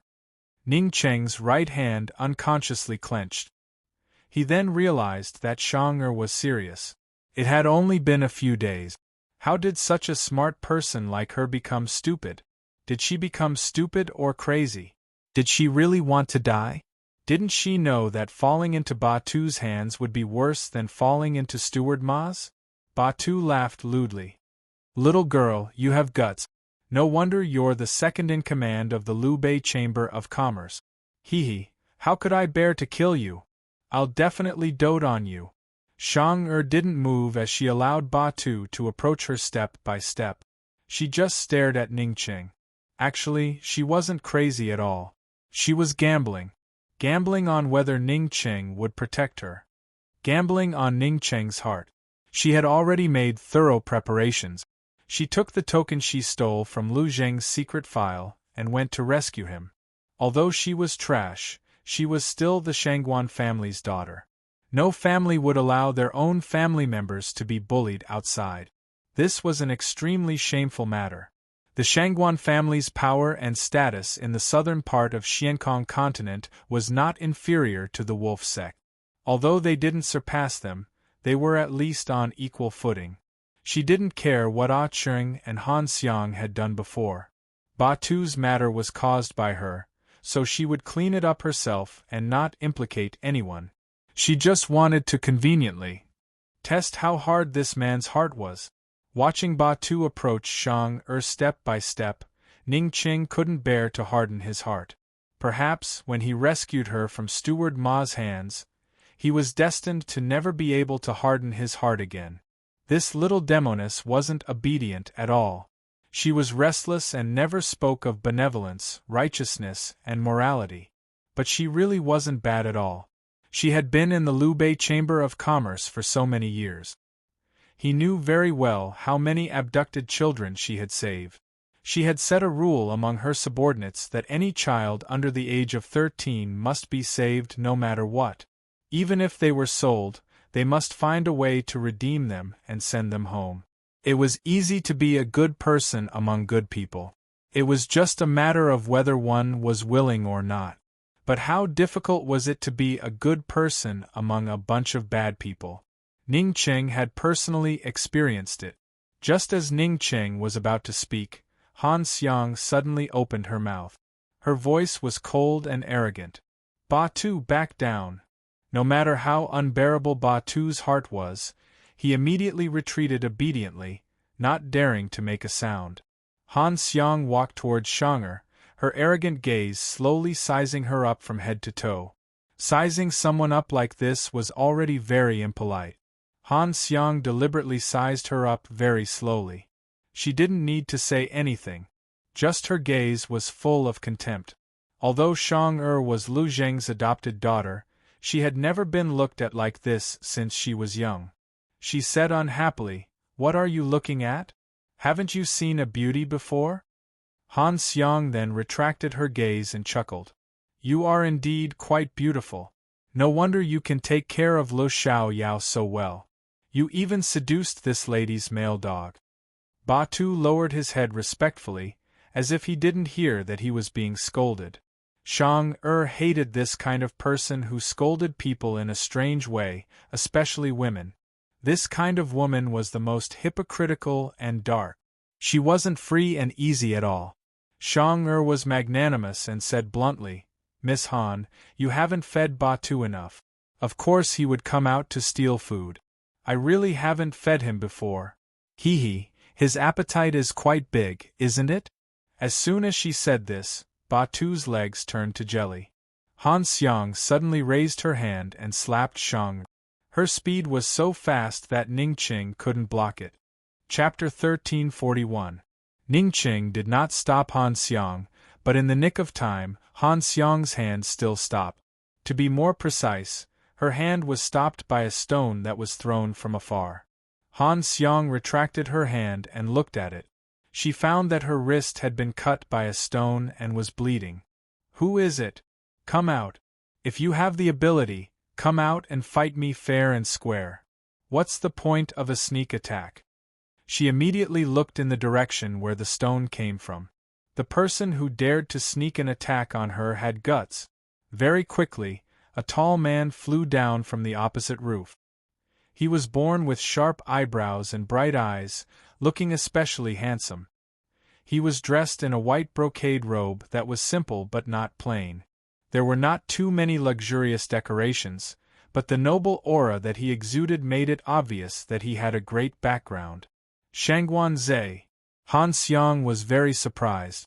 She never thought that the person who sneaked an attack on her would be the Shangguan clan's first young master, Shangguan Zhe, who was ranked above her on the Xiankong newcomer roll. Han Xiang's first thought was, could it be that this guy also had his eyes on the Upper Liubei Chamber of Commerce? Shangguan Zhe walked over step by step, his aura strong. Although Han Xiang had the same aura of a strong person as him, he was a full head taller than Han Xiang. He stood in front of Han Xiang and did not need to size her up. He only needed to look at her coldly and it was enough to despise Han Xiang. He said, "First young Miss Han, you're thinking too much. This young master will not fight with someone who is lost to me, much less sneak an attack. This young master just forbids you." As he spoke, his gaze slowly shifted to Shang-Er before continuing, "I forbid you to touch the person this young master wants, not even a strand of hair." Shang-Er stared blankly at the man in front of her, her heartbeat unconsciously speeding up. Good girl. Why didn't she know that she had such a biological brother? This arrogant style was simply to her liking. He said this as if he only intended to help her and did not intend to acknowledge her. However, Shang was already satisfied. She knew that she was saved and would not become Batu's plaything. The Wolf Sect was the largest city in the south of Pingyang City. The Shangguan clan was also here. She had asked Hua Jin to take the token to ask for help. Originally, she did not expect that the Shangguan clan would recognize her so easily, especially in front of everyone. She just wanted to keep her life. She wanted to look back at Ah Cheng, but she didn't. She lowered her head under Shangguan Zai's gaze. She lost the bet. She had been waiting for Ah Cheng to speak, but unfortunately, she couldn't. It turned out that it wasn't that Ah Cheng couldn't bear to kill her, but that he disdained to kill her. She had always stubbornly believed that Ah Cheng was taking care of Han Xiang to protect her. It turned out that she had thought too much. She was completely silent. Ning Qing remained silent. He didn't know anyone from the Shangguan clan, but he knew of their existence. He had also heard of this young master in front of him. The Shangguan family heads' martial arts were weaker than the Wolf Sect heads, but Shangguan Zai's martial arts were above Han Xiang's. There was only one rank difference between Han Xiang and Shang Guanzi on the new ranking list. It was said that Han Xiang had fought with Shang Guanzi and was defeated by Shang Guanzi. He's here to save Jin. He said that Jin was the person he wanted? Shang this little vixen, was really capable. He thought that it was already amazing that she could hook up with one of Han Xiang's generals, but he didn't expect that she could hook up with Shang Guanzi. What kind of woman was she? What had she done? Ning Qing looked at Shang coldly, anger in his eyes. Han Xiang was also angry. She was already angry from being scolded by Shang but she didn't expect to be humiliated by Shang Guanzi. To her, the words, loser, were simply a nightmare. One had to know that ever since the new ranking competition, this nightmare had been following her. Your woman? Haha, when did young Master Zai's taste change? You're interested in such a fickle woman? Han Xiang sneered. Even the way Shang Guanzi sneered was incomparably noble. He smiled. I'm interested in anyone who's prettier than you. You. Han Xiang finally couldn't hold back her anger. Shang Guanzi raised his eyebrows and looked over, clearly asking her if she wanted to fight. No matter how unwilling Han Xiang was, she wouldn't impulsively start a fight with him. She knew that she would lose. Since she's your woman, you should take her away as soon as possible so that she won't be an eyesore, she said coldly. Shang Guanzi didn't have any interest in being entangled with her. He took Shang hand and turned to leave without saying anything. Ning Qing looked on coldly, but Shang didn't turn back. Seeing Ning Qing's reaction, Han Xiang couldn't help but ask angrily, "What, has her soul been taken away? I was wondering where she got the guts to run out. She's hooked up with the Shangguan family's financier." Ning Qing recovered his wits and chuckled. That little slut's got some skills, huh? Is hooking up with men considered a capability in your eyes? Han Xiang asked disdainfully, forgetting how she had hooked up with Ning Qing in the carriage just now. Forget it. Otherwise, how could she have hooked up with Batu and managed Lo Xiao Yao so well? Ning Qing said seriously, Eldest Miss Han, it's a big loss not to keep her in the Liu Bei Chamber of Commerce. Why don't you think of a way to get her back? Han Xiang couldn't do it, but she wouldn't admit it.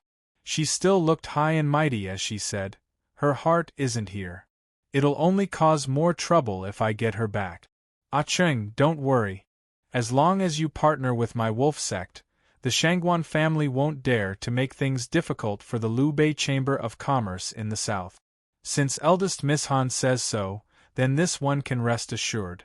This one will get someone to sort out the accounts and send it to you in 2 days, Ning Qing said seriously. Han Xiang was finally a little happier. She smiled ambiguously at Ning Qing, saying, I'll wait for you to send it over personally. Okay. Ning Qing agreed readily. After sending Han Xiang off, Ning Qing's whole face darkened. After he returned to his room, he immediately found a few confidants and told them to act according to the original plan. They had to use the fastest way to take away all the silver that the Lubei Chamber of Commerce had. When Batu came to him for the money, he had already planned it out. He would try to delay as much as possible. He would take away all the silver that the Lubei Chamber of Commerce could take away, and distribute the rest to his brothers. He wanted Han Xiang to get an empty shell of her colleagues from the Lubei Chamber of Commerce. He also wanted Han Xiang to bear the crime of killing Lu Jing. He planned to spend 3 days to distribute all the money to his colleagues, who had disappeared without a trace. In any case, Ah Cheng's identity was fake. He had plenty of ways to hide his identity. If the power behind Lu Jing came to find him, Han Xiang, as the new owner of the Lubei Chamber of Commerce, would have no way to explain herself. Everything was under his control. That damned Shang actually came out halfway. If Shang Guanzhe hadn't suddenly appeared, he would have had to save her and his plan would have been ruined. After explaining everything clearly, Ning Cheng let out a breath of turbid air. Xiong Fei watched from the side and couldn't help but say, "Boss Ching, Shang is really capable. She can actually climb up to Master Zhe. You should be careful, lest Master Zhe comes back to find trouble with you." "I can't afford to provoke him, but I can hide," Ning Ching said coldly. Xiong Fei said again, "Boss Ching, this matter is a bit strange. Shang has already climbed up to Master Zhe. Why is she still shamelessly pestering you? Could it be? Shang really likes you?" Ning Ching turned around and looked coldly at him. Xiong Fei's smile froze and he didn't dare to laugh again. Ning Ching said lightly, "It's also good to have Shang Guanzhe. Batu can't find trouble with her, and I can also have some peace." Ning Ching went to work like this. No one knew how busy he was. In short, the matter that would have taken 3 days to complete, he finished it in 2 days. 2 days later, in the morning, everything in Lubei Chamber of Commerce was as usual. Ning Cheng's confidants had already been sent away by him last night. He changed into a servant's clothes, pasted on a beard, took his travel expenses and left from the back door of Lubei Chamber of Commerce. He was originally going to the north, but for some reason, he unknowingly walked to the back door of Shangguan Manor. He waited from night to the next day. Before dawn, a servant came out from the back door. Ning Ching looked for a while and saw a person dressed like a steward. He followed her all the way and stopped her at a place where there was no one.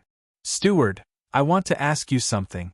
Keep this banknote well," Ning Ching said as he stuffed the banknote into the steward's hand. If it was a small amount of money, it really wouldn't be able to move this steward. But 1,000 taels of banknote directly moved the steward. She looked around and asked in a low voice, "What is it? A few days ago, did young Master Zhe bring a woman back?" Ning Ching asked in a low voice. "Yes, he brought a woman back.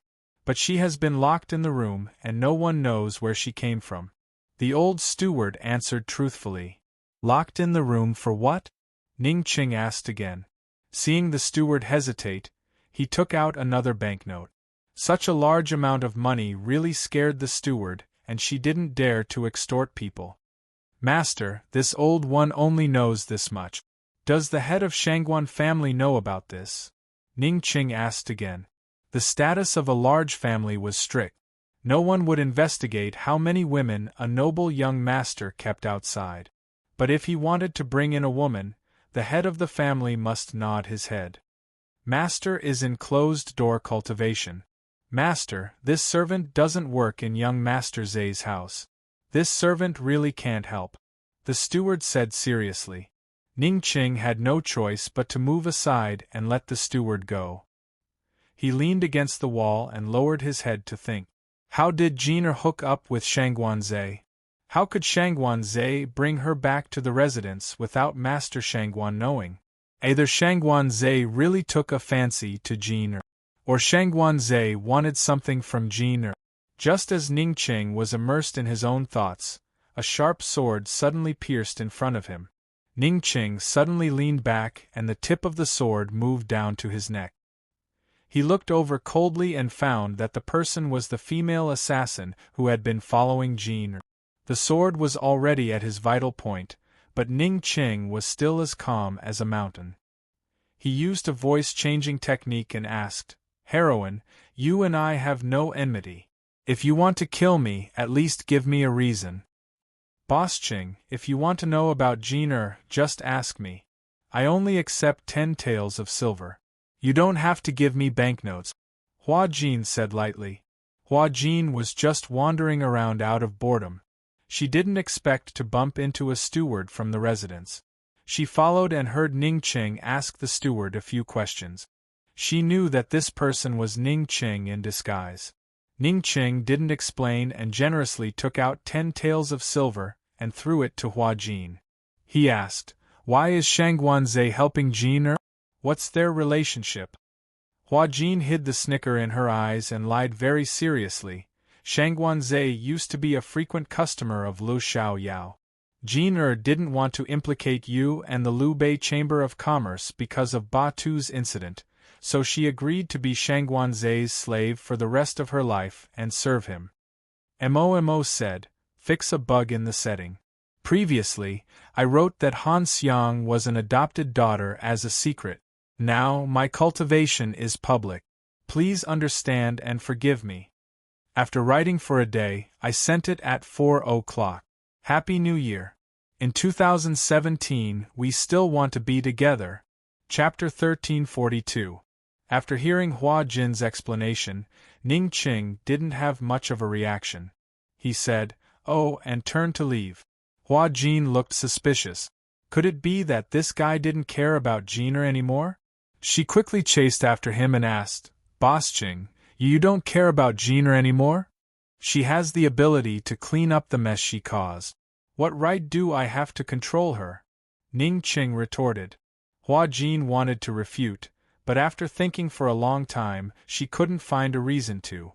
Ning Qing said again, "If she has the ability to seduce Shangguanze, why didn't she stand up earlier? Does she really think that I'm willing to be entangled with Han Xiang?" Hua Jin felt that something was wrong when she heard this. As she walked with Ning Qing, she pondered what was wrong. Unexpectedly, as they walked, Ning Qing suddenly stopped. Hua Jin almost bumped into him, but fortunately, she noticed in time. Hua Jin was shocked and immediately took a few steps back. Ning Qing looked back with disdain. This woman was an assassin, but wasn't her vigilance too low? Ning Qing didn't know that Hua Jin was extremely vigilant, but after meeting Jean her vigilance was lowered. As long as it had nothing to do with Jean her vigilance would be lowered. Ning Qing stood there for a while before Hua Jin realized that they had already taken a detour from the back door of the Shangguan residence to the main door. At this moment, Ning Qing was looking up at the plaque on the main door. "Boss Qing, what do you want to do?" Hua Jin asked curiously. Ning Qing didn't answer her. He strode up the steps and knocked hard on the door. After a while, a servant came to open the door.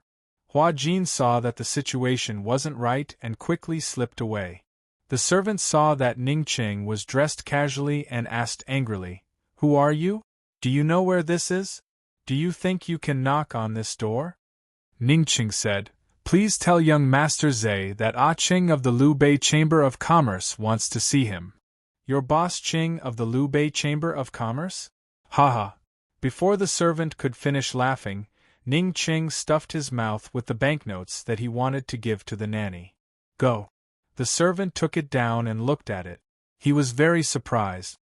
"Please wait a moment." When the servant found Shangguanze, he was in Guan Jiner's room.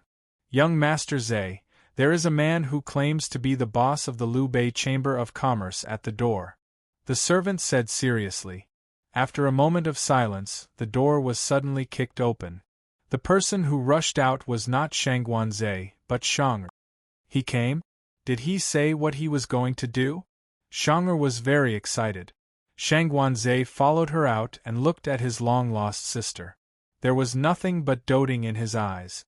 One had to know that this younger sister of his looked too much like his deceased mother. Ever since his sister had gone missing, His parents had never given up on searching for her. Unfortunately, they had searched the entire mysterious continent for more than 10 years, but they had not found any clues. He never thought that she would take the initiative to come to him. If it weren't for the accessories she wore back then, and if it weren't for her face, he really wouldn't dare to believe that all of this was real. Although Shang'er was determined to be a good-for-nothing at birth, it didn't affect everyone's love for her. In this world that relied on force to survive, there was still affection for one's children and brothers. He couldn't imagine how his father would react when he saw Shang'er after coming out of seclusion. Before his father came out of seclusion, he could only temporarily hide this matter and let Shang'er stay here. After all, this was a family matter, and Shang'er's previous identity also affected the Shangguan family's reputation. Therefore, when he saved Shang'er from Han Xiang, he only said that Shang'er was someone he wanted and didn't explain anything else. When Shang'er was brought back by Shangguanzhe, her heart was filled with Acheng, and she was so sad that she couldn't care about anything else. It wasn't until they arrived at the Shangguan residence that she started to feel afraid. Before she came to the mysterious continent, she already knew that this was a place where one relied on force and strength to speak louder. After coming here, she experienced it even more deeply. She couldn't imagine how a good-for-nothing would be mocked and ridiculed in a big family like the Shangguan family.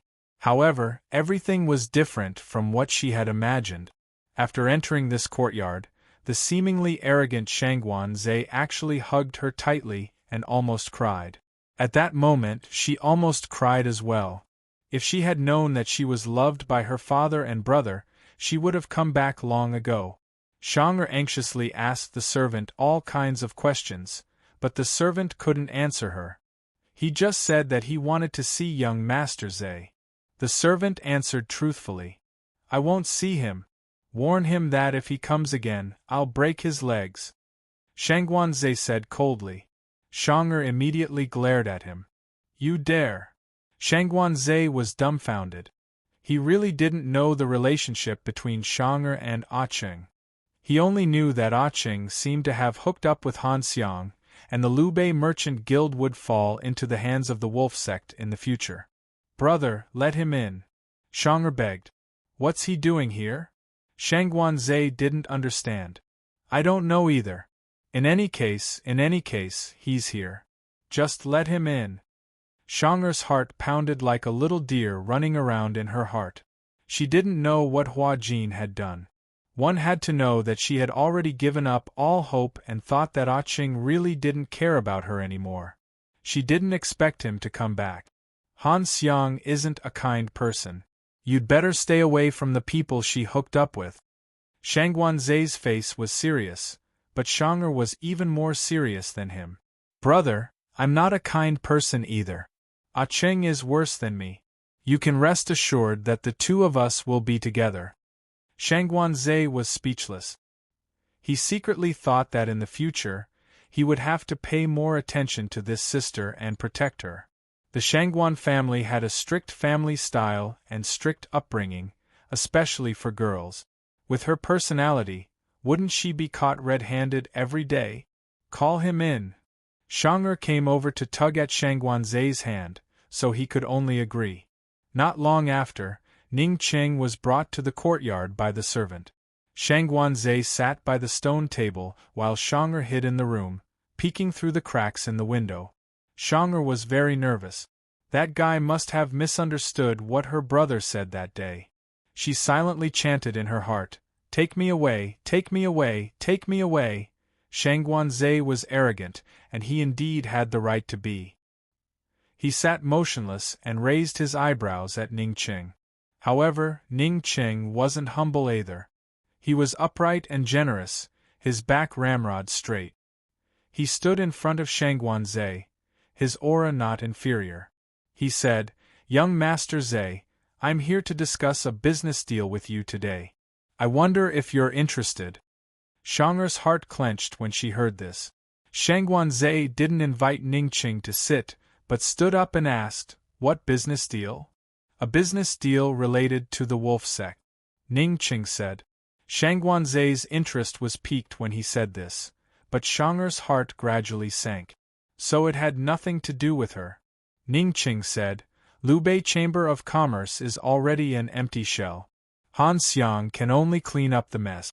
If you don't mind, I can reorganize a Chamber of Commerce and pledge loyalty to the Shangguan family. I guarantee that after a year, no one from the wolf sect can even think about snatching away the items that the Shangguan family wants in the auction. Shang Guanzai finally realized that Ning Qing wasn't simple when he said this, and finally looked at him in the eye. The wolf sect was far richer than the Shangguan family, so over the years, the wolf sect had won many of the medicinal pills auctions that the Shangguan family liked. He and his father had been holding back for a long time. They really didn't expect that this guy would hit the Shangguan family's weak point the moment he opened his mouth. Why should I believe you? Shang Guanzai asked. Because I was the one who fought for the Lubei Chamber of Commerce in Xiankong, and because I have 2 keys to the treasury. Ning Qing answered seriously. Shang Guanzai laughed. You can play with Han Xiang today, but you'll play with me in the future. If young Master Zai doesn't believe me, I can sign a slave contract. Ning Qing said calmly. Inside the room, Shang'er was dumbfounded. She couldn't understand why Ah Cheng would do this. She couldn't help but wonder if this guy was hiding some kind of conspiracy. How could Shang Guanzai not think so? He sneered. After saying so much, what do you want? Ning Qing looked straight at Shang Guanzai and said indifferently, let Shang'er go. At this moment the world stopped. At least, Shang'er's world really stopped. However, the silence didn't last long. She suddenly screamed, ah! Accompanied by the scream was the sound of the door opening. She broke through the door and pounced on Ning Qing. Her strength was especially strong. If Ning Qing wasn't tall and sturdy, he might have been pushed to the ground by her. Just like when she kissed him forcefully, she pounced on him, wrapped her arms around his neck, and wrapped her legs around his body. She buried her head in his shoulder and screamed non-stop. Ning Qing was dumbfounded. Shang Guanzai was also dumbfounded, but the smart Shang Guanzai quickly understood what was going on. He was helpless and amused. Just as he was about to speak, Shang'er stretched out her hand behind her back and waved at him vigorously to chase him away. What else could Shang Guanzai do? He could only leave from the side. Are you done screaming? Come down, Ning Qing said coldly. Shang'er looked up at him, smiling but not saying a word. Ning Qing was about to pull her away, but she immediately hugged him tightly and wouldn't let go no matter what. Enough. Ning Qing was really angry. Come, before Shang'er could finish speaking, Ning Qing really threw her to the ground and asked, What's going on? Shang'er sprawled on the ground and said unhappily, Help me up and I'll tell you. Ning Qing didn't hesitate and turned to leave. Shang'er didn't argue. She nimbly got up and hugged him from behind as soon as she caught up. Can you? Ning Qing wanted to pull her hand away, but she said, You like me. You didn't hesitate to sell yourself to save me. I was the one who caused this trouble, but you still came to clean it up for me. You like me, it must be. You're thinking too much. Ning Qing denied without hesitation. Then why did you come? Shang'er asked again. Between the Shangguan clan and the wolf sect, I prefer the former. Saving you was on the way. Ning Qing's excuse could be said to be handy. That's still because you like me. Otherwise, why didn't you mention other conditions? Shang'er asked with a chuckle. Ning Qing was silent for a while before saying, Because I don't want to see you in the Shangguan clan. Shang'er smiled even more happily. She rushed out of the courtyard and shouted, Brother! Brother, come here. Come here quickly. This guy promised to sign a slave contract with you. A gentleman's words carry enormous weight. He can't go back on his word. Brother? Ning Qing slowly turned his head and glanced at Shang'er, who was hugging him from behind. His face gradually paled. Chapter 1343. When Shang Guanzai walked back, Ning Qing knew that he had fallen into a huge trap. He said in a low voice, Shang'er, you lied to me. What did I lie to you about? Shang-Er asked innocently. Your killer said that you were forced to be a slave. Yes, Ning Qing was not calm at this moment. So you came to save me? Shang-Er asked with a chuckle. Ning Qing was at a loss for words and fell silent. Shang-Er still couldn't bear to let go of him, as if she was afraid that this guy would run away if she let go. Shangguanzhe couldn't bear to see Shang-Er throwing herself at him like this. However, he didn't know what Shang-Er and this guy called Ah Ching had in the past. Since this guy had sold himself to save Shang-Er, at least he had a heart. He stood just inside the door and didn't go near. He said mildly, Ah Ching, it's settled then. You can sign the slave contract with my sister. Ning Qing didn't answer. He was deep in the wolf's den, so it was useless for him to argue. He was especially silent. After Shangguanzhe left, he said to Shang-Er in a low voice, Are you done? His voice was especially fierce. Shang-Er was really scared. She let go of him resentfully and stood behind him, not knowing what to do. What's going on? Ning Qing asked. Shang-Er sighed. Let's talk inside. After entering the house, Ning Qing smelled the strong smell of alcohol.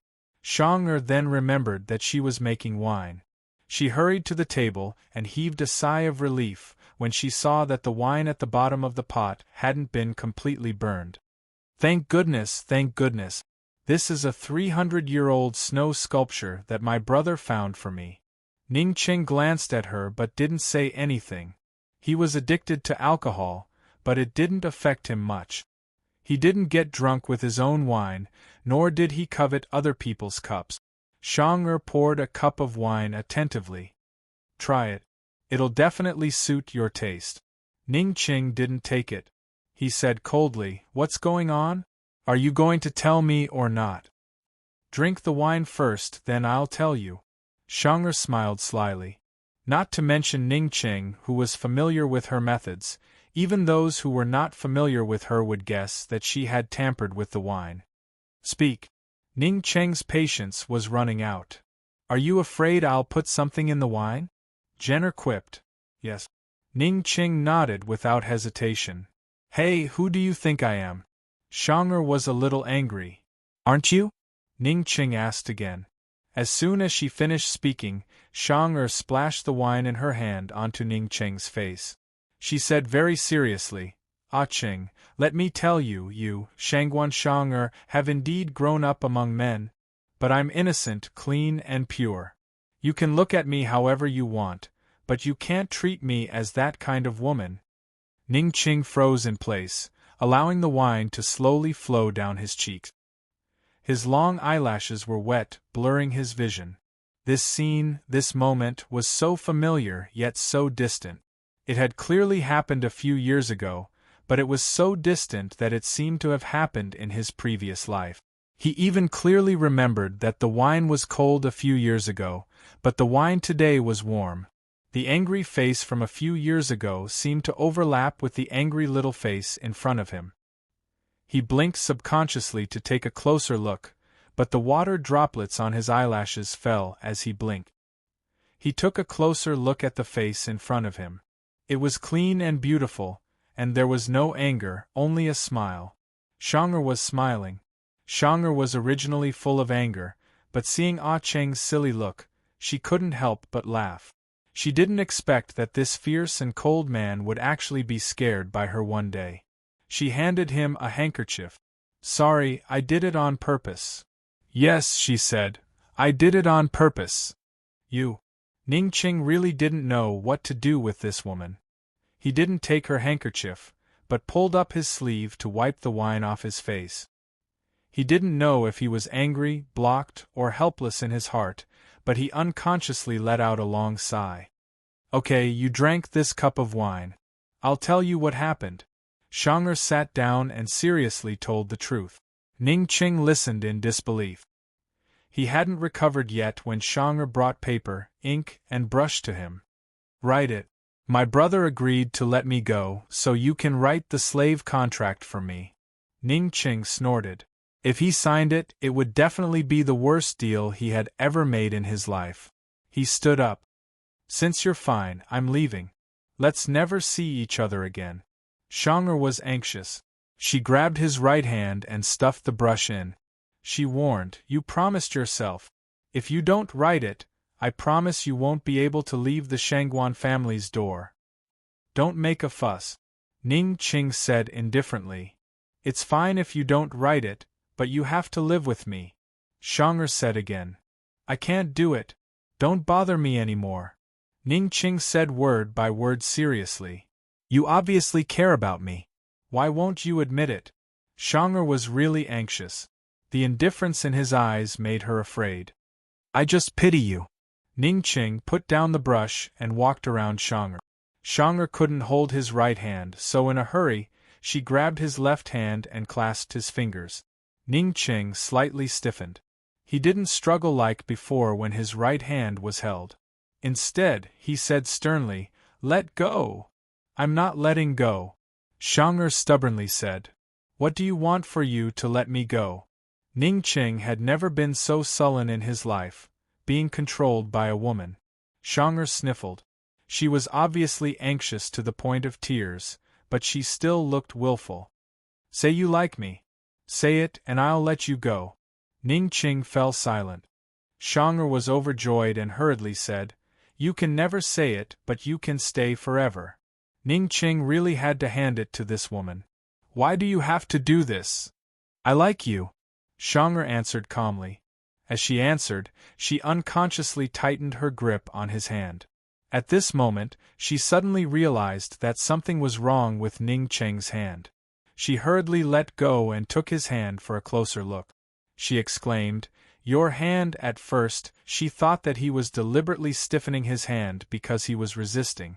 However, when she tightened her grip, she realized that something was wrong. The stiffness of his hand wasn't intentional. It was just like that from the beginning. "What's wrong with your hand?" Shang'er asked anxiously. "Did Han Xiang hurt you?"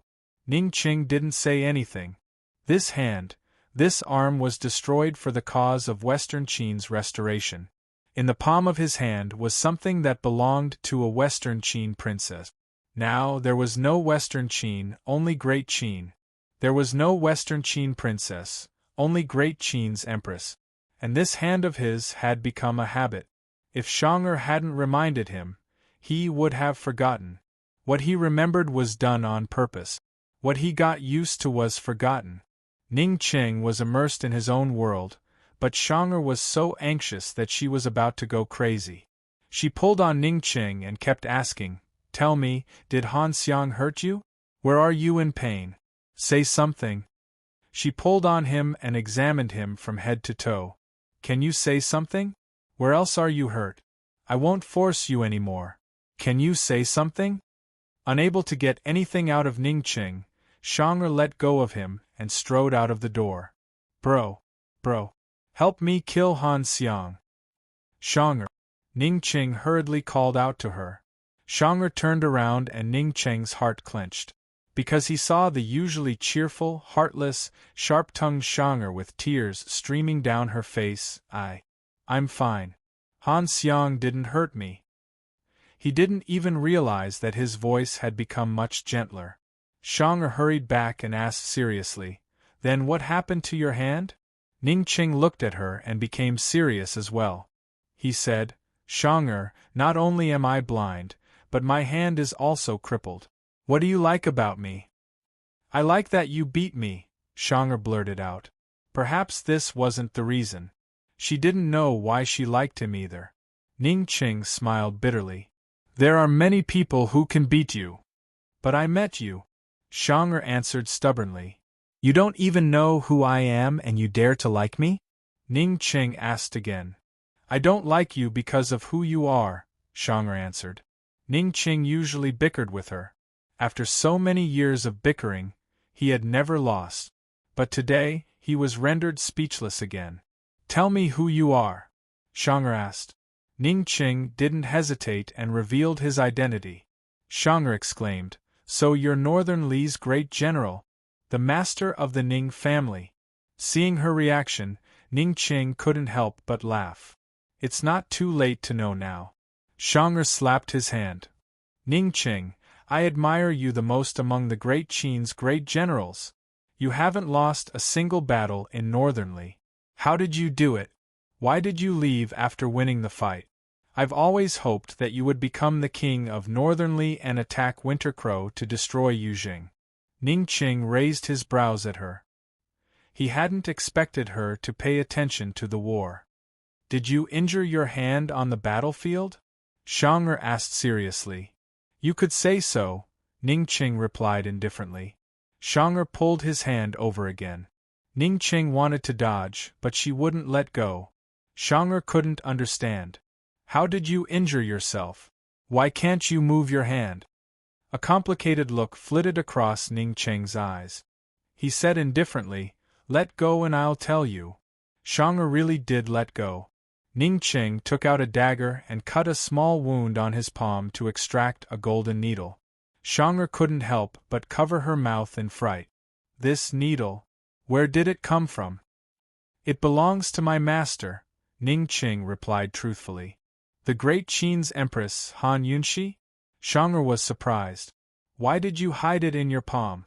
Even if your arm is crippled, you can't go through so much trouble, right? Is this needle very precious? This golden needle is, as Ning Qing spoke. Xiang'er took out a handkerchief to bandage his wound. She flicked his finger and then squeezed his palm. Before Ning Qing could finish, Xiang'er interrupted. After taking out the needle, my hand seems to be able to move. Yeah, I can move it, but I don't have the strength, Ning Qing replied.